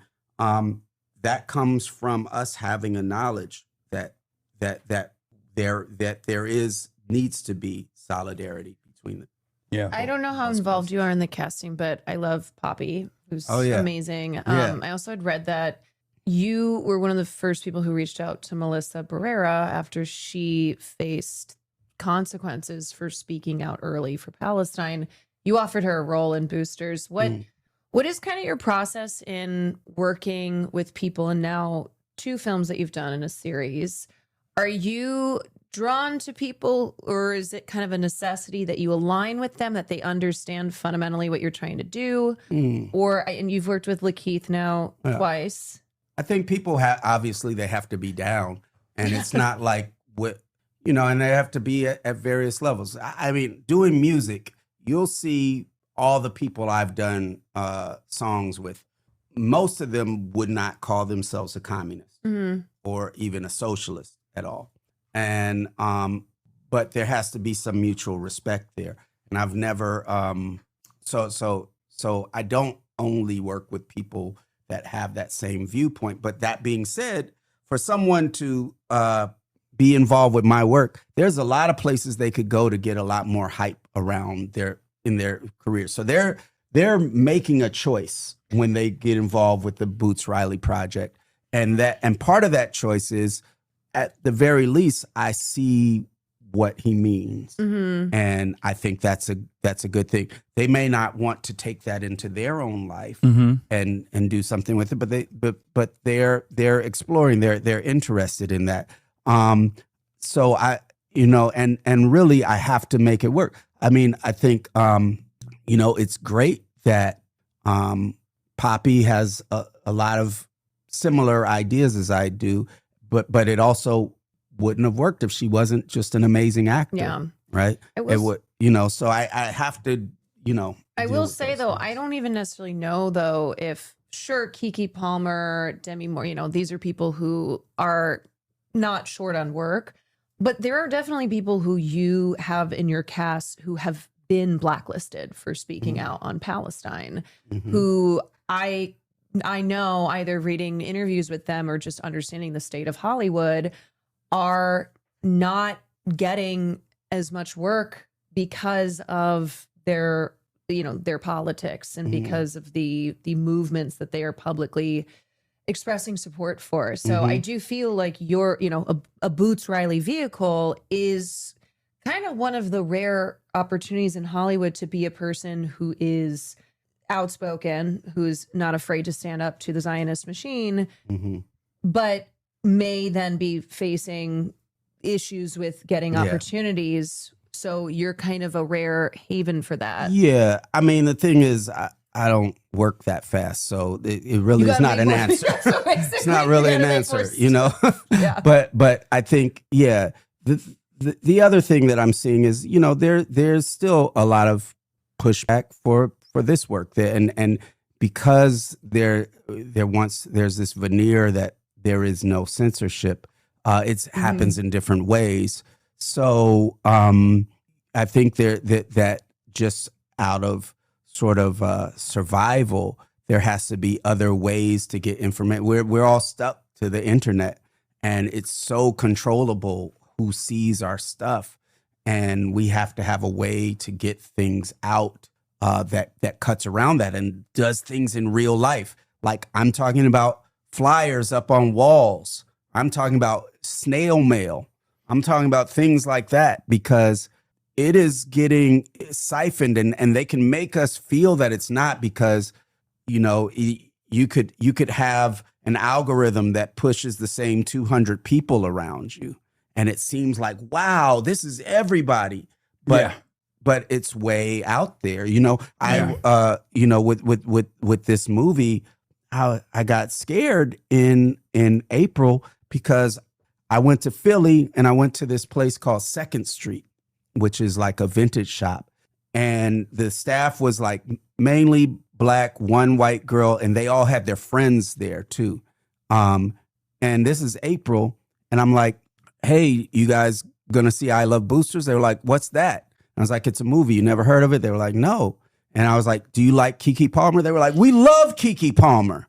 They knew nothing about it. I played them the trailer on my phone. They were like, we're going to see that. Can we go see it tonight? Like the idea that things are being, we can't, naively think that it's getting out there and that we can do these things. That's another reason that on the job organizing is important, because you need to talk to people in real life. You can't just be like, I posted a thing. Right. Does everybody want to come to this? You gotta, talk to people and get out of there. And so I don't think the things that you said are true, that I'm hiring people, but I'm not hiring them only because of that. Sure. Yeah. And Melissa Barrera didn't work out. I don't really like to talk about that, because one, Eiza Gonzalez did an amazing job, and the movie is the thing that it is. You could always talk about, with all the roles, all the different versions of who it is, and it's a little bit not cool for the person that is playing the part. She only stated it in an interview to give you credit. No, I she definitely finally get that. has opened up. I'm just saying that's why I don't really talk about it. Eiza's unbelievable. Yeah. Shout out again, thin eyebrows, dialectical materialism, chain. And it was either the thin eyebrows or a unibrow, because I was like, we gotta like both would have been super rad. Yeah. I do think that it's interesting. It gives insight into your worldview a little bit about the importance of salting and the importance of union organizing, because like, not to spoil anything too much, because I do want people to go and watch it. It's a brilliant movie. I feel like there is one if you're character- subscribing to Hassan Piker and we're like 5 weeks into this movie being out, they're probably not going to go see it if they haven't yet. but they might not have actually heard about it, because we were Okay. talking about like the limitations. Maybe possible. The Yeah. limitations in terms of marketing. Everyone has seen it. Yeah, but but what I was Look at the but what I chat. was saying is like it's very obvious that there's like a right way to directly solve the problems that everyone is experiencing, and then there are other ways that they keep trying to get exactly. around to, and it's very clear like what direction you point to as far as like Definitely. success. Yeah, definitely. It's class struggle. It's organizing on the job. It's a thing that until recently was not being done much on the left. And I don't mean to think that, and just from what I know of it, it's definitely not easy. It's definitely not anything. This is one reason why there's a certain device that helps us get past a certain thing so that we can see, one direction. And honestly, and I think we could talk about this. I think one critique about it was that it only shows like this direction.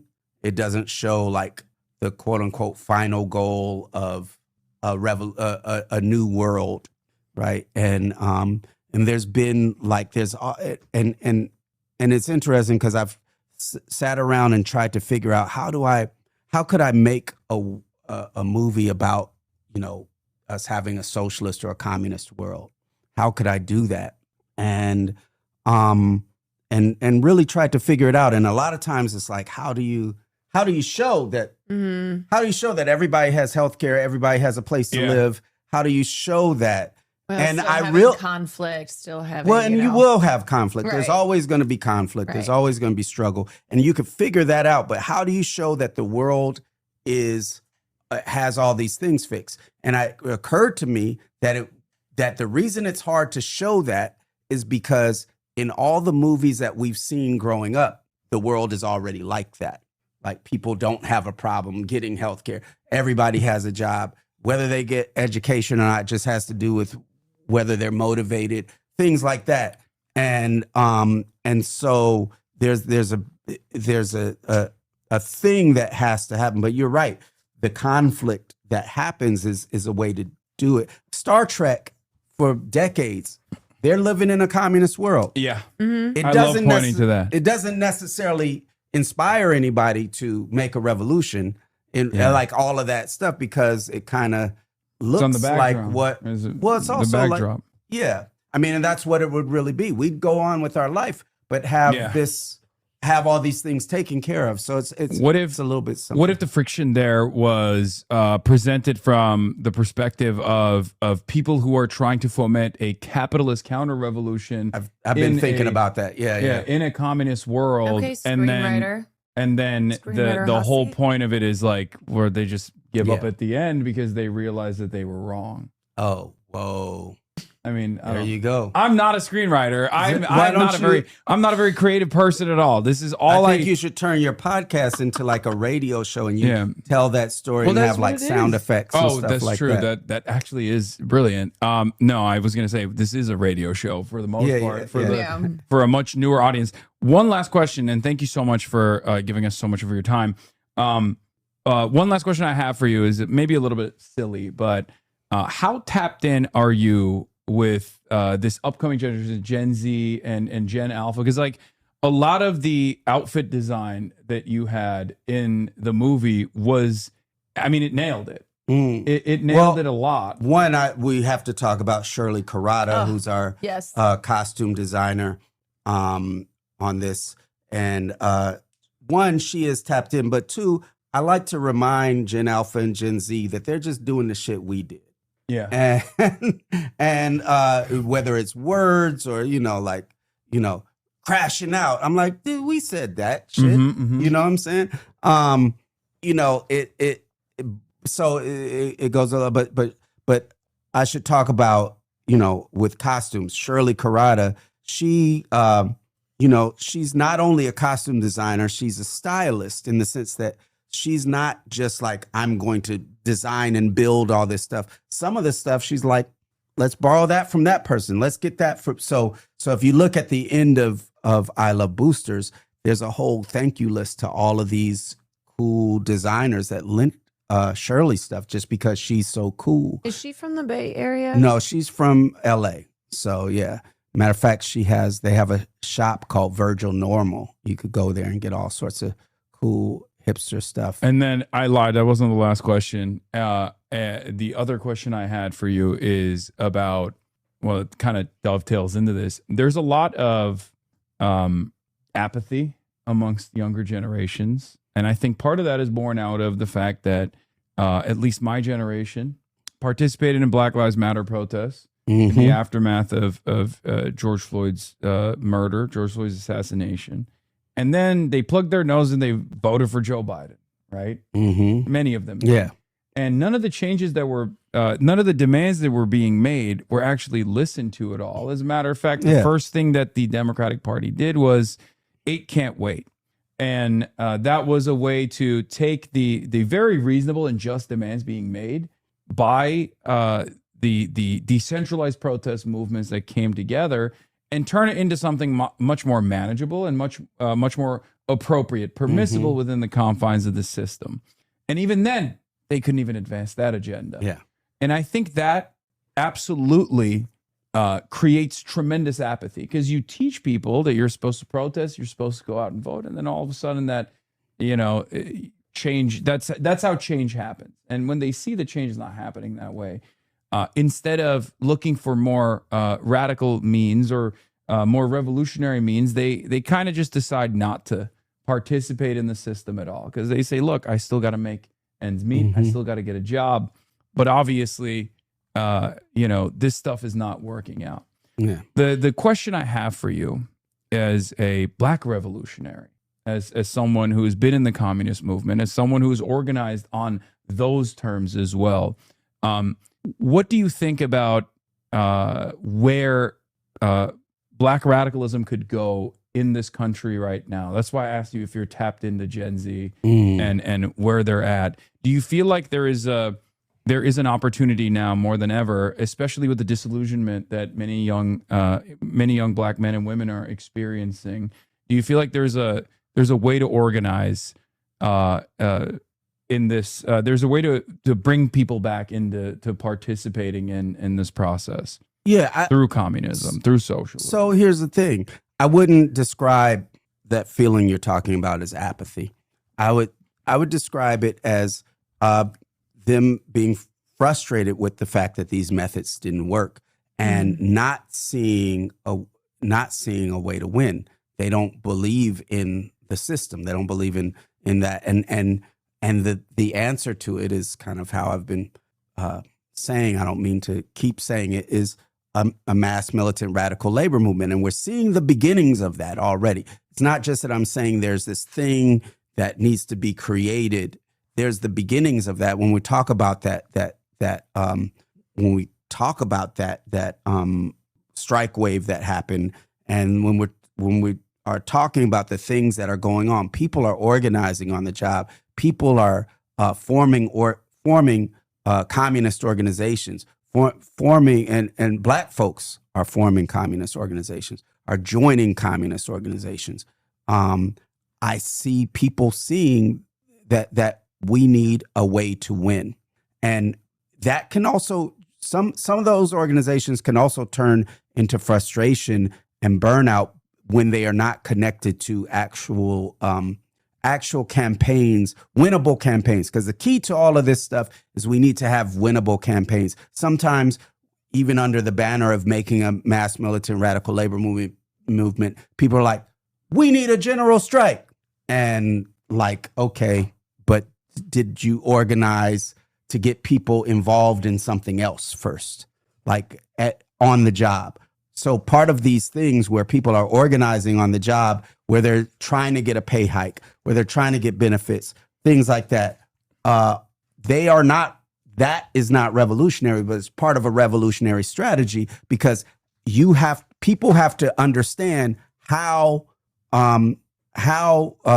class struggle works, how organizing on the job works. So we have to have some things where people win, they organize, they reorganize, and they fight, and they go to something bigger. So yeah, they see those victories. They see the fruits of labor organizing. Definitely. I think a big thing that happened for me, and I would be a different person if it didn't happen, is after I joined Progressive Labor Party, when I came back to Oakland High, we organized a student strike against year-round school. Now, it's easy to get kids to walk out of class to protest year-round school. That was like they just handed that to us.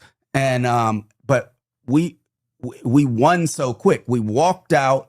We marched down a couple miles to the school board. They came out scared and read a statement and said, okay, we're not going to do this. And so a bunch of us got drunk with power. We were like, is this how easy this shit is? But that's good. But that bit, it's a muscle that you're training. And it's also important to have that kind of confidence, because when you build on that. Somebody said student organizing doesn't work. I didn't say it doesn't work. I said that it's not the same kind of a struggle. Yeah. You don't learn the same thing. But here's the thing. Yeah. You just said that it was very easy to get students to, skip school for the day. Yeah. But the reality of the matter is a work stoppage, especially if there is sufficient funds to maintain. A work stoppage is to at its simplest goal is to show your power. Yeah. And then and it teaches those involved like what their relationship is to power, what their relationship is to the system. And when you lose or win, whether you lose or win, you start ending up understanding like, oh, the police aren't just mean because they just happen to be assholes, but this is their relationship. Why are they protecting the boss? Why are they doing you have basically a study group of thousands of people, not only the people involved, but the people watching. And it has a lot of that's a lot of what that power is. And it's not. Here's the other thing: when you ask someone to get, like, if you're like, hey, can you come to this rally that's on Saturday? People can say yes or no, they agree or they don't agree. But there's a different process going on when you ask someone to get involved with something where they are taking a risk on something. Like, you might not, they might say no, but they're calculating right then what the struggle is, whether they want to take it. And you also end up having to learn how. That's also a difference in my art than other, because I've done that. The way I come at people is different, right? I'm not like you disagree with me, fuck you, I don't need you, blah blah blah. I'm like, I hope I can get that person on my side. I might decide I'm not going to get it, might not be worth my time, so I'm moving on. But you have a different way of working with people. I would say too, as far as the way that it's also pressure put on the youth, where it's like, oh, the young people will save us because it's too late for, I used to hate that when I was a young person. Yeah, I don't think that we should be there would be all these old people. That idea that the young people will save us, because this is collective action of all of us. Also, exactly. It's 60-year-olds who are also, because of capitalism, still working in factories. It's and they also have younger relatives as well, and they see that they're still at home, for example. This is like, at least in my experience, like, because I talk to, when I go to these like No Kings protests, right? It's a liberal protest, like, but it's actually remarkable how many older people, retired people, or even like financially well-off people have an immediate connection to someone who is struggling.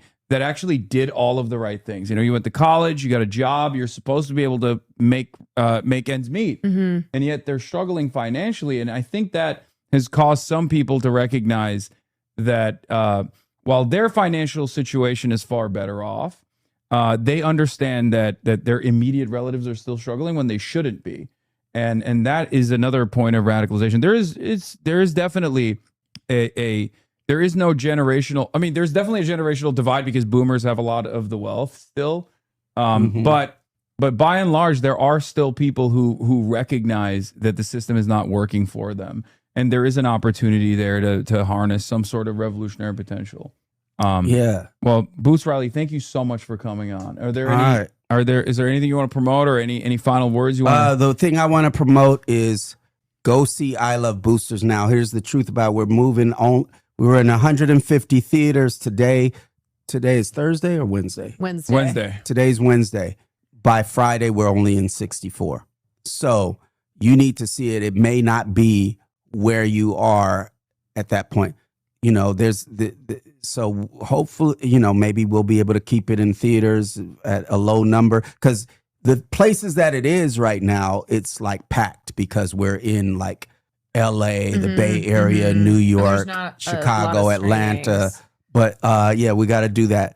The other thing I want to say is this shirt that I'm wearing, this is David Siqueiros, who was a communist, a Mexican muralist, communist painter. One of the I wrote a song that was someone in the chat's relative. They were bringing it up in the chat. Oh yeah, okay, cool. Yeah. I wrote a song called "You Are Not a Riot." That's an RSVP, an RSVP from David Siqueiros to Andy Warhol. So check that song out. And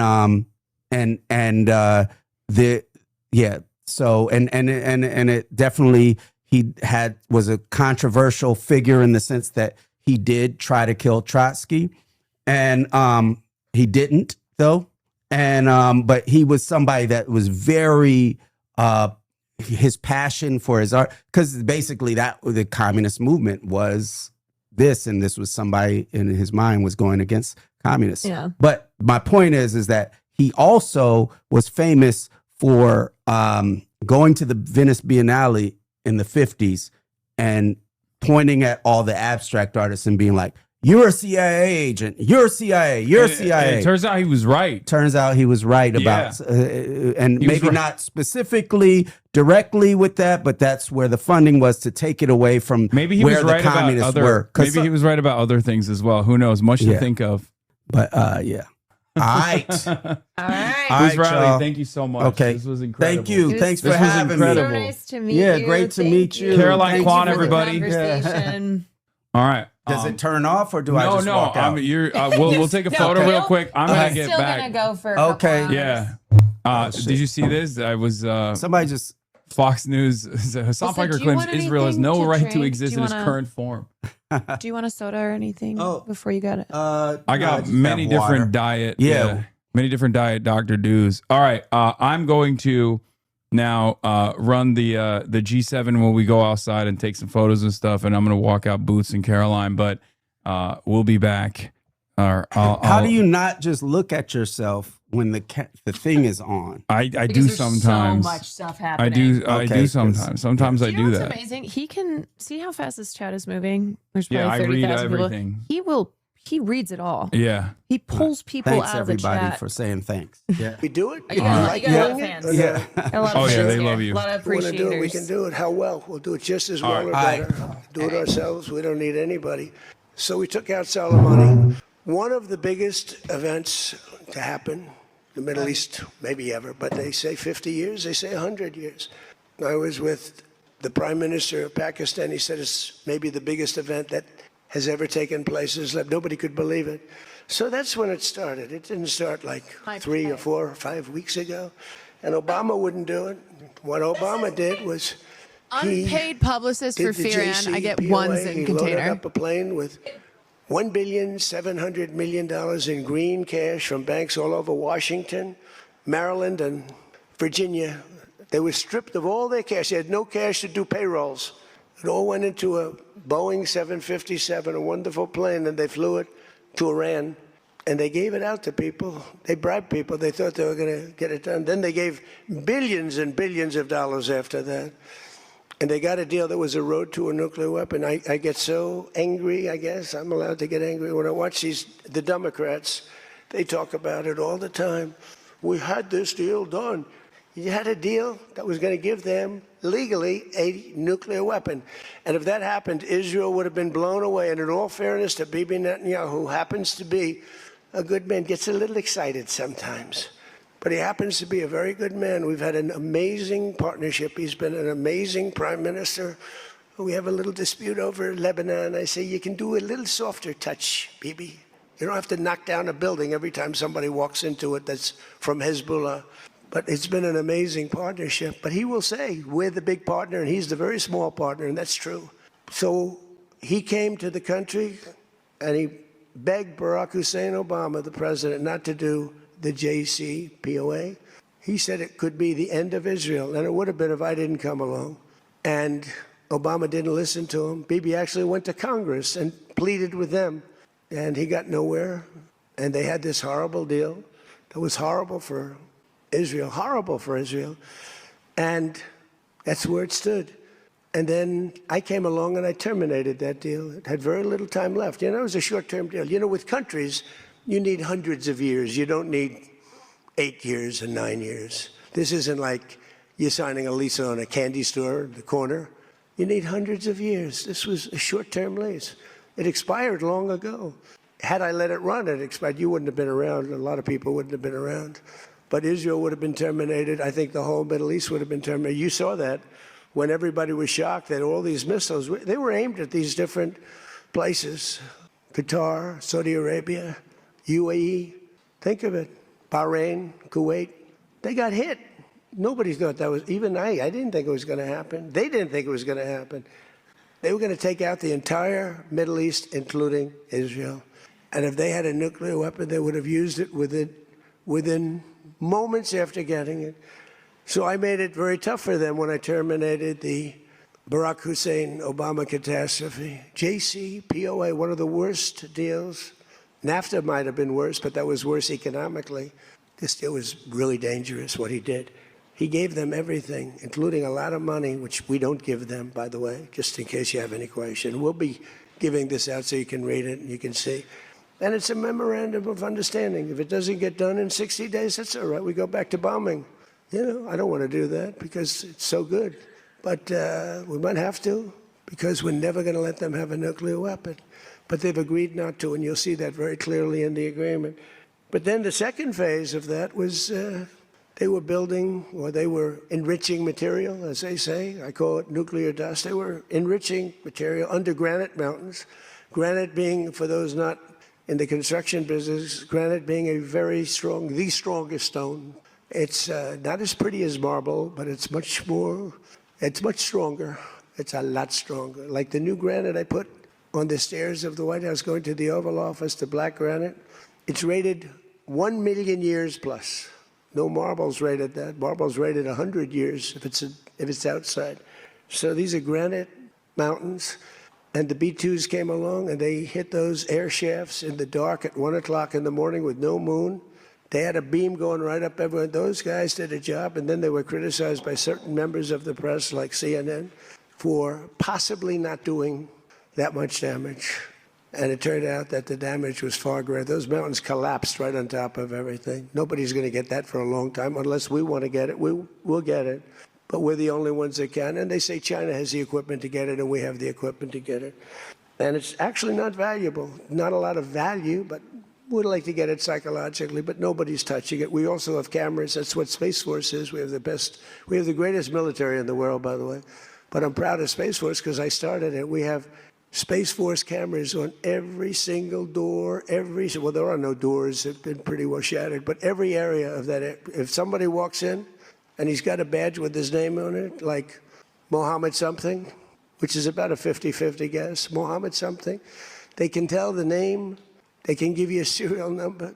We can see things you wouldn't believe the quality of the stuff that we have. That's why we've been so successful. That's why our blockade will go down in the annals of history as being unbelievable. Nobody's ever seen a blockade like that. They're just It's like a steel wall.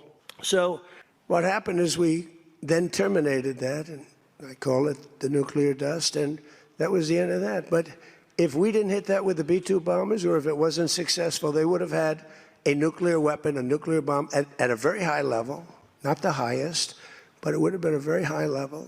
We have much bigger, but we hope that we're never going to have to use it. We have the most.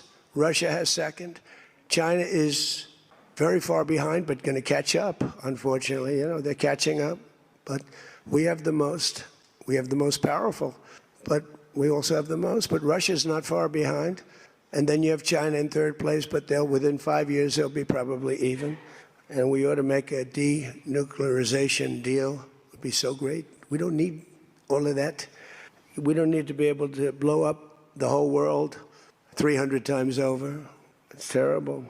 Really, if we could do a denuke deal, I'd love it. And one of those two is very willing to do it, I will tell you. But the other one is less willing to do it. And you need all of them. So the deal we reached with Iran on Sunday will be signed shortly, tomorrow, maybe the next day. Subject deals. My whole life is all about deals. That's all I ever did is make deals. And crazy things happen with deals. I've gone into deals where it's a guarantee. No way it can not be signed. And it doesn't get signed. And I've gone into deals that you have no chance of making, and they go like nothing. So. Well, since then, since he said this, apparently a deal has been signed digitally. Did I get that right? I was hearing some rumblings in the chat that I suspect in an effort to President Trump personally signed a copy of the agreement during a dinner with the president of France at the Palace of Versailles. A photo of the signed agreement was sent to the Iranians and mediating countries. I genuinely think that the reason why Donald Trump signed this early and personally is because they don't want to fuck it up, because they recognize this is giving me a lot more confidence that this is real, because I think the stakes are far too high, and I think that he recognizes that they're going to try and fuck it up. The lifting of Iran's oil sanctions begins today, Iran's foreign ministry says. Okay. I'm gonna be honest, that's my goat. That's JD Pondon, baby. I mean, straight up. Straight the fuck up. And this is a nuclear bomb this is a fucking Molotov cocktail that has enriched uranium in it, in the coalition that this administration has put together. He really is the guy. He really is the guy. Look, I'm not singing his praises, okay? He is a horrible monster and a true piece of shit. But I think this could be, if they follow through on this could literally be, first of all, he deserves to suck out the algae. If this goes through, I'm telling you, that pool is blue, okay? The fucking tie I'm wearing, American flag blue, okay? Just make no mistake. Make no fucking mistake.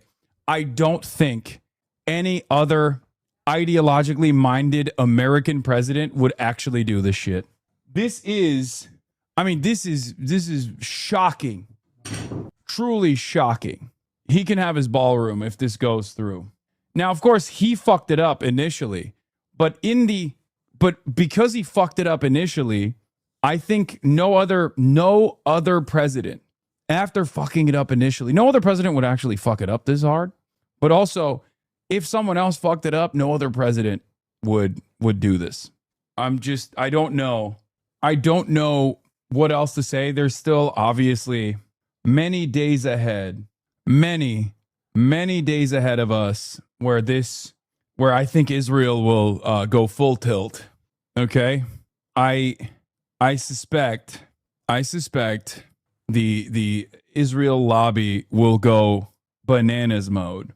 Breaking news, according to the Israeli website Hadashot Bazman, Hezbollah is carrying out assassination operations against what? Senior Israeli army officers after targeting the commander of Division 401 and the commander of Brigade 300. Hezbollah detonated an explosive device targeting a battalion commander who was seriously injured. What? The Iranian version of the text is even crazier. So there's still two MOUs? Is that what it is? Like it's still a two MOU situation. Any president will do because Iran hold the world capital in their hands. In the end, capitalist always wins. No, I think they would try to. I think they would escalate. No, no American versions from an unnamed American source. New.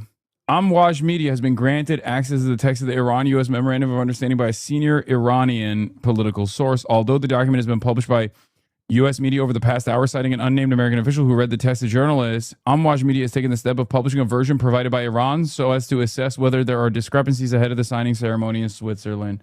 Okay, let's see. Oh my God. This is what a fucking time, man. I mean, this is the weeks where decades happen, right? I mean, what else can you fucking say about this? What else can you fucking say about, I don't want to get too excited, but kind of seems like this is a very different world as of today, a multipolar world. Senior U.S. official disclosed what the official said was the full text of the deal between the United States and Iran to cease hostilities, open the Strait of Hormuz, and start nuclear talks. The text of the agreement, as read out loud on a conference call with reporters on Wednesday, is below. The official spoke on condition of anonymity under the ground rules set by the White House. Reports from the New York Times have annotated the Memorandum of Understanding with the analysis of underlying issues. The United States and the Islamic Republic of Iran have jointly agreed in good faith on such and such date on the following. The U.S. and Iran and their allies in the current war, by signing this MOU, declare the immediate and permanent termination of military operations on all fronts, including in Lebanon, and undertake from now on not to initiate any war or any military operation against each other, and to refrain from the threat or use of force against each other, ensuring the territorial integrity and sovereignty of Lebanon. You can't have it any clearer than that, folks. Wow. That is the American side. This is the American revelation. Oh my God, someone checking on Mark Levin. That's frame one, dude. That's fucking frame one. The final deal will confirm the permanent termination of the war on all fronts, including in Lebanon, and other provisions of this paragraph. Trump already violated the first point and was asked about it. Paragraph of the Iran memorandum, it says no use of force, but also no threat of a use of force. You talked about bombing Iran if they didn't comply. Is that a threat? Would the Iranians see that as a breaking? If they don't come through, is it a threat that we bomb? You can call whatever you want, but it'll probably happen. Thank you. I will see you at Versailles. Oh, that's so funny. That's fucking hilarious, dude. I mean, yeah. And you're going to go back and tell the New York Times you're going to change your whole way of life. Okay. Do you see the 60 days as a hard deadline for final agreement? No, I don't. Could take long. So you could extend. You could extend this phase. I don't view it as hard. You don't think of it as a hard deadline for just as long as they behave. That's not a threat. That's a promise. That's a promise. Believe it. Believe it. I will do it. I love doing it, and I will do it again. I will do it again. Galibaf is now acknowledging that Iran needs to get closer to China going forward. I don't know. I already covered it. Is Israel missing from the paragraph? No, Israel is all over that paragraph, baby. What the fuck do you think this is about Lebanon? That's just an all allies. It says, and their current allies, Iran and their current allies. Anyway, the references to Lebanon here amount to remarkable rejections by the United States of Israel's concerns about the threat being posed by Hezbollah. Wow. I gotta see what CNN is saying about, I gotta see what Fox News is saying about this. I mean, wow.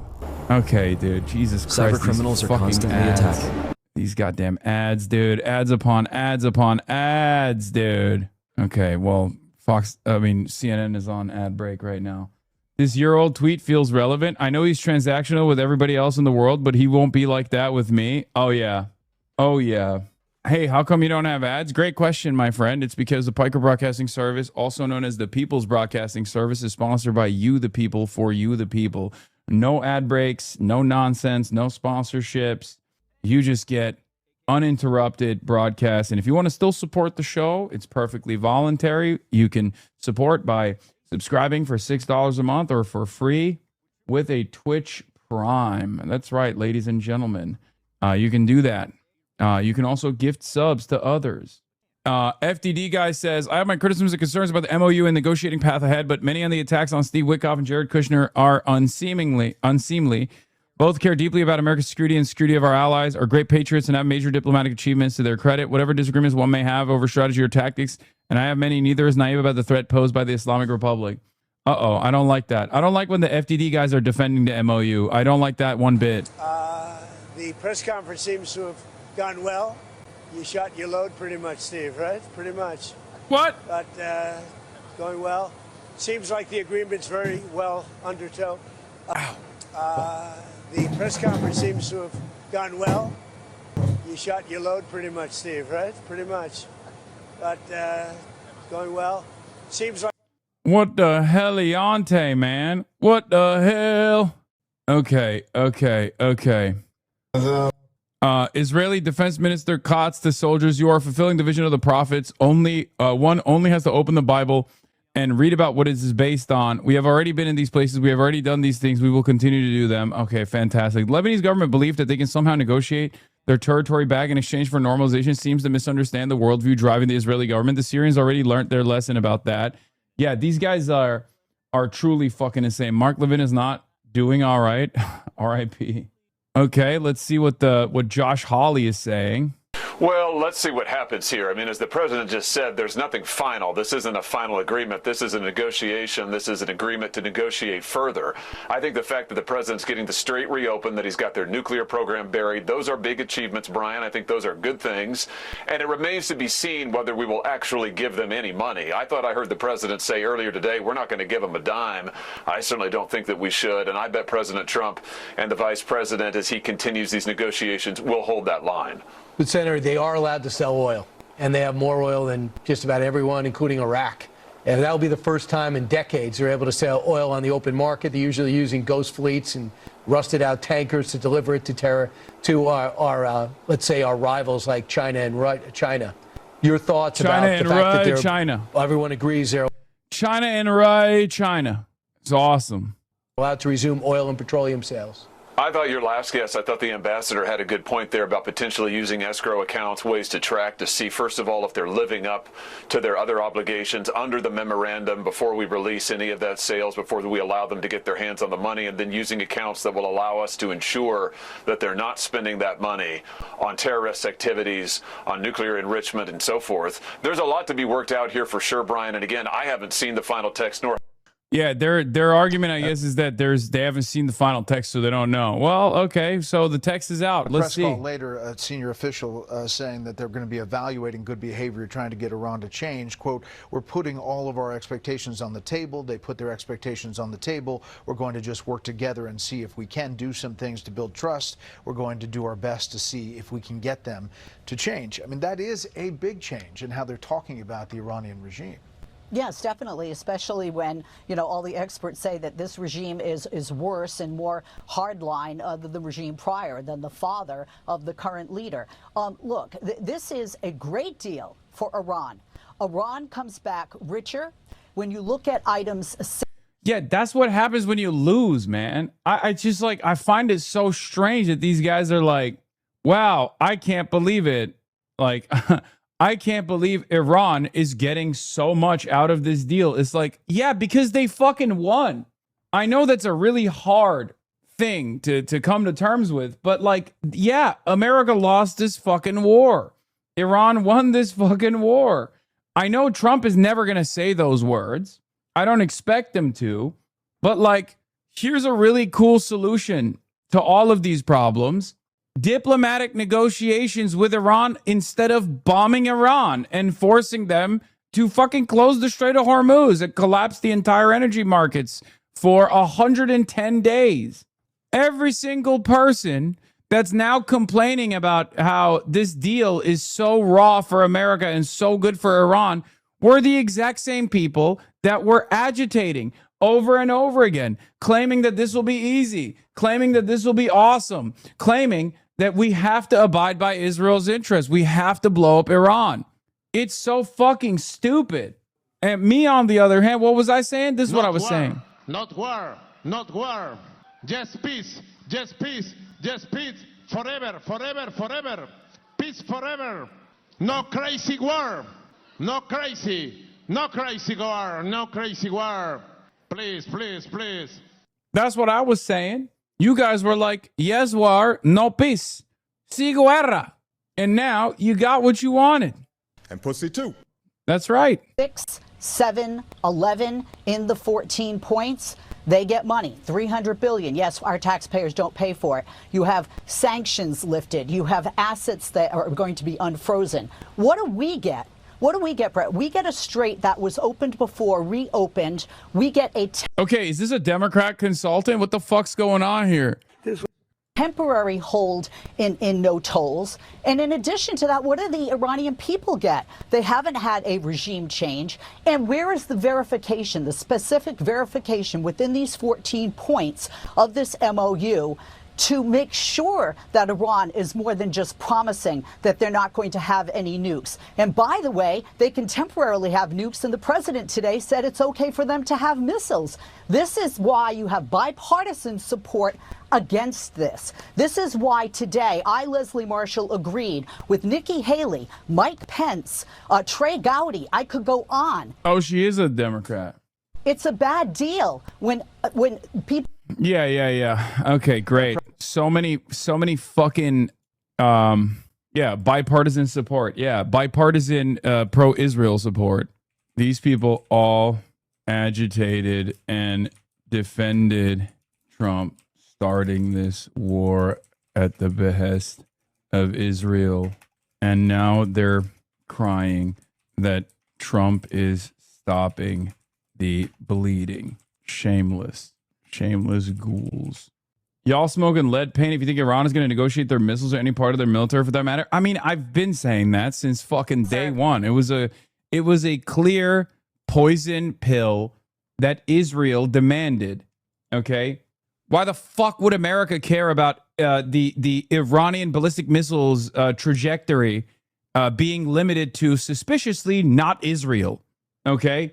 Like, if we're thinking about Israel as a totally separate, totally sovereign country, and America is a totally separate, totally sovereign country, which it's not, right? But like, from that perspective, it's like, yeah, we just don't want the Iranian ballistic missiles to be able to reach Israel. What the fuck? Why the fuck would America care about that if these are two totally separate nations, right? It's so stupid. Yeah, also, Trump did make that joke. Classic Trump. Not a joke at all, by the way. This way, if it works out, I'm going to take the credit. If it doesn't work out, I'm blaming JD. You better be careful, JD. He's going to turn his plane around and get the hell out of here. Yeah, I like that idea. I think it's a good idea. This way. Yep. You would be well served to take Dana's advice. Trump today, watching his press conference at the G7 and just a number of comments that he's made over the last several days, he's not joking. Feels quite over this, that he wants to move on. I don't know if it's about Cuba or where he wants to go next, but he's like, this didn't really work out the way that I wanted. The MOU looks like, all carrots, no sticks there. Like you said, sell oil, sanctions relief, $300 billion investment fund, the ballistic missile program left alone, the proxies left alone. Thank God that we're going to respect their territorial sovereignty. So it feels like Iran is probably thinking we just won like the geopolitical Powerball of the century. I'm glad you like that. I thought of you when I was coming up with it. What? It's great. You win a lot of money. The country got destroyed. They didn't, obviously, though, Greg. I mean, if you engage with, I know you don't like the details, but if you engage with the MOU and you listen to people who supported Trump wholeheartedly in this, who thought that this was great, that this is exactly what we needed because they had. I don't listen to them. But why not? Why is it embarrassing to listen to people who are experts? I'll let you finish and then I'll destroy you later. Whatever, man. Why don't you go? No, because she wasn't done. Oh, do you want to say anything more? Oh, this is new, too. Is there a poll? Yeah. Yeah, no one likes it. Okay. I don't trust. You would. Do you think the Israeli lobby would allow Trump to pivot to Cuba? I mean, I don't think they give a shit about Cuba at all. I think Donald Trump will look for a W here after this is over, but it's not over yet, Shouldn't CNN disclose that McGurk is a partner at Lux Capital, which invests heavily in Israeli military firms? He has a direct financial incentive to maintain perpetual war and hostilities and oppose the MOU. Lux Capital explicitly seeks profits off of regime change. Of course, Brett McGurk once again showing uniparty Okay, these are the moments where that uniparty argument becomes obvious, right? I know many liberals get mad at me when I say this, but there are a lot of people who are invested in the continuation of this war, right? It's very clear, and they're unafraid to say it. I mean, Brett McGurk is one of the best examples of the uniparty in terms of foreign policy, the uniparty in terms of Israel policy. He worked for the Biden administration. He was one of the architects of the Gaza genocide within the Biden administration. And he has spent a good deal of time since the Biden administration defending Donald Trump's actions until Donald Trump actually signed a fucking memorandum of understanding to stop hostilities against Iran, to go against Israel's immediate interests. All of a sudden, let's see if he's on board with this or not. I want to start by asking you, what stands out to you from this draft memorandum, this memorandum of understanding, as it's called? Yeah, well, I've been going through it this morning. I think if I want to make the most charitable case, there is an article, Article 9, which says that everything is status quo. So if you consider the military operation last June kind of knocked out the nuclear program, Iran is not enriching uranium, you could make the argument this basically freezes that, so Iran therefore cannot enrich uranium. That's not insignificant, and that's different from when we were negotiating the JCPOA, when they were enriching and had an advanced nuclear program. However, the crux of the deal, as you just said, is reopening the Strait of Hormuz. And it's kind of like a jigsaw puzzle. Certain articles unlock others. I've kind of gone through it carefully. Basically, Iran is committing to not fire at ships so that ships can go through the Strait of Hormuz. They're really making no other commitments in this entire text. I don't see any other commitments from Iran. The U.S. is committing to actually very significant concessions that Iran has always really wanted, and particularly in the immediate term, with this exchange to open the strait, we commit to waiving all oil sanctions, banking sanctions, trade in the petrochemicals. That's basically returns to what was in place under the JCPOA, under the Obama-era deal. That's massive revenue for Iran, Wolf, up to 60, maybe more $billion a year, according to some experts who have looked at this. That's a lot. That's the kind of thing you do once you reach a final agreement. So that is quite significant. I can't get over the fact that numerous Israeli officials literally said Donald Trump has a bunch of, and these are their words, they used a slur, an anti-Jewish slur, in the negotiation team. So, of course, they would do stabbing the back myth to Israel. What an incredible moment where it's a full circle moment of fascism, going from Nazi Germany to Nazi Israel. It's crazy. There was a high-profile commentator close to Benjamin Netanyahu who just straight up said, you know, there were a bunch of Jews in the negotiation team that did the stab in the back to us. Israel's going to make a stab in the back myth about Trump so insane it'll make 1920s. Yeah, this is what I saw. I saw this. This was hilarious. Then there's a provision on frozen assets, and it's written carefully to suggest maybe that's not immediate.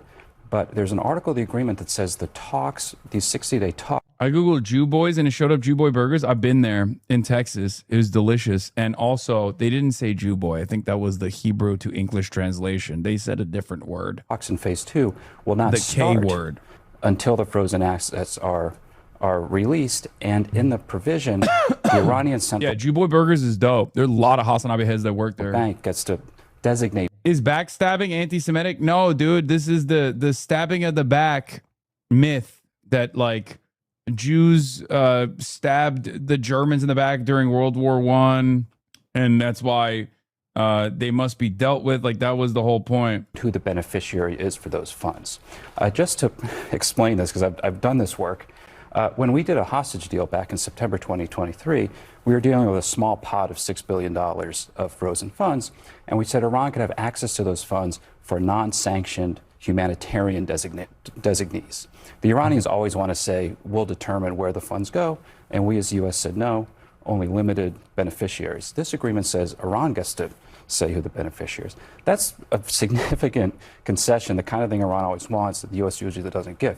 So we seem to be giving a lot up front in exchange for ships crossing through the strait, and long-term management of the strait also is not identified here. So that's just a quick brush. Yeah. There's a lot in here, but I mean that's the bottom line. We're giving an awful lot to open the Strait of Hormuz. Everything else is kind of kicked down the road. And what jumped out at me was Article Article 5, which specifically cites $300 billion to be made available to Iran in exchange for what they're supposed to be doing. In other words, paying them to get this deal done.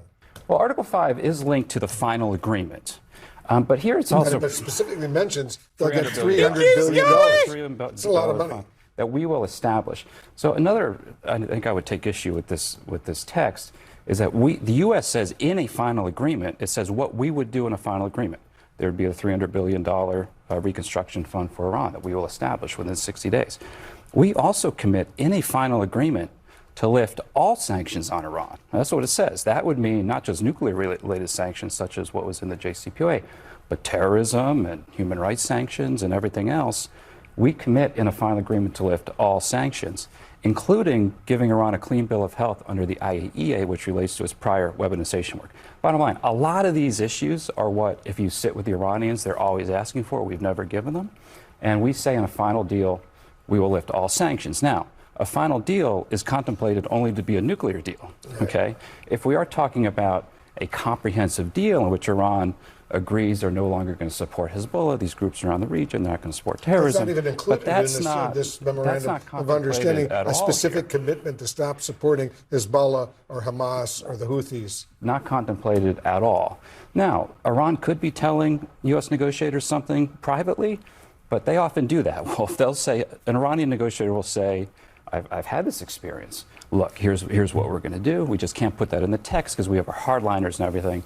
But to the Iranians, the text is what matters. What's in the text, they will read it very carefully. They will hold the U.S. side to it, particularly if there's a document signed by the president or the vice president.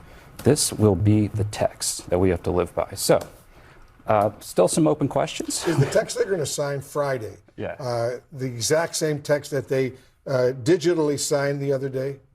The president's alluding today to maybe not. Maybe it's not fine. Look, there's so many open questions. The rollout of this has not been, I think, has not gone as smoothly as the White House might have liked.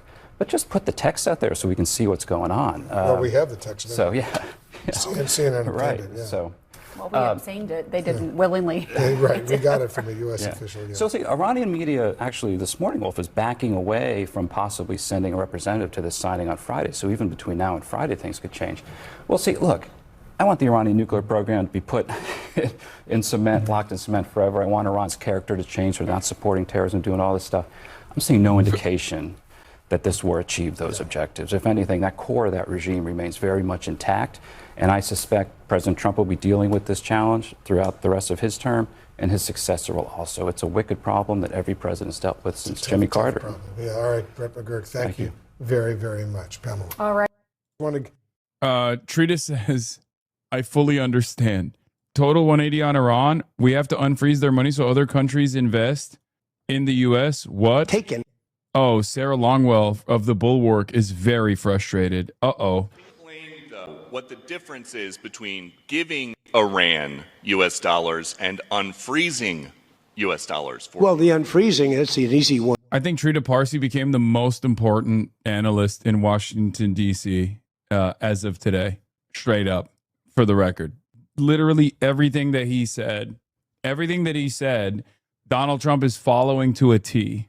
Now, I have my disagreements at times with him, but, and I have no faith in this yet, okay? Remember, the ink is not dried yet, okay? They haven't even fucking technically signed the memorandum of understanding yet. So, like, there are still going to be a litany of complications along the way. I don't know what it will look like. Where is this fucking light coming from? Jesus Christ. Anyway, oh, ye of little faith? No, man, I'm sorry. I just know how Israel is, and I know how America is. To answer, we have taken a lot of their money, and we have their money. We have taken their money. It's not our money. It's their money, and we froze it. At a certain point in time, I guess we're going to have to give it back. You know, if we didn't give it back, nobody would ever invest in the dollar again. If you took their money, because I thought about it, you know, I'm not the most perfect person. I said to Scott, why do we keep their money? What the hell are we giving it back to them? But, you know, people from lots of nations, some nations we don't agree with, they have their money. The dollar's become very strong under me. And They don't want to have a little conflict with somebody and end up having the United States just take their money. So if you do that, you really don't have a system. Schroeder says, I fully understand. It is extremely disorienting when Trump actually makes sense. But what he's saying is true. This warning that the overuse of financial sanctions would cause a rush away from the dollar was first started by Jack Lew under Obama. In a major 2016 speech, Lew warned against sanctions overreach, arguing that excessive use of sanctions could encourage countries and companies to avoid the U.S. financial system and the dollar. You know who actually caused this to happen fully? Because like the BRICS conversation started becoming a reality. I've talked about this a lot as well. It was Russia. It was Joe Biden. When Joe Biden hit the mother of all sanctions on Russia, you had a major energy providing country, a major power around the globe. You forced them to literally get off the dollar system. Okay? You did. And on top of that, we had already designed the global sanctions regime in a way where basically there were countries that were forced into a secondary market. So yeah, we did that. We literally did that. We forced countries to operate outside of the dollar system when American imperialism's greatest weapon has always been SWIFT, the petrodollar, the fact that all trade at some point happens off of the American dollar and we control it. The more we condition use of the dollar and our financial system on adherence to U.S. foreign policy, the more the risk of migration to other currencies and other financial systems grows. This is it. If Giannis is so great, why have I never gotten a knife in CS? That's not his fault, I don't think. I mean, I guess technically it is because he built the economy in Valve, but I don't know how to answer that question. Here it is, the beautiful ink being dried on the beautiful e-sign, the DocuSign. If you recall, when Jeff Stein wrote that report for Washington Post, I covered it extensively, the impact of the sanctions and the nations of the periphery, but then also the impact of the sanctions on the U.S. economy. If you recall, I said back then, if you sanction the rest of the world, and if you sanction everyone, you're technically not sanctioning them, you're sanctioning yourself. And that is what America has done. Because it was so easy, you just go to the fucking treasury and you're just like, this guy is bad. This is a competitive product. Sanction them. Boom. It's done. Because that was such an easy tool that capitalists used and abused, and numerous other, American foreign policy, American people within the blob, within Washington, D.C., deployed these sanctions against all of our so-called foreign adversaries, enemies. We ended up sanctioning ourselves. Bravo. What did you expect? Do you like the migration away from the dollar and the weakening of SWIFT, or do you hate SWIFT, or do you hate those things? Of course I like it. Why would I hate multipolarity? I think multipolarity is going to force America's hand, especially given the limitations that it's recognizing it has with a bloody nose. Multipolarity will force America to be far more restrained around the world. I think any initiative that forces America to cooperate with other countries rather than constantly fucking wage warfare is good. It's good for the labor aristocracy. It's good for the nations in the periphery. This has always been my position. Do you want me to repeat it? Not war, not war, not war. Just peace, just peace, just peace. Forever, forever, forever. Peace forever. That's how I feel about it. Hey, look, it's another liberal who mysteriously transforms into Benjamin Netanyahu and making demands on Israel's enemies. Kenneth Roth, former Human Rights Watch executive director, says the apparent text of Trump's deal with Iran reflects his weak negotiating position after his counterproductive war of choice, nothing barring fees for ships passing through the Strait of Hormuz, key nuclear issues kicked down the road for later negotiations, nothing on Iran's ballistic missiles or its support for proxy forces. Why? If you're the fucking former Human Rights Watch executive director, what the fuck do you mean Iran's ballistic missiles program? Do you make these sorts of considerations for every other country? America's ballistic missiles program? No. It's a sovereign country. This shit pisses me the fuck off. What are you, Benjamin Netanyahu? Why the fuck do you care about this? What do you mean? What do you mean Iran's ballistic missiles program? Iran's funding of proxy groups? Like, that's only a consideration inside of the blob. That's only a consideration within the American foreign policy framework. What the fuck are you talking about? It's so stupid. Yeah, everyone is a little fucking consultant for the State Department all of a sudden. Hey, look, it's another liberal who mysteriously transforms into Benjamin Netanyahu when making demands on Israel's enemies. The key lesson of this war is that one ballistic missile has more anti-fascist capabilities than 5 billion Ken Roths. What is this mentality amongst liberals where they turn into bigger hawks than Donald Trump when it comes to the one singular instance where Donald Trump, in a classic Trumpian fashion, fucks everything up, and then Donald Trump, in the classic Trumpian fashion, tries to fix everything in a way that no other American president ever would.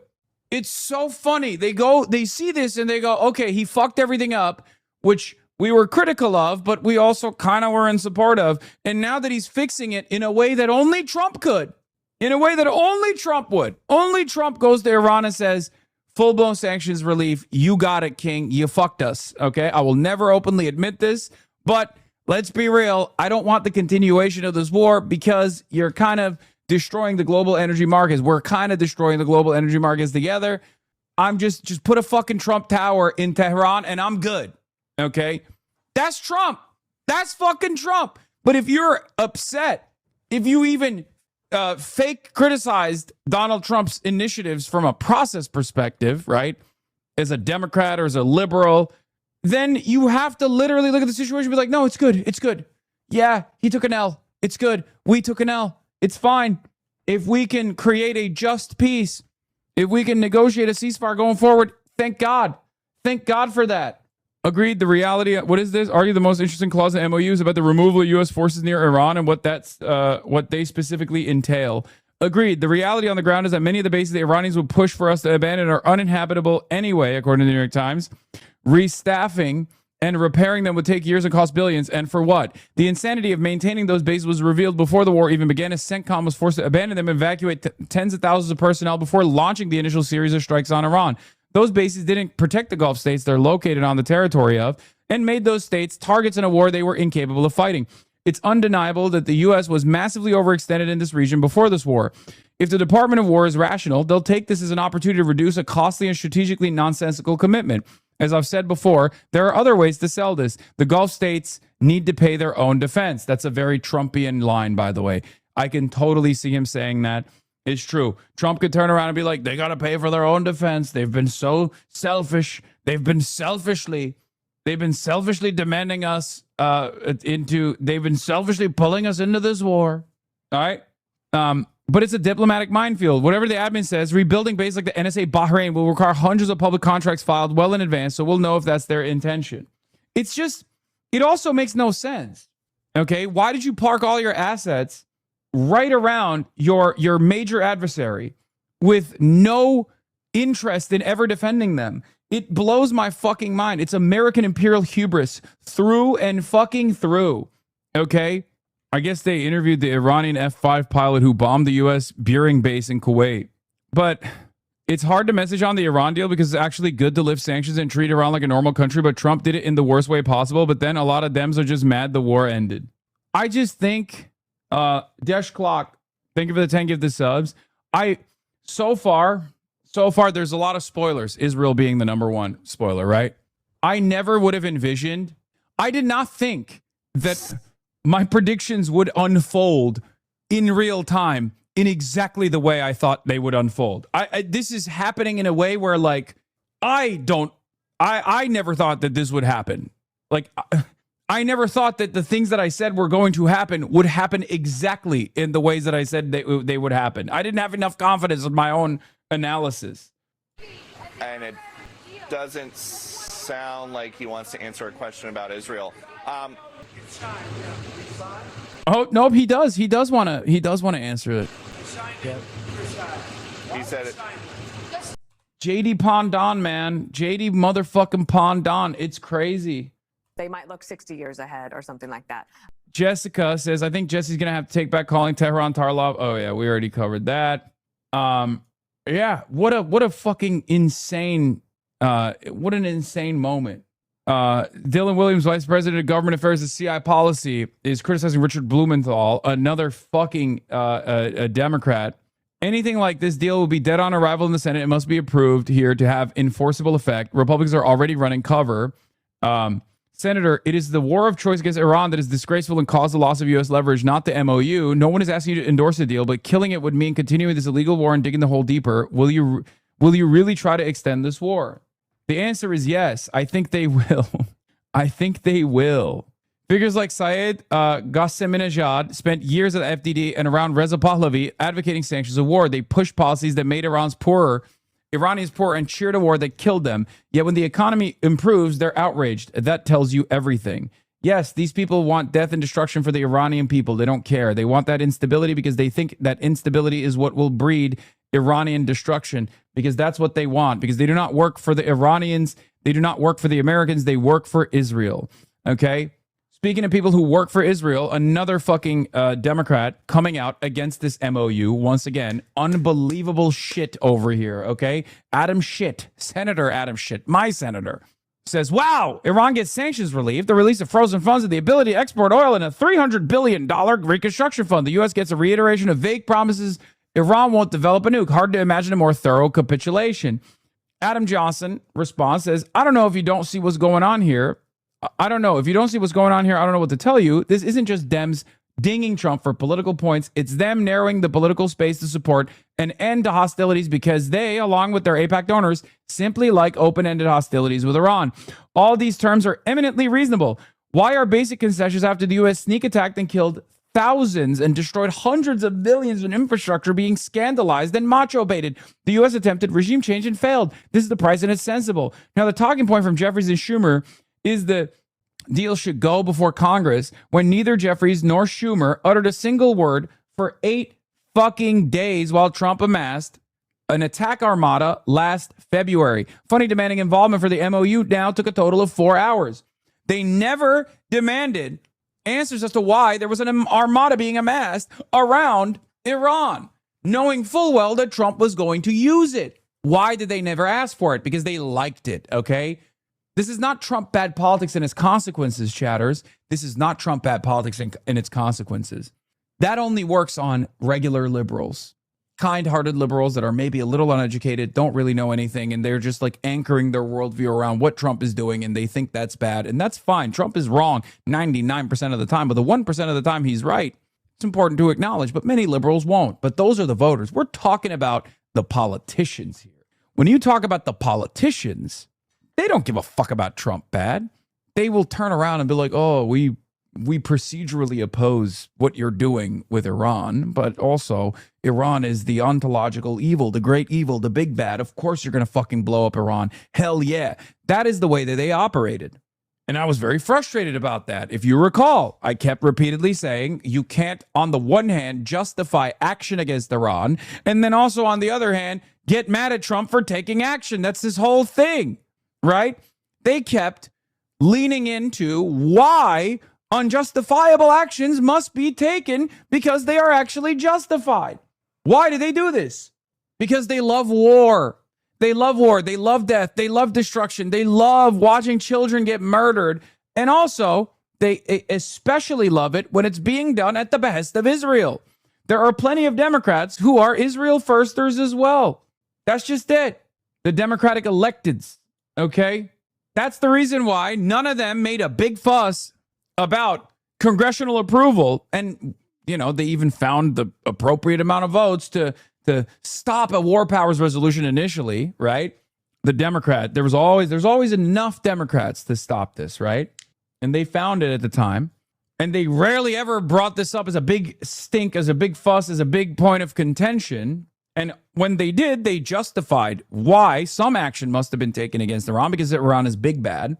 And only now, as soon as there's an MOU, as soon as there might be a fucking negotiated settlement of peace after 110 days of destruction, 110 days of volatility, when Trump brings about this MOU, Israel fucking hates it. And these guys go, whoa, whoa, whoa. You got to take that to Congress, buddy. We're going to fuck that deal. We're not giving sanctions relief to Iran. You think you can control what America gets to do with its foreign policy? Well, you guys had no problems. You guys had no problems when we were blowing up fucking schools. All of a sudden, now you got problems. Esfandyar Batmangalij says, he's an analyst, this messaging is so frustrating and self-defeating, referencing Adam Schiff. If this diplomatic opening leads to Iran permanently ending hostilities with the U.S., that is a tremendous gain for U.S. national security and for U.S. power globally.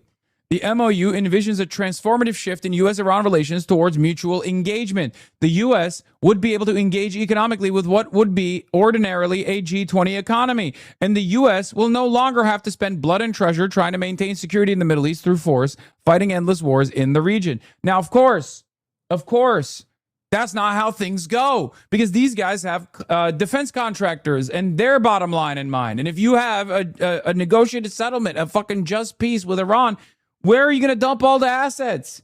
Where are you going to dump all the assets? And also, endless war and endless destabilization benefits Israel. So if you got big donors that care about Israel, if you got big donors in Lockheed Martin and Raytheon, if you yourself are already investing in Lockheed Martin and Raytheon stock, for example, you're going to want that fucking war to continue. And that's unfortunately a big chunk of our political class. Okay? There's something for everybody in there. There's a piece of the puzzle for everybody. There's a piece of the pie, for everyone involved. And that's why peace never happens. Okay? If you wish to believe that it's simply good faith effort by Murphy and co. to do two things can be true at the same time routine, then go ahead and believe that. But when 99% of the rhetoric is hysterical demagoguery, I think it's very clear what's going on, says Adam Johnson. He's right. Yeah, a lot of people defended the admin strategy for months only to have him throw the entire enterprise under the bus. Lol, watching these right-wing pro-Israel hawks lose it to Trump is hilarious. Yes, they're all fucking crying. They're all crying tears today. Great. Let's hear what Mark Levin said. My favorite content creator. Chotner got a fucking hawk on, an Israeli hawk. The Israeli ultra hawks who feel betrayed by Trump's Iran deal. Shimon Ricklin, an anchor on the country's right-wing Channel 14 and a Netanyahu ally, thinks America stabbed Israel in the back. Dude, they're doing the stabbed in the back. Israel's about to be like, these American Jews, they stabbed us in the back. I'm serious. It's full circle. Holy fuck. Yeah, right now. Fox having FDD in the studio standing and against graphics like they're analyzing the returns from Iowa, DEFCON 1 for Murdoch, and a sleight of hand to present this expertise as established fact. The FDD guys, this is their moment, Come in there, King. This is it. I've told you this already. It's literally an Israeli cutout. FDD is an Israeli cutout. Their whole purpose is not American interest at all. They don't even fucking lie about it for the most part. They are literally Benjamin Netanyahu's personal think tank, okay? Emet is what the original name of the FDD was. FDD is Foundation for Defending Democracy. In 2001, when Emet was created, they very openly said their purpose was to advance Israel's interest in the United States of America, in North America. Okay? They obviously revamped it a little bit because that sounded a little bit too conspiratorial, a little too crazy. Now it's called Foundation for Defending Democracy, but it's not an accident that those guys were all up and down this fucking deal. Emet means truth in Hebrew. Anyway, FDD is what is perhaps most fucking responsible for this war. So when you see these motherfuckers on television be like, oh, well, here's where we go from here, just remember, they are the ones who started this war. Goldberg, he's the director of countering Iranian weapons of mass destruction, the president's first term, and he joins us now. Great to see you, Richard. Yeah, you too. Thanks. So here are some of the principles we're going to go over as we know it. Like, why? What is he, a fucking contributor now? Why is he standing on this podium? Why is he standing up in the studio? Why is he not being interviewed? What the fuck's going on? These guys were in the room, by the way. Donald Trump hired or brought in one of the FDD guys directly into the negotiations. Okay? So the level of involvement that they had was perverse in the negotiations process. Can you imagine you're the Iranian side and you're like, that's the guy that's like having Benjamin Netanyahu be featured in the negotiations team for the American side. What the fuck? We'll have you expand on it. First off, the ceasefire expanded across the region, including Lebanon. That whole including Lebanon is a problem because in Lebanon it's Hezbollah and they keep attacking Israel. And Israel's not even a part of the ceasefire. That's right. I mean, in some ways, this is a formality, right? There's a ceasefire. The war is over, all fronts, et cetera. That's a little bit of a give to the Iranians to say, including Lebanon. Barack Obama did include Hezbollah as part of the JCPOA in a side deal, dismantled all of our sanctions and DEA activities against Hezbollah. We don't want to see that happen. And of course, if they're allowed to rebuild their flagship terrorist proxy what does that mean of a deal that's supposed to end their sponsorship of terrorism? And Syria has no hope against Hezbollah because they have no missile defense. When the president said Syria should take care of them, that's not going to happen. Also, U.S. releases frozen assets, allows temporary Iranian oil exports. Now, frozen assets is the hundreds of billions. Word is there's going to be 24 billion unfrozen. We just don't know when. Yeah, so a couple things going on here, and this is where we really have to watch. And this is where you get to determine whether this is a pretty good deal to get the Strait of Hormuz open and then collect all the gains of Epic Fury, or a bad deal where we're sort of slipping from nuclear extortion into Strait of Hormuz extortion. They're going to issue these sanctions waivers immediately to let Iran sell its oil, supposedly at pre-war levels. Is this first time for decades? Well, we obviously did during the war to bring some relief to the market. There was short-term relief provided to take some of the Iranian oil off the market. Remember, Secretary Besson called that the jiu-jitsu move. This is now the first time we're issuing formal waivers for legitimate sales, not just illicit sales to China. The question is, do they get that money? Is it just a temporary amount of money? Does it go back to past sales? And is the money going to go into escrow, or are they going to just collect it in Tehran? Yeah, so is it going to keep it here as an incentive to stay in line, which they never have done? Iran reaffirms no nuclear weapons, nuclear activities frozen during talks. So no nuclear weapons. They did that with the JCPOA, but they were still enriching uranium. That's right. I mean, the big difference here, I mean, this is symbolic. They commit to no nuclear weapons. I could take a piece of paper and throw it in the trash from a terrorist organization. What does it actually mean? It means that we actually have done historic damage to Iran. President Trump deserves to be on Mount Rushmore for what he did to save the world from a nuclear weapon, right? They can't enrich uranium today. They can't build a ballistic missile today. We want to make sure that stays. Of course, they still have enriched uranium buried underground, not just high enriched uranium, but low enriched uranium that they can use in the future. And deep underground sites like Pickaxe Mountain that still need to be dismantled. Right, and then there's nothing really hasn't been dismantled. We talk saying we're going to lower the number of troops put in there to fight the war, so we'll go down with the level of troops. New sanctions get paused, lifts naval blockade. We kind of know that. They reported $300 billion in reconstruction funds. We went over that. Iran guarantees safe strait for Hormuz shipping for 60 days. But they don't guarantee no tolls or fees after 60 days. Evidently, they are going to set up a coalition with Oman and charge fees. But President Trump would never sign off on that. I mean, here's the deal. This is my metaphor that I think you should use. What President Trump... Yeah, give him the metaphor. These guys literally just... Do they have any... What do? They they just take on whatever shape they need to? What the fuck? He's become a commentator. Last week, the FDD guy was a negotiator. And now he's just a commentator on Fox News. What the fuck is this? He's like, let me tell you what the talking points are. All right, Brian? You best respect Brian Kilmeade. Okay? I'm Brian Kilmeade. That's Brian Kill Myself. Okay? He knows how to do commentary, sir. Trump has done to the Iranians through Epic Fury economically is like open the ephemeral artery on their leg, right? They're bleeding out. If this is a Band-Aid over a mortal wound and we get full relief from the Strait of Hormuz and all the gains that we have of Epic Fury, this is a huge win.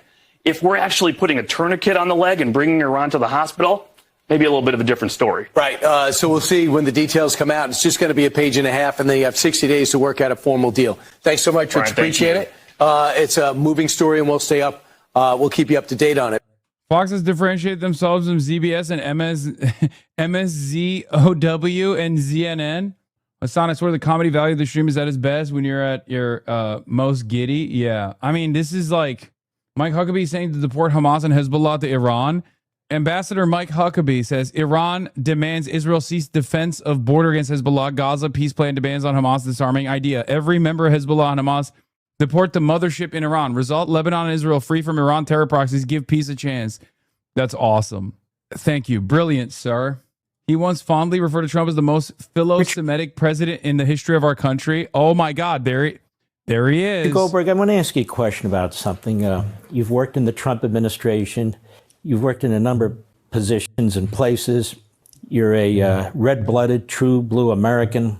And you are seeing, and you've commented on, and I certainly have. I mean, his job literally is to represent Israel's needs as though they are, America's needs, right? I mean, that's what his purpose is, okay? Which is, of course, that's probably the reason why Master Shake is having him on, but...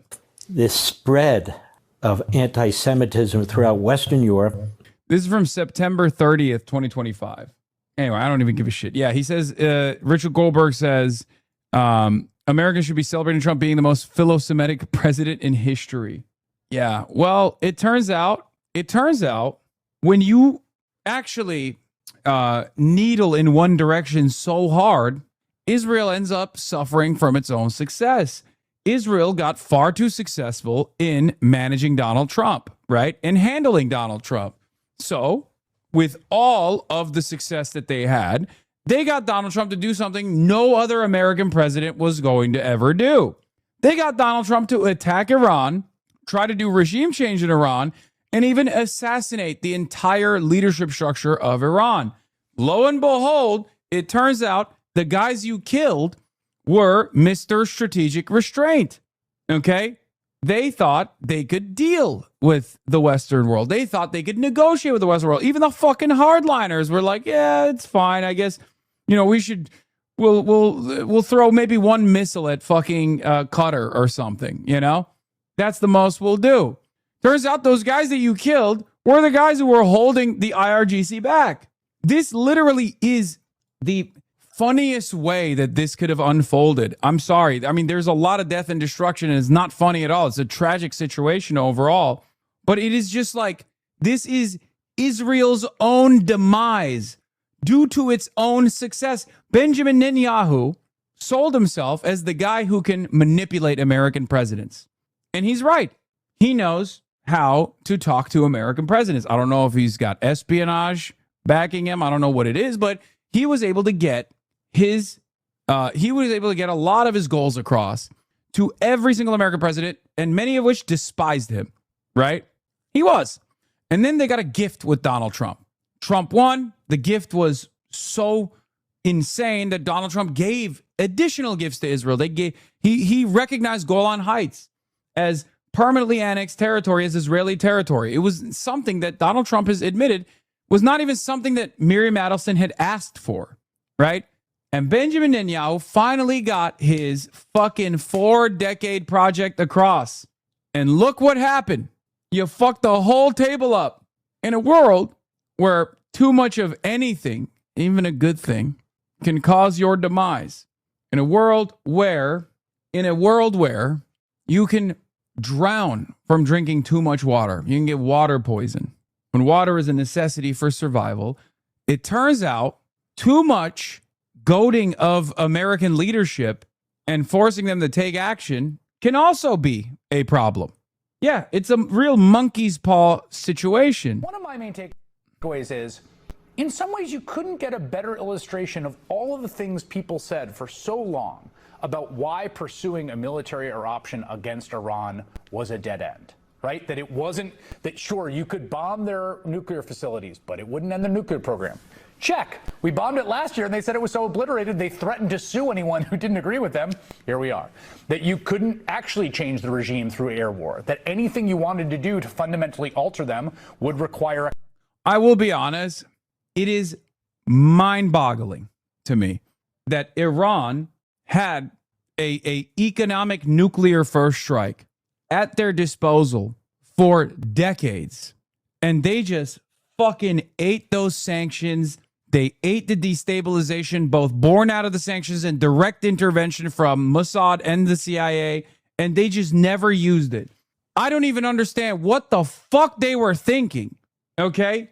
They were just sitting on it. They're like 21 miles, 21 nautical miles of width. Only 2 workable miles in those 21 miles where those super tankers can transit anyway. And they just sat around and were like, nah, it's fine. I don't know if it's because they believed the hype of U.S. military supremacy. I don't know if it was because they foolishly thought, because they all went to fucking Western universities and genuinely learned liberalism and thought, no, there are people who will negotiate with us. I don't know if, Obama was able to sway them and they were like, maybe there's another guy like Obama that'll come around. I don't know. I don't know what it is. But what I do know is it is remarkable that they had this fucking weapon, a weapon to surpass all weapons, a Metal Gear, if you will, a Metal Gear of sorts for the entire global economy. And they just never used it. And they just ate dick and balls for decades. Otacon. That's right. A Metal Gear. It's called a indigenous drone program. Shahed drones that can fly at a moment's notice and absolutely destroy commercial shipping traffic in the Strait of Hormuz, in which 20% of the entire world's global energy transits through. Otacon. Kind of catastrophic level of ground invasion no one had the appetite for. And it sure does look, after 106 days, like every single one of these has been borne out. Absolutely. There is no doubt that we have now, after 20 years of hearing from the hawks, that the only solution is to go to war. We tried it. 1/3 of the U.S.'s Navy was there in the region. This was not a small operation. This was a major operation short of an actual invasion. And it failed. There is just no doubt that the military operation was not a success. And hopefully, at a minimum, we will not be having that debate again. It has now been settled. It's no longer a theoretical or academic topic. It has been tried, proven to be a failure. Having said that, I do want to emphasize, though, as you said yourself, the least bad option right now is to strike a deal. We don't know the full details of the deal. I do think that there are certain elements of the nuclear issue that actually might be stronger than Obama's deal based on what the negotiations were in February before the war started, when there was a deal on the table that Trump should have taken. If those elements are still the case, it may actually be stronger in some aspects. Doesn't make it worthwhile having gone to this war. But I think it is the best of the least bad option to make sure that we end this thing before it turns into one of these endless wars in which there just isn't the political will to pull out of it because you're going to get criticism for the way that you pull out. The only thing What do you say? What do you say? Oh, let's hear what Mark Levin has to say. President today with the president of the UAE. What does Master Sheikh have to say? President I likes gotta the pee. president of the UAE. President likes the monarch that runs the UAE, likes the monarch that runs Qatar, the monarch who runs Saudi Arabia, the dictator who runs Turkey, the dictator who runs Egypt. He's very upset with the elected prime minister of Israel. And let me be very blunt about this. Israel does not owe its existence to any president. We're allies, trying to help each other. We do help each other. Israel, the Holy Land, owes its existence to God Almighty, nearly 4,000 years ago. Those of you who believe in the Bible, read it. Those of you who go to synagogue or church, you go to synagogue or church, have you learned the history of the Holy Land? Of course you have. Is there any president named in there? No, there's not one. You know, it's a funny thing. The Jewish people in the Holy Land existed almost 4,000 years. They survived the Babylonians, who destroyed their first temple. They survived the Persian Empire. They survived the Roman Empire that destroyed their second temple. All there in the Holy Land, before there was anything called Islam. Wait, what the fuck is this image? Survived the Third Reich, which is gone. They're all gone. All these empires are gone. And I worry about our country. It's not an empire. I worry about our republic and what's going on in our country. Yeah, he means the Republic of Israel. Dude, it is literally Master Sheikh. It's so funny. He just sounds exactly like Master Sheikh. I don't know why anybody even posts like photos of him when they're ripping his radio show and they want something visually stimulating. They should just literally have a Master Sheikh talking. I worry about our republic. No one worries about our republic more than me. Master Sheikh. Marxists and the Islamists and the very woke right that we're talking about. And let's be clear. Those individuals who are plotting to attack the White House and the president sound a hell of a lot like the woke right. They certainly do. And so when you hear this stuff day in and day out, repeated day in and day out, the static is endless. Again, I want you to go on Twitter, Elon Musk's X, and I want you to see what's going on there right now. And I want you to see what goes on there anytime I post something or anytime Israel's mentioned. I want you to look. I want you to see it. You don't have to see. You might be I'm tired of discussing this stuff. That's okay, but I'm just trying to prove a point. And it has a consequence, many consequences. Israel would be blown off the map. It would be destroyed if we didn't do what we just did.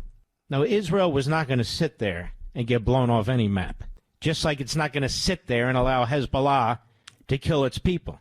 That's the Holy Land. It's not a protectorate. And by the way, Hezbollah must never turn into a protectorate either. If that's the deal, I'm sorry, then forget it. Then forget it. We're not in the business as a nation. You know, people, I'm tired of giving, money to. We're not in the business as a nation to protect a terrorist organization that slaughtered hundreds and hundreds of our fellow Americans, our Marines. Execute. Israel killed the guy, the commander in Hezbollah, who captured 5 of our soldiers in Iraq and individually executed them. They don't even get a thank you. We haven't killed any of these guys. They've killed the leadership and the under leadership in Hezbollah, responsible for killing hundreds and hundreds of our people. We didn't do that. They did it. And in response, it's, the fighting has to stop. Why won't you give Israel a thank you is the funniest argument you could make as an America First guy, by the way. You should be thanking Israel. Oh, so awesome. Well, of course the fighting has to stop. But everybody doesn't sign deals and everybody doesn't agree to deals. These people have killed us. I mean, this is the enemy. And to believe that they're going to turn on a dime and they're going to behave themselves over $300 billion, they're not going to change for $300 billion. They're not going to change for $3 trillion. They're not going to change for any damn thing at all. Oh, they'll play a little bit. Oh, you got to do this if you want to do that. You got to do that if you want to do this. That's fine. That'll go on for a few months, maybe even a year or two. But after that, you can't keep terrorists boxed up. On the one hand, we cannot argue that there was nothing else we can do because this ideology is deeply rooted within the society, even if the people don't want it. If our bombers can't take it out, how do we take it out? And then we argue, well, a couple $100 billion, that'll do the trick. No, it won't. They believe Allah's telling them to do this. A couple $100 billion is going to go to make them stronger. They're going to hit the line. What do we have to do for the money? Okay, we'll do it. By the way, I genuinely do believe this is projection because there are plenty of people in Israeli society that have lost their fucking minds and do think that they are engaging in religious conquest. Now, obviously, many of them are not like that, right? But I absolutely believe that this is also projection because, you hear it from fucking the defense minister. The defense minister earlier today told the Israeli occupying forces that they were literally following the will of God. Fascism is always irrational, but it has to have some kind of justification, some kind of logical through line. And Israel has found that logical through line within some totally perverted understanding of what this 3,000 years of Judaism is supposed to represent. Right, Muhammad? Yes, that's it. Let's just do it. We'll get the money. Then what happens after they get the money? What happens 3 years from now when all the money, the $300 billion, if that's what it is, once they get it, what are they going to say then? How are you going to hold them to it then? Well, we're going to give it to them slowly. And okay, great, I got it. Then we'll go and we'll bomb them. No, we won't. Once we move most of our military out there, we're not going back to devastatingly bomb them. But little Israel stays there. They have nowhere to go. The Lebanese people, they have nowhere to go. The Persian people, they have nowhere to go. Hey, I'm just calling it like it is. Calling it like it is. President. Oh, Israel, tiny nation, size of New Jersey. Perhaps they'll have to be far more restrained. That's the MOU. Yeah, it's this type of shit. It's absolutely this type of shit that these guys are doing that gives me pause. It's clearly, there's clearly a lot of fucking freaks out there who not only are fascists but also try to generate some sort of perverted, twisted religious justification for their actions. And it's ironic because then they say the Muslims are like that. And yes, I didn't play a loop of Master Shake because I'm eating. I'm sorry. I fucked up. It's been reported it includes... Have I read it? Well, it's been reported that it includes its $300 billion It's false. fund Totally funded by Gulf allies. That's No, false? it's false. People, you can invest if you want. I mean, what am I going to do? Say nobody's ever allowed to invest? No, we're not investing. We're not putting up 10 cents. And people can decide to do that, but that's up to them. I mean, do you want me to say nobody's ever allowed to invest in a country? I'll say it with Egypt. Nobody's allowed to invest in Egypt. Am I supposed to say that? I'm asking whether... We are not investing in it, and we do not have a fund. Are you asking Gulf countries? No, I'm not. I'm not. If they do it, fine. But I would say they won't be doing it for a while until they find out the behavior. It's a behavior thing. But we are not investing. That's a false story that got picked up incorrectly from a statement that was pretty well made, I think. Maybe a little bit, could have been a little more accurate, frankly. But it's a story. We are not investing 10 cents. Don't forget, there's never been anybody that's been so tough on Iran. This should have been done by Clinton and Barack Hussein Obama. It should have been done by Biden. It should have been done by Bush. It could have been done by a lot of people. This has been going on for 47. He's so based. He's like, yes, George W. Bush should have done sanctions relief on Iran instead of the global war on terror. He's like, George W. Bush and Barack Obama should have done sanctions relief, primary sanctions relief on Iran, and secure investments for Iranian development. Now, what's weird is there was another president between Joe Biden and Barack Obama. I can't seem to put my finger on it. Who was the other former president? Oh, that's right. This isn't the first time Trump is president. So why didn't he do this last time? If this was such a great deal, why didn't he do this last time? 7 years. They've ripped you off for 47 years, and I'm the only one that did anything about it. They never shot missiles at anybody. We wiped out their Navy. We wiped out their military. We wiped out their Air Force. They have no anti-aircraft. They have no radar. You know, the reason oil stayed low is because we were taking ships out every night that you didn't even know about. 2 days ago, 3 days ago, a month ago, we took out 22 ships. We averaged from 15 to 25 ships a night. Nobody knew that. Our Navy did a great job. Nobody knew what was happening. That's why oil didn't go to $300. Dog, the normal amount of ships transiting is 100. You were not taking 20 ships out every night. But even if you were, like, it's so funny that he's lying, but even the lies that he's telling still don't make any fucking sense. No, everybody tapped into their fucking strategic reserves, and they were basically about to bottom out. That's it. A barrel. It went to 125, 115. Now it's at 72, 73. I heard it's lower than that now. I haven't seen it in the last couple of hours. No, we were very tough, and we took out a man named Soleimani. Remember that? You know, you think this would have happened if you were alive? The evil genius. He was an evil genius. People forget that. I took out Soleimani in my first term. Without that, you don't have the situation that we're in today, where we dominated. We wiped out their military, and because we did that, and then we put up the blockade, which was totally effective. Not one ship got by, Steve. Is the text of the agreement now final, or are you still... No, it's not final. It's a memorandum of understanding, and if I don't like it, we'll go back to shooting at them, dropping bombs on their head. When do you expect the word... If I don't like it, if they don't behave, we'll go right back to dropping bombs right smack in the middle of their head, okay? Because they've misbehaved for 47 years.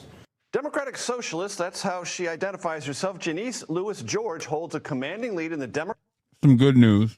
Democratic primary for D.C. mayor. She's up nearly 20 points with 68% of the vote in. D.C., this is the first time it's done so, uses ranked choice voting, which would only come into play if no candidate receives a majority of first-place votes.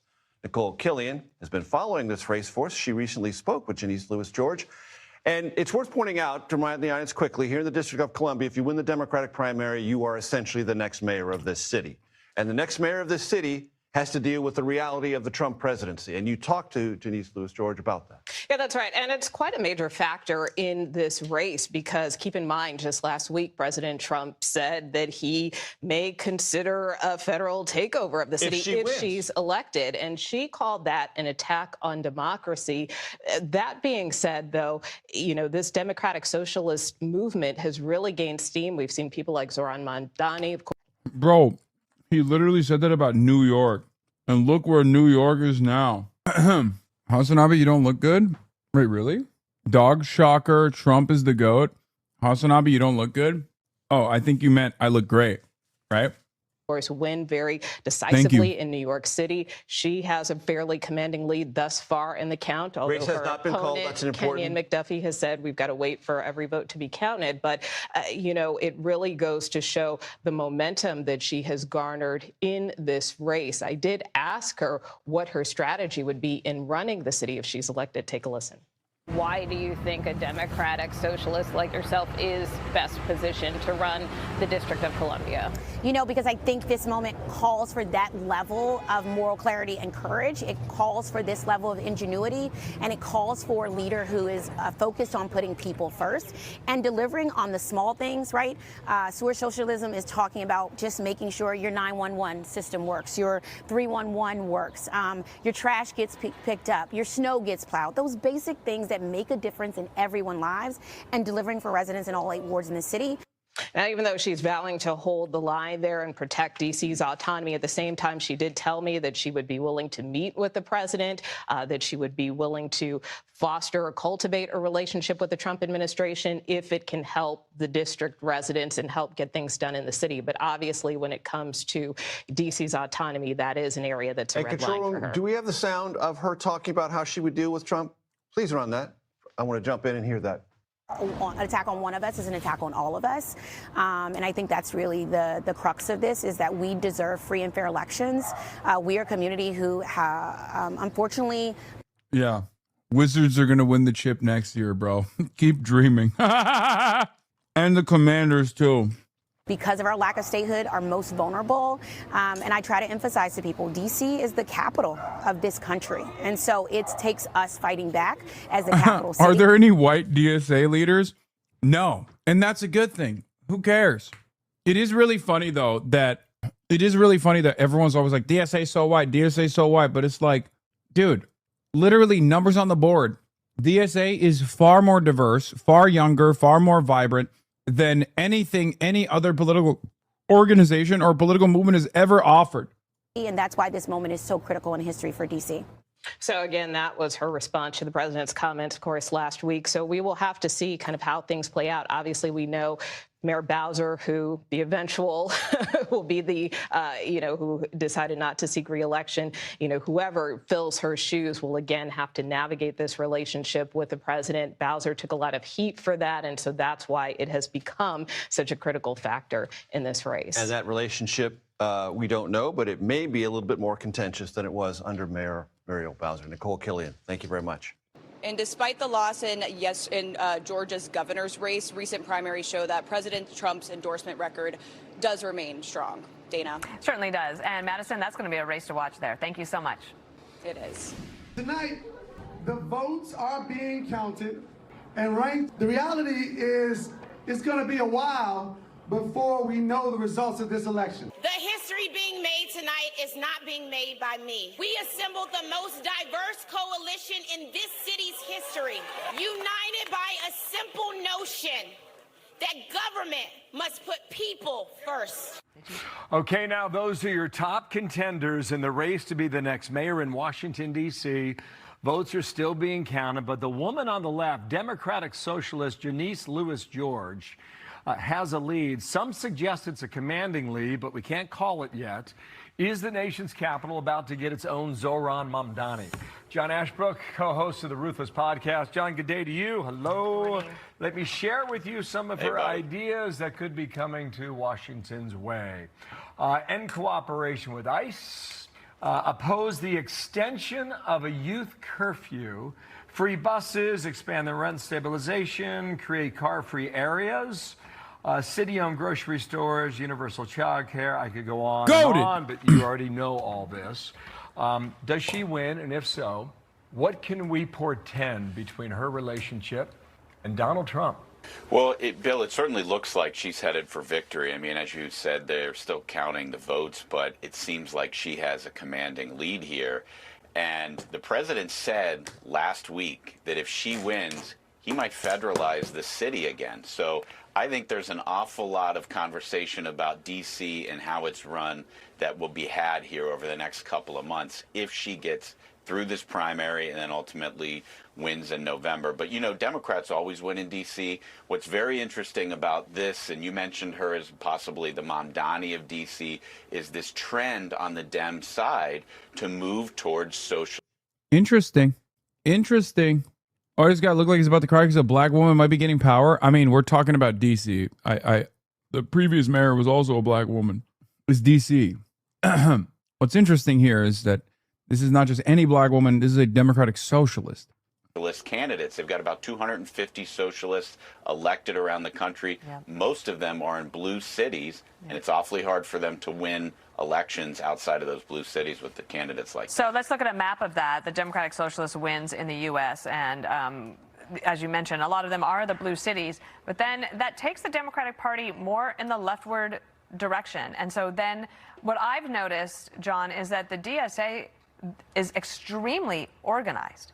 They have created community for these candidates. And you listen to her there compared to McDuffie. She is engaged, energetic. They even at their weekly meetings, they have opportunities for elocution lessons. So I feel like they are taking this very, very seriously and that they are just beginning their march across the country. Yeah, they are very organized, Dana. I mean, there's no doubt about it. And you got to remember who maybe the most famous DSA affiliated person is in this country. It's AOC. Yep. Ha! That's right. A long march, perhaps the longest of marches. It's a long march. Pakistan's statement on the signing. Why do I care? It's over. They've already accomplished their goals as the table. Why are you sending me Pakistan's statement on the signing, the signature of the memorandum of understanding? A lot of socialist-leaning Democrats see her as a potential standard bearer for 2028. So when you talk about the organization and everything they're doing with elocution lessons and building up their party from the ground level, they see those as building blocks towards a potential presidential run in 28 with AOC. In the meantime, Democrats, at least the establishment Democrats, are trying to just absolutely put a muzzle on Joe Biden's future. Here is Hillary Clinton. And his past. Yeah, here is Hillary Clinton. Last night in New York City, she was at the 92nd Street Y, where for some reason everybody goes. It's a hot spot, and she dropped this literal bomb on Joe Biden. He made a terrible mistake. He made a terrible mistake for himself, his legacy, and for the country. I believe if Wait, with Israel? he had kept to that plan and said in, say, the late summer of 23 that he wasn't going to run, that he was going to pass, the torch to the next generation, we would have had a real contest. On to say that any Democrat other Oh, yeah. He said he was going to be a one-term president, and then he never fucking let go of power once he was there. Yeah. So here's the thing. That's expected. These guys, they're assholes. Of course, they're not going to fucking do that. But it's ironic for Hillary Rodham Clinton to say this and complain about this. then Joe Biden would have beaten Donald Trump. Any Democrat. Including her? That's what she means. I don't think the quote had her name in it, but any Democrat. There was a series of governors, senators, etc. What do you think about that? Listen, guys, I'm old enough to remember 2022 when she went to the Aspen Ideas Festival, where big brains think big thoughts, and Hillary Clinton said that Joe Biden was the guy who was going to win, and she was proud to endorse him for his re-election in 2024. So she is. This is ridiculous Monday morning quarterbacking. Mm-hmm. Yeah. Well, she said had he given it up in the summer of 2023, Kamala Harris would have had a chance. Just to get the quote down here, whether it was the vice president or a governor or a senator or anybody else, they would have beaten Donald Trump had they been given. I'm going to go now to new questions about the taxpayers paying for some of Trump's ballroom. After today's MOU, I think he gets to have it. DSA moment. Crowd at the Aparna Raj Metro's DC DSA election night watch party chanting DSA as the first results began to pile in. As of now, all DSA endorsed and affiliated candidates are set to win the race, including Genesee Lewis George for mayor. Huge night for DSA. I'm so proud of you motherfuckers. I swear to God, dude. Holy shit. Look at this, man. Look at this. There's something real happening here, man. There's something real happening here. I really hope that these electeds don't betray us. I don't think they will. Janice, sorry, it's pronounced Janice. Never in my last 10 years would I have ever thought that there would be this much motion, dude. Holy fuck. Anyway, We're out with your congressional hope. Here's Zoran being asked about Israel again. You were out with your congressional hopeful. He's trying to be me again, dude. Brad Lander this past weekend, who also will be there at the Sanders rally. But you guys were at a Jewish-Muslim solidarity rally. And I bring that up because I contrast that a little bit with your decision not to be at the Israel Day Parade, which you've been very public about why you did not want to be there. Dude, Dems have a major image problem among men and are seen as unmasculine, and then every DSA person looks exactly like this guy. Despite DSA actually hating Dems, they get held up as the representative of Dem males. A soy boy demo, but in real life, is a real problem, given that most of politics is just bullshit vibes. Nikki Kaja Nikolai says, there's a DSA guy who doesn't look like that, but I don't think you like him any better. And immediately all the fucking centrist accounts. He also looks like this. And don't forget bro tip. And then a post from 2013. I mean, he is perfidious. That pic is totally doctored and filtered. Uh-oh, hate Hasan. He's an awful person and grifter doesn't care. Dems winning just his money. What is this F-word posting? Dude, Twitter is just this now. The Epstein Discord got big mad because they're so psychosexually obsessed with you. Yeah, it's very, very weird, man. It's very weird. This is just what Twitter is nowadays. Anyone out there ever makes the mistake of being like, I like Hasan, they get pounced on by like, they get the Nazis, they get the centrist liberal Nazis, they get the Israel First Nazis, Nazis of every different variety. They get the lolicon Nazis. No one wants you at the parade. If you see me at the parade tomorrow, you have permission to open mouth kiss me in front of a camera like that sailor on VJ Day. That's why you say no one wants me to be at the parade. I'm not going. We had like there was just no way, dude. I literally just was in New York. It was just not going to happen. I wanted to not just go to the parade, but obviously they wanted me to go to the rally too. But I could not make it work. You know what I mean? My question I defended you once in Reddit, and they posted all my logs in here. Yeah, they're fucking crazy. What do you see as the difference in those solidarity appearances? And do you think it sends the wrong message to Jewish members of the city who did go to that Israel Day Parade? You know, I've said time and again that I believe as the mayor of our city that the ability for a parade to take place, for it to be safe and secure, should not be contingent on whether or not the mayor is present. There are a number of New Yorkers who attended that parade. My job was to prepare for that parade, to work with our police department to ensure that it could be a safe experience. And also that solidarity with a government that is committing genocide is a very different thing than a question of solidarity with people of a specific faith. I'm proud to be a mayor of a city with the largest Jewish population in this country, and I'm prouder still of the kind of solidarity we've seen across the city. And to your point about former controller and hopefully soon to be Congressman Brad Lander, he is such an incredible example of what that solidarity can look like and how we want this to be a city where we don't just ask ourselves, can we keep Jewish New Yorkers safe? No, we want the threshold to be higher than safety. We want to ask ourselves, how can we celebrate and cherish Jewish New Yorkers? Hope about recent DSA victories. They're starting to understand. After the DSA wins New York, Seattle, DC, and potentially the LA mayoral races, I think the center left needs to acknowledge that this infrastructure in major American cities is broken, that we are being flatly out-organized and settling for uninspiring candidates. You could have downplayed it as a one-off with Mamdani because Cuomo was such a terrible candidate. Hell, I supported Mamdani on here by the primary, but the pattern keeps repeating.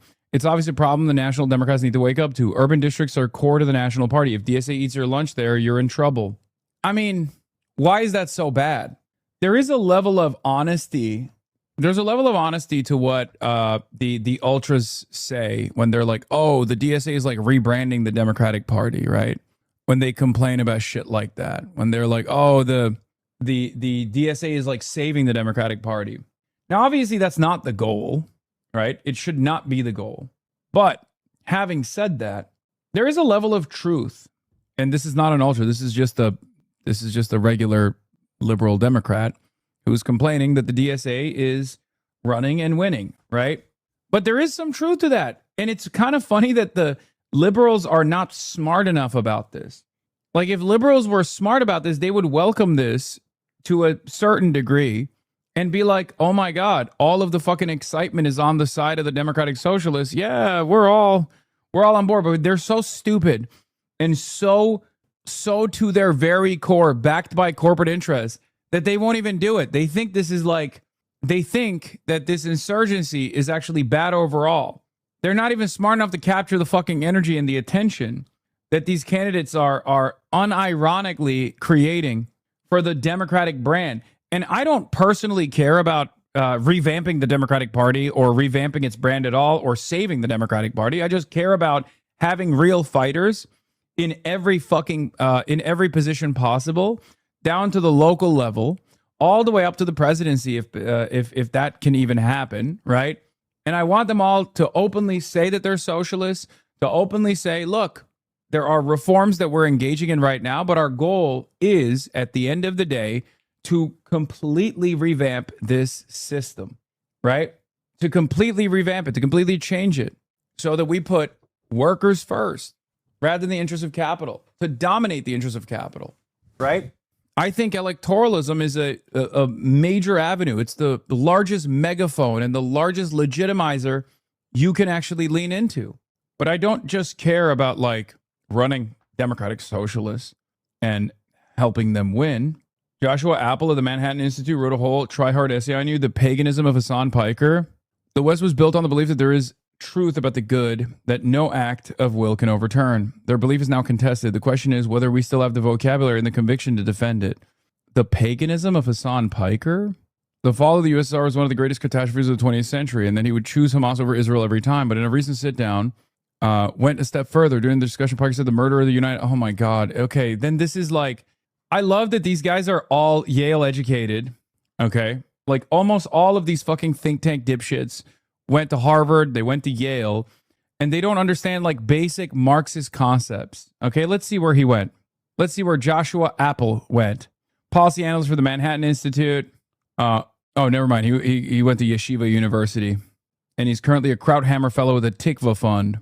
And he writes for the City Journal, the Wall Street Journal, the New York Post, Real Clear Books, Law and Liberty, Commentary Magazine, and National Review Online. Never mind.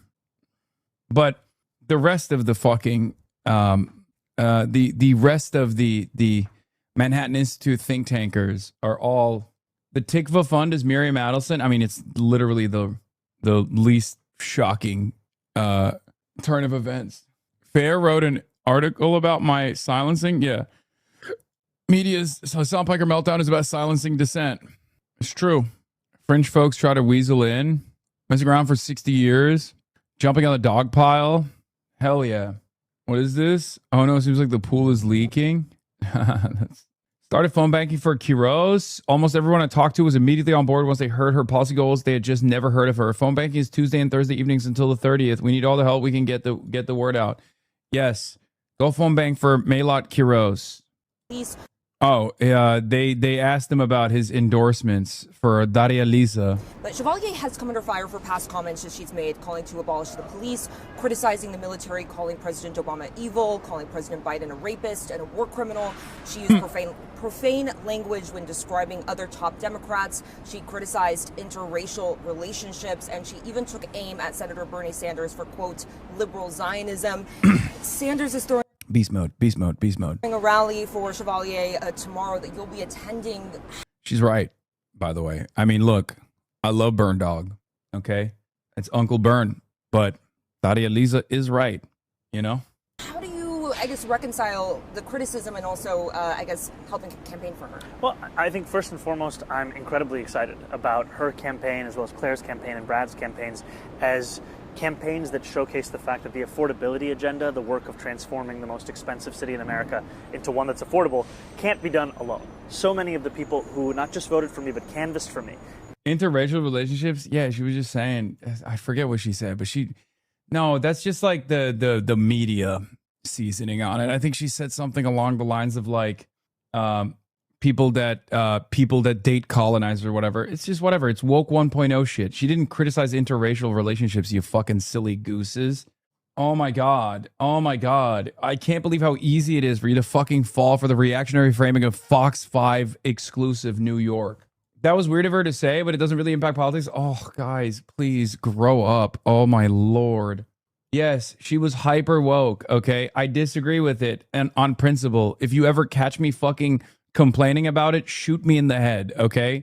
Please, can we Can we just fucking grow up, please? Can we grow up? Is that all right? Why do we take every fucking tweet? First of all, think about the shit that you have tweeted. It's woke shit posting, okay? She was shit posting. Think about every goddamn thing that you've ever tweeted. Imagine now that they're like, you have a multi-billion-dollar Hasbara operation that's like combing through it to find the most cynical way to frame every single thing that you've ever said, that you've blasted off in the fucking ether. No, she's not Dr. Umar, okay? She's making a joke. Everyone needs to dial back their fucking fragility a million, okay? Chatter, who said that shit would be leading a figure in the PSL split. Oh my God, please don't even talk about the PSL shit. Please, oh my God. Did so with the hope of fulfilling this agenda and the knowledge that it would require partners at every level of government. These are the partners that would help to do that work. And when it comes to Daria Lisa, you know, she recently was asked this question herself. Like, I don't even think she should have apologized, but, you know, I'm not going to hold it past her. I love her. I think she's awesome. You know, she can do no wrong in my books. Okay. She is going to be a great agent of change, a great vehicle for a positive change that we need in this country. So I don't really give a shit that she apologized for certain things that she had said. I hope it doesn't impact her candidacy at all. What? Anyway. Okay, guys, stop fighting over, you know, your previous comments on, oh, she's a black woman. She's in a tough spot when that's put on her. I know. That's why the Chi Ose take is the best. Woke one was crazy. That's it. That's all you got to say. That's all you got to say. It's so funny because Chi has this quality where he obviously has a lot of radical politics, but then also people like this love him as well. You know what I mean? Like, it's very, very interesting. Yeshiva University rabbi urged all students to register and vote against Daria Lisa.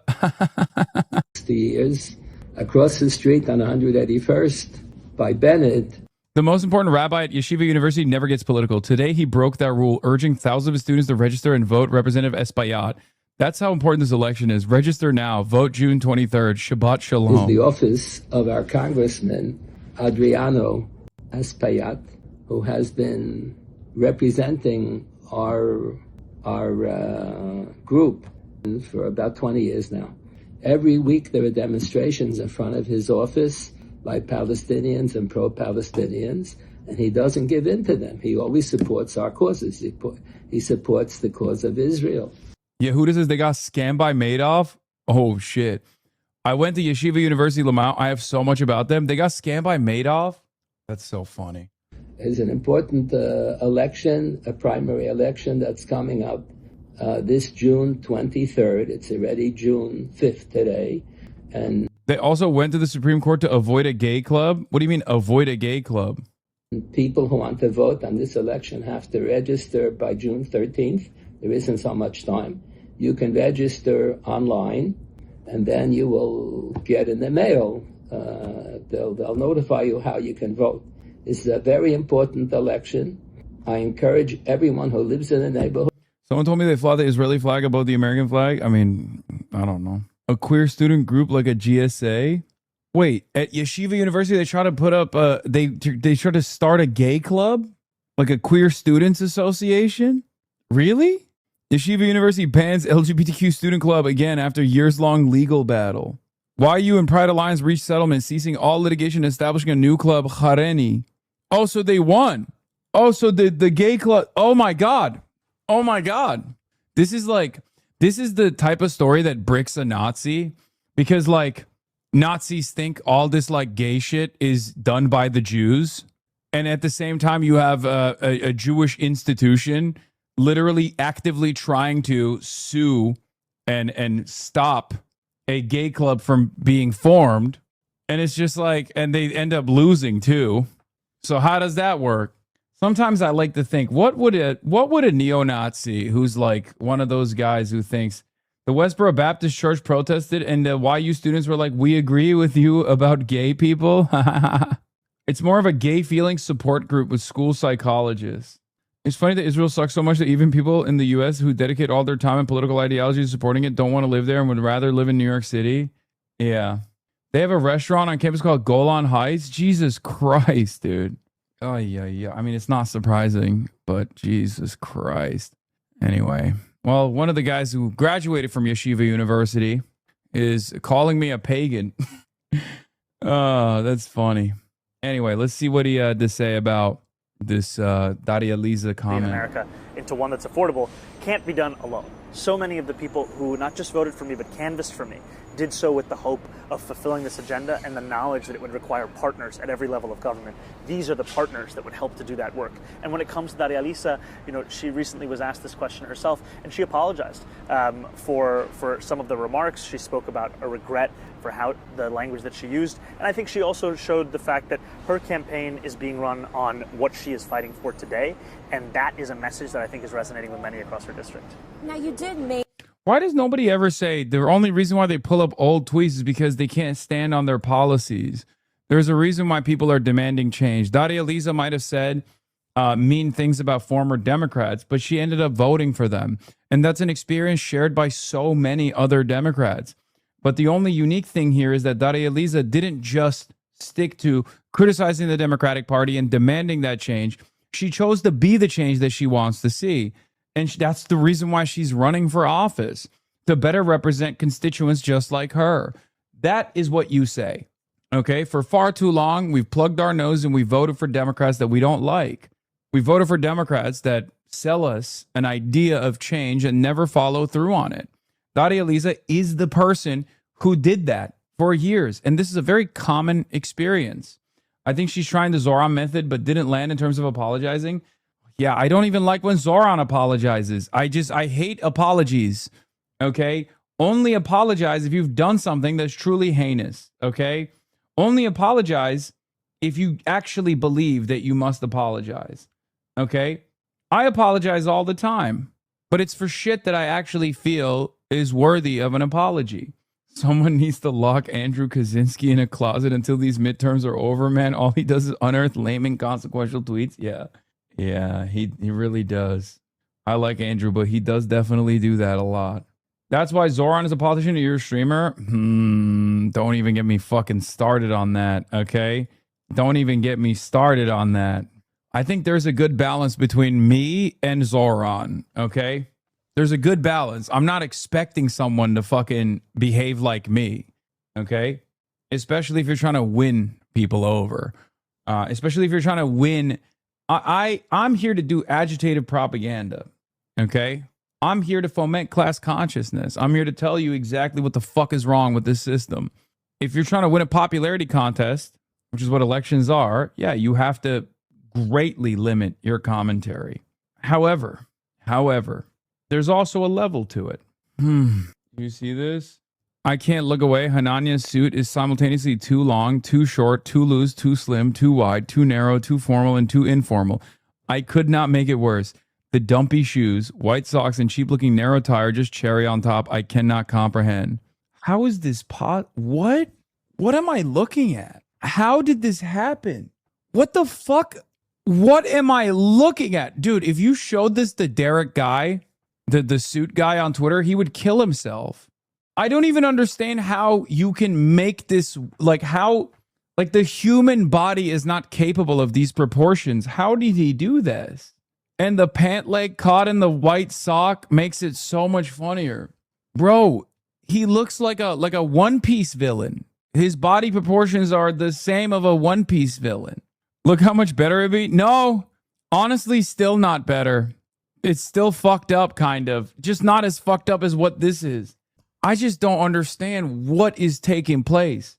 Old Mamdani foe teams up with teachers union to defeat DSA congressional contenders. Multiple sources confirmed to me Zoran Mamdani's old foe Scott Stringer, an ex-city comptroller, has played a significant behind-the-scenes role in Progressive Unity Fund and Real Fight New York City, the union-backed PACs fighting to defeat the mayor's House candidates in New York 13 and New York 7. Great. Anti-Semitism at SoFi Stadium in Los Angeles. At the house, which is the facility here, is asking to remove this flag for the sake of their How about, why can't you remove that flag? I'm giving you an option. You guys removing this flag, but you guys are removing my flag. Yeah. It seems like a little anti-Semitism is playing a part here. No. When you guys remove that flag, once you remove that, I'll remove mine. You guys aren't trying to remove the flag? If you remove the flag, you have to leave. Bro literally thinks he can just, Bro thinks he could call the manager in every circumstance. Respect the bro. What was that one more time? If I remove my flag, but these guys can keep their flag. I don't know what. I didn't make the call. Who's making the call? Okay, tell us to come. We've been told. They can't remove their flag. You see the two young ladies up there? Why aren't they flag? We're not trying to make this difficult. You are making it difficult. No, I'm not. Get the flag back. So why don't you take his flag? I don't know. I don't make the rules. They just told us to let him know. That's all. Take their flag. That's not our job, bro. What are you doing then? It's an anti-Semitic hate crime at that point. Oh, that's awesome. He's about to activate Krav Maga and run towards the next child in the vicinity to body slam them. Yeah. He's just going to kick a child in the head and be like, oh, what do you mean? I'm defending myself. And then take their seat and eat their food. Well, what are you talking about? You're being fucking anti-Semitic, dude. It's awesome.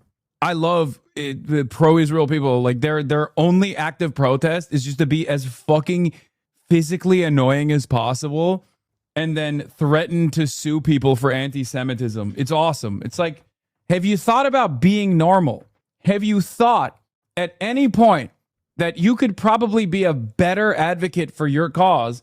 Not trying to give you any pointers here, but have you ever thought that maybe if you didn't behave like a fucking entitled shithead, that perhaps more people would be open-minded to whatever you're trying to sell here?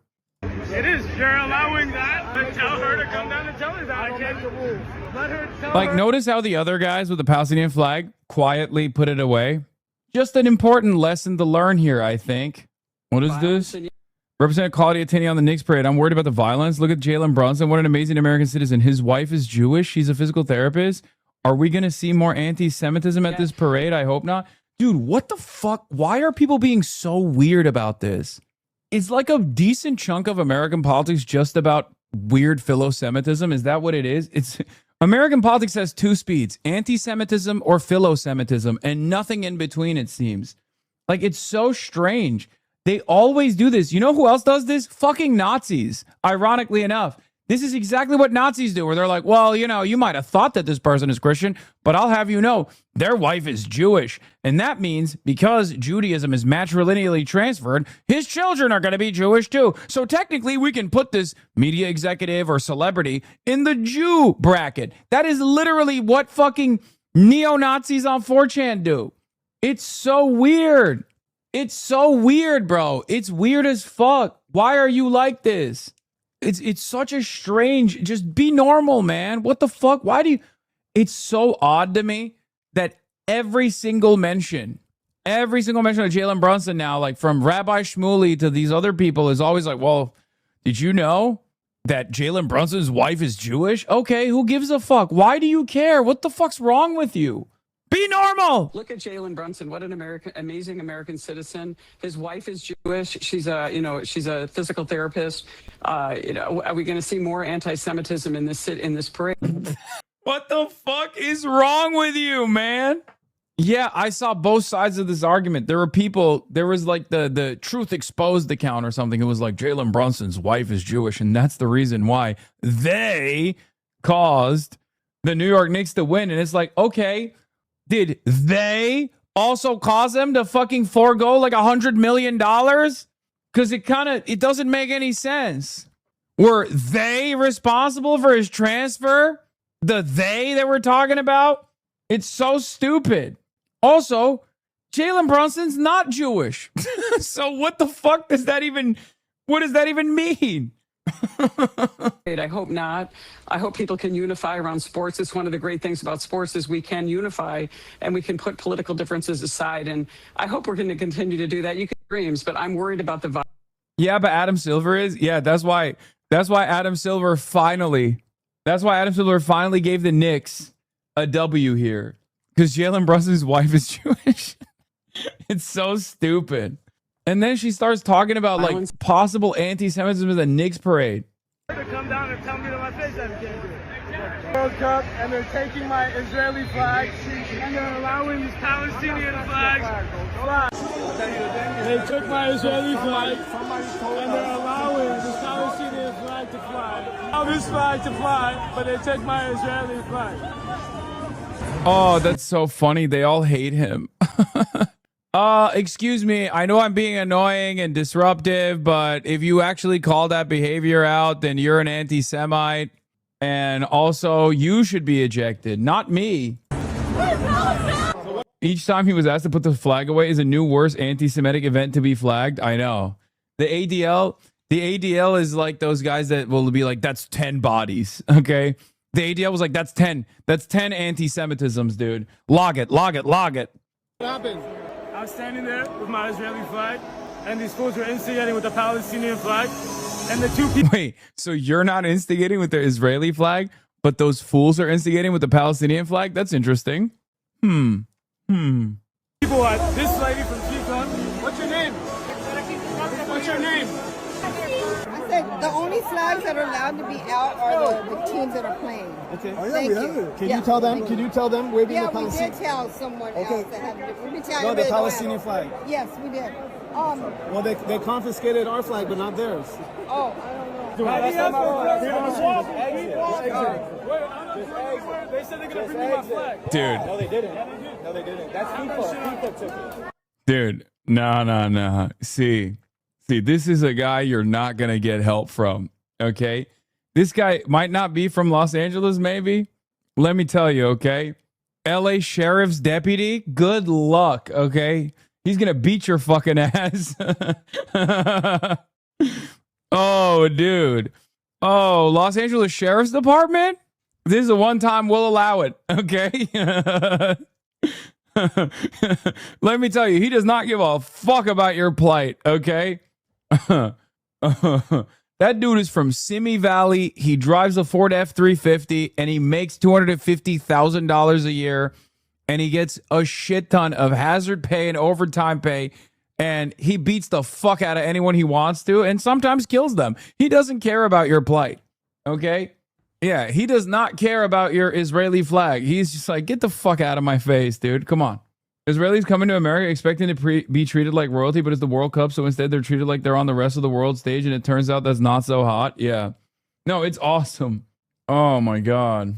Like, the World Cup is probably one of the worst places to be fucking carrying the banner of Israel, because you literally have not just... Because, like, Americans, due to our long-term allegiance to the state of Israel, have somewhat of a more positive approach to Israel and its existence than the rest of the world does. But when you're at the World Cup, you're going to see a lot of people that are not from America in an environment where, you know, they're drinking, they're maybe celebrating, or they're angry. They will fuck you up, okay?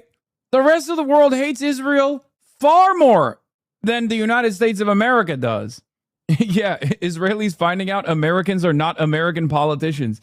Yeah, one of the only places where you can wave that flag around and get tremendous support is probably in the halls of Congress. And that's pretty much it. Most other places in America, you wave that shit around, they're going to be like, get the fuck out of here. Get this goddamn monstrosity out of here. Things are so bad for Mallory that University of Michigan voter has basically switched entirely to posting Abdul content. Not University of Michigan voter. Am I still blocked by him? Oh, shit. University of Michigan voter has finally dropped the Mallory McMorrow beef. University of Michigan voter who is literally not from Michigan and is not a University of Michigan voter, but instead is, I believe, from New Jersey, and also now canvassing for Claire Valdez, which, by the way, respect the University of Michigan voter, okay, has now officially unblocked me. We're back on election Twitter.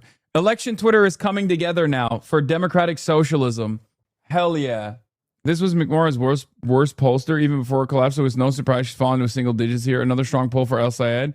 He remains well positioned to pick up former McMorrow voters while also winning over undecideds.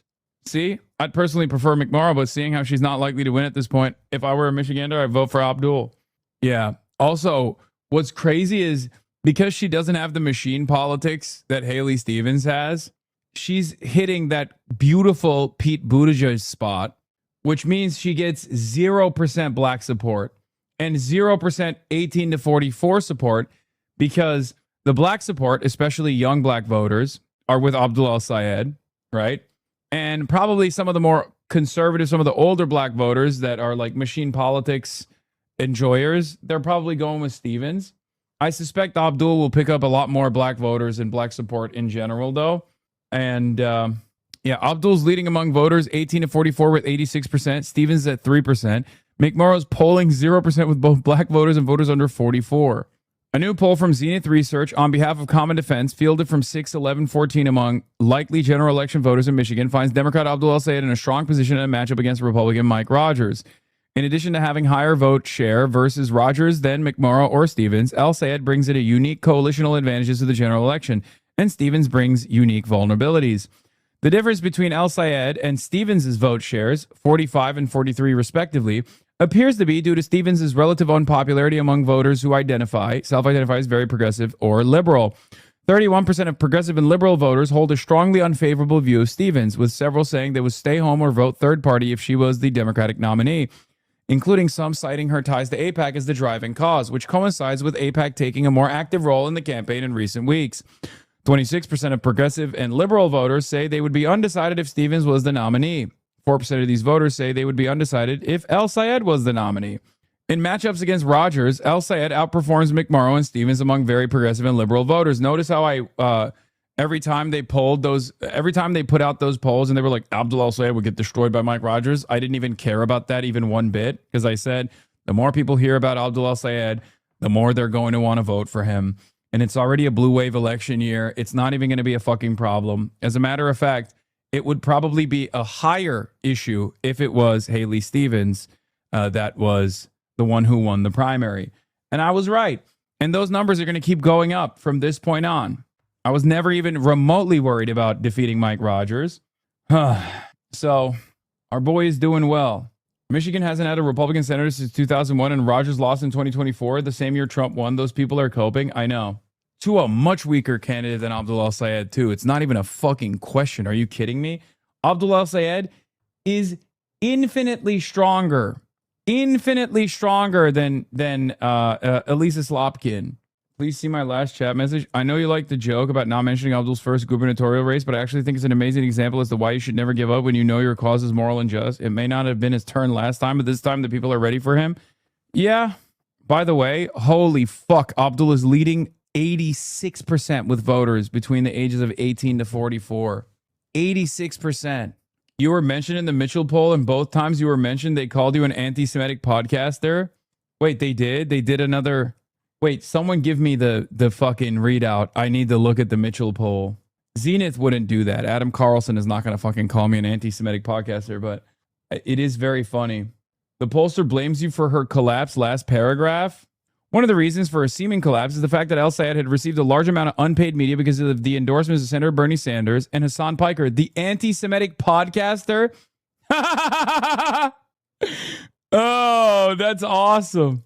We take those. ADL database says this poll and its revelation is at least 15 bodies, 15 new anti-Semitic incidents.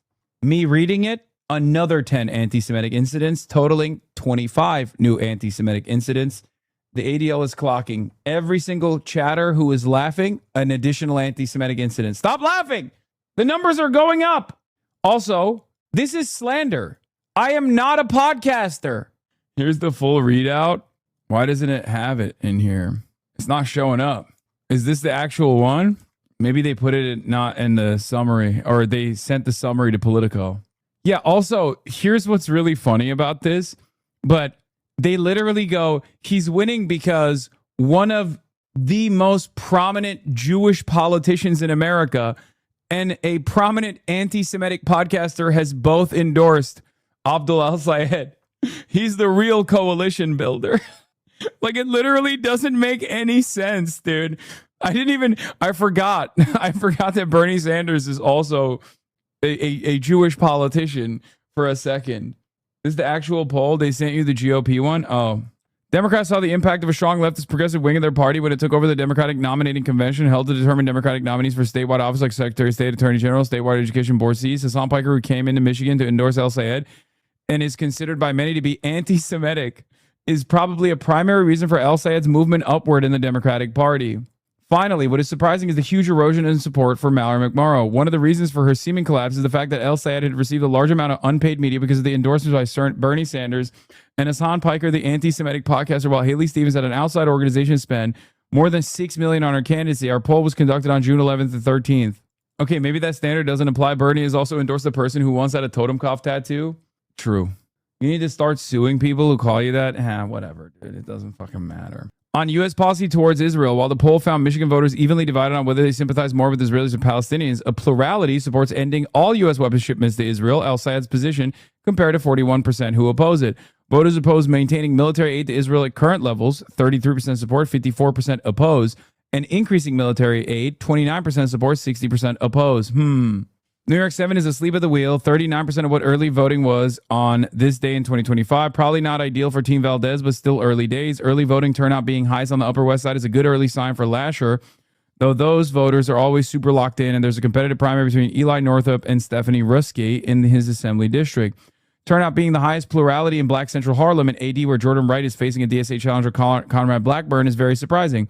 Unclear if this is good for Espaillat or Chevalier, given that it's thought to be a swing area. Writ large, this is tracking towards a normal midterm primary turnout environment, nothing close to 2025, which almost certainly means an older electorate. Yeah, this is what I've heard as well. Youth turnout is actually not doing great currently in New York, which I don't know what else to do about that, to be honest. I really thought maybe the DSA is taking the, I just can't even think about the Lasher-Boris Schlossberg primary. I don't even want to, I refuse to acknowledge that district's existence. Isn't it all election day vote? No. Youth turnout is supposed to be higher. I think that's part of the reason why they wanted me to go to the rally, the Bernard rally tomorrow. I've been thinking of ways of trying to get Phantom or someone like New York influencers on board with doing like a get out the vote initiative or something, but I don't know how to do that. I don't know how I can wrangle them into that. End the broadcast now and go. I would think 25 to 44 being the highest turnout demo in New York 7 would be good for Valdez. It's not good enough. But yeah, go out and knock on doors. Tell your friends. Okay? Just ask Kai Cenat to visit a polling place. Kai Cenat's Atlanta Streamer University audition shut down over safety concerns. Jesus. This is like, there's like America A, America B, and America C. I don't know what America this is. This is like the Kai Cenat universe is so vast and so large. It just has its own gravitational pull. Like it's completely, America Kai. He's handing out Vivette merch. That's why. That's funny. No, he's handing out something far more consequential than that. An attempt at clout, an opportunity to gain clout. Bodegas are selling peptides. Oh my God. The future is now. Bodegas are selling Retatrutide? Are you fucking kidding me? I injected the Bodega peptides and now I can hear the Wi-Fi. What do I do? Bro, isn't this super legal? I don't know. Third row, ivermectin, one bangs. Wait, what do you mean ivermectin? Where's the ivermectin? Growth hormone support? The FDA isn't even a real organization? Dog. RFK's got this shit in the bag. GHKCU is the hair and skin one? I thought peptides were for skincare. What's going on? No, some of those are GLP-1 agonists. Some of those are literally fucking Retatrutide is Eli Lilly. It's in the third phase of clinical trials in the United States of America right now. I've been paying close attention to it because I will be getting on it when it is readily available for consumption. It's a appetite suppressor that also doesn't fucking erode your muscle mass. Streamer dead at 35. Anyway, probably not. Semaglutide is Ozempic. My partner works at the FDA. They're supposed to be RIF in October. All right. That's it, ladies and gentlemen. I'm tired. What a fucking day this has been, huh? We had Boots Riley in the building. What a motherfucking day. Chat telling you not to use it like when you first told us you used minoxidil and finasteride and they freaked out. Yeah, chatters are a bunch of babies, okay? Anyway, love you guys. I will see you tomorrow as always. I'll be here. I'm not going to New York for the fucking Knicks rally, nor the Bernie, Zoran, Clara Valdez, Daria Liza, and Brad Lander rally. I'll be here. Love you guys. Stunning Ro-Fi introduction, starting off the day. All the chatters trickling in, hostile people hate. Sunny Los Angeles, California, says Hasan. Stun luck to the stun luck to the topic's just begun. 'Cause there he is again. Hasan is streaming. Hasan is streaming. There it is again. Hasan is streaming. Hasan is streaming. Reviewing a Chinese train, telling Kaya place. Sun and Asmin Chatterloss, giving Grinning's grace. Zoran winning NYC, woke two back with the force. The Rogan of the left, to me a dumb himbo still of course. The Charlie Kirk assassination, the Fear and Online show. 8 full fucking years of this, and plenty more to go. Doing fun stuff tomorrow, throw PBS up on the screen. A man-made horror reaction brought to you by this Lives with Dream. 'Cause there he is again. Hasan is streaming. Hasan is streaming. There he is again. Hasan is streaming. Hasan is streaming. Kicked out of the DNC, IRL we march the goat. Combating the propaganda that shoved down people's throats. CBS Israeli news, a coup, a regime falls. A full-blown fascist takeover, and still the duty calls. Total radicalization coming out to sea. The system will always fail, it's up to you and me. On these daily streets, whether short or whether long, have helped millions of people keep it moving right along. 'Cause there he is again. Hasan is streaming. Hasan is streaming. There he is again. Hasan is streaming. Hasan is streaming. But hey, what can you say? That's PBS for you. But he'll play games real soon. Just you wait. Say, hey, what can you say? That's PBS for you. But he'll move on real soon. Just you wait. Ba-da-da, ba-da-da, ba-da-da-da-da-da. Hey, what can you say? That's PBS for you. But he'll pull your lawns real soon. Just you wait. Sha-da-da, sha-da-da, sha-da-da-da-da-da. Hey, what can you say? That's PBS for you. But he'll do jet vice real soon. Just you wait. But hey, what can you say? That's PBS for you. Brought on by viewers like you. Just you wait.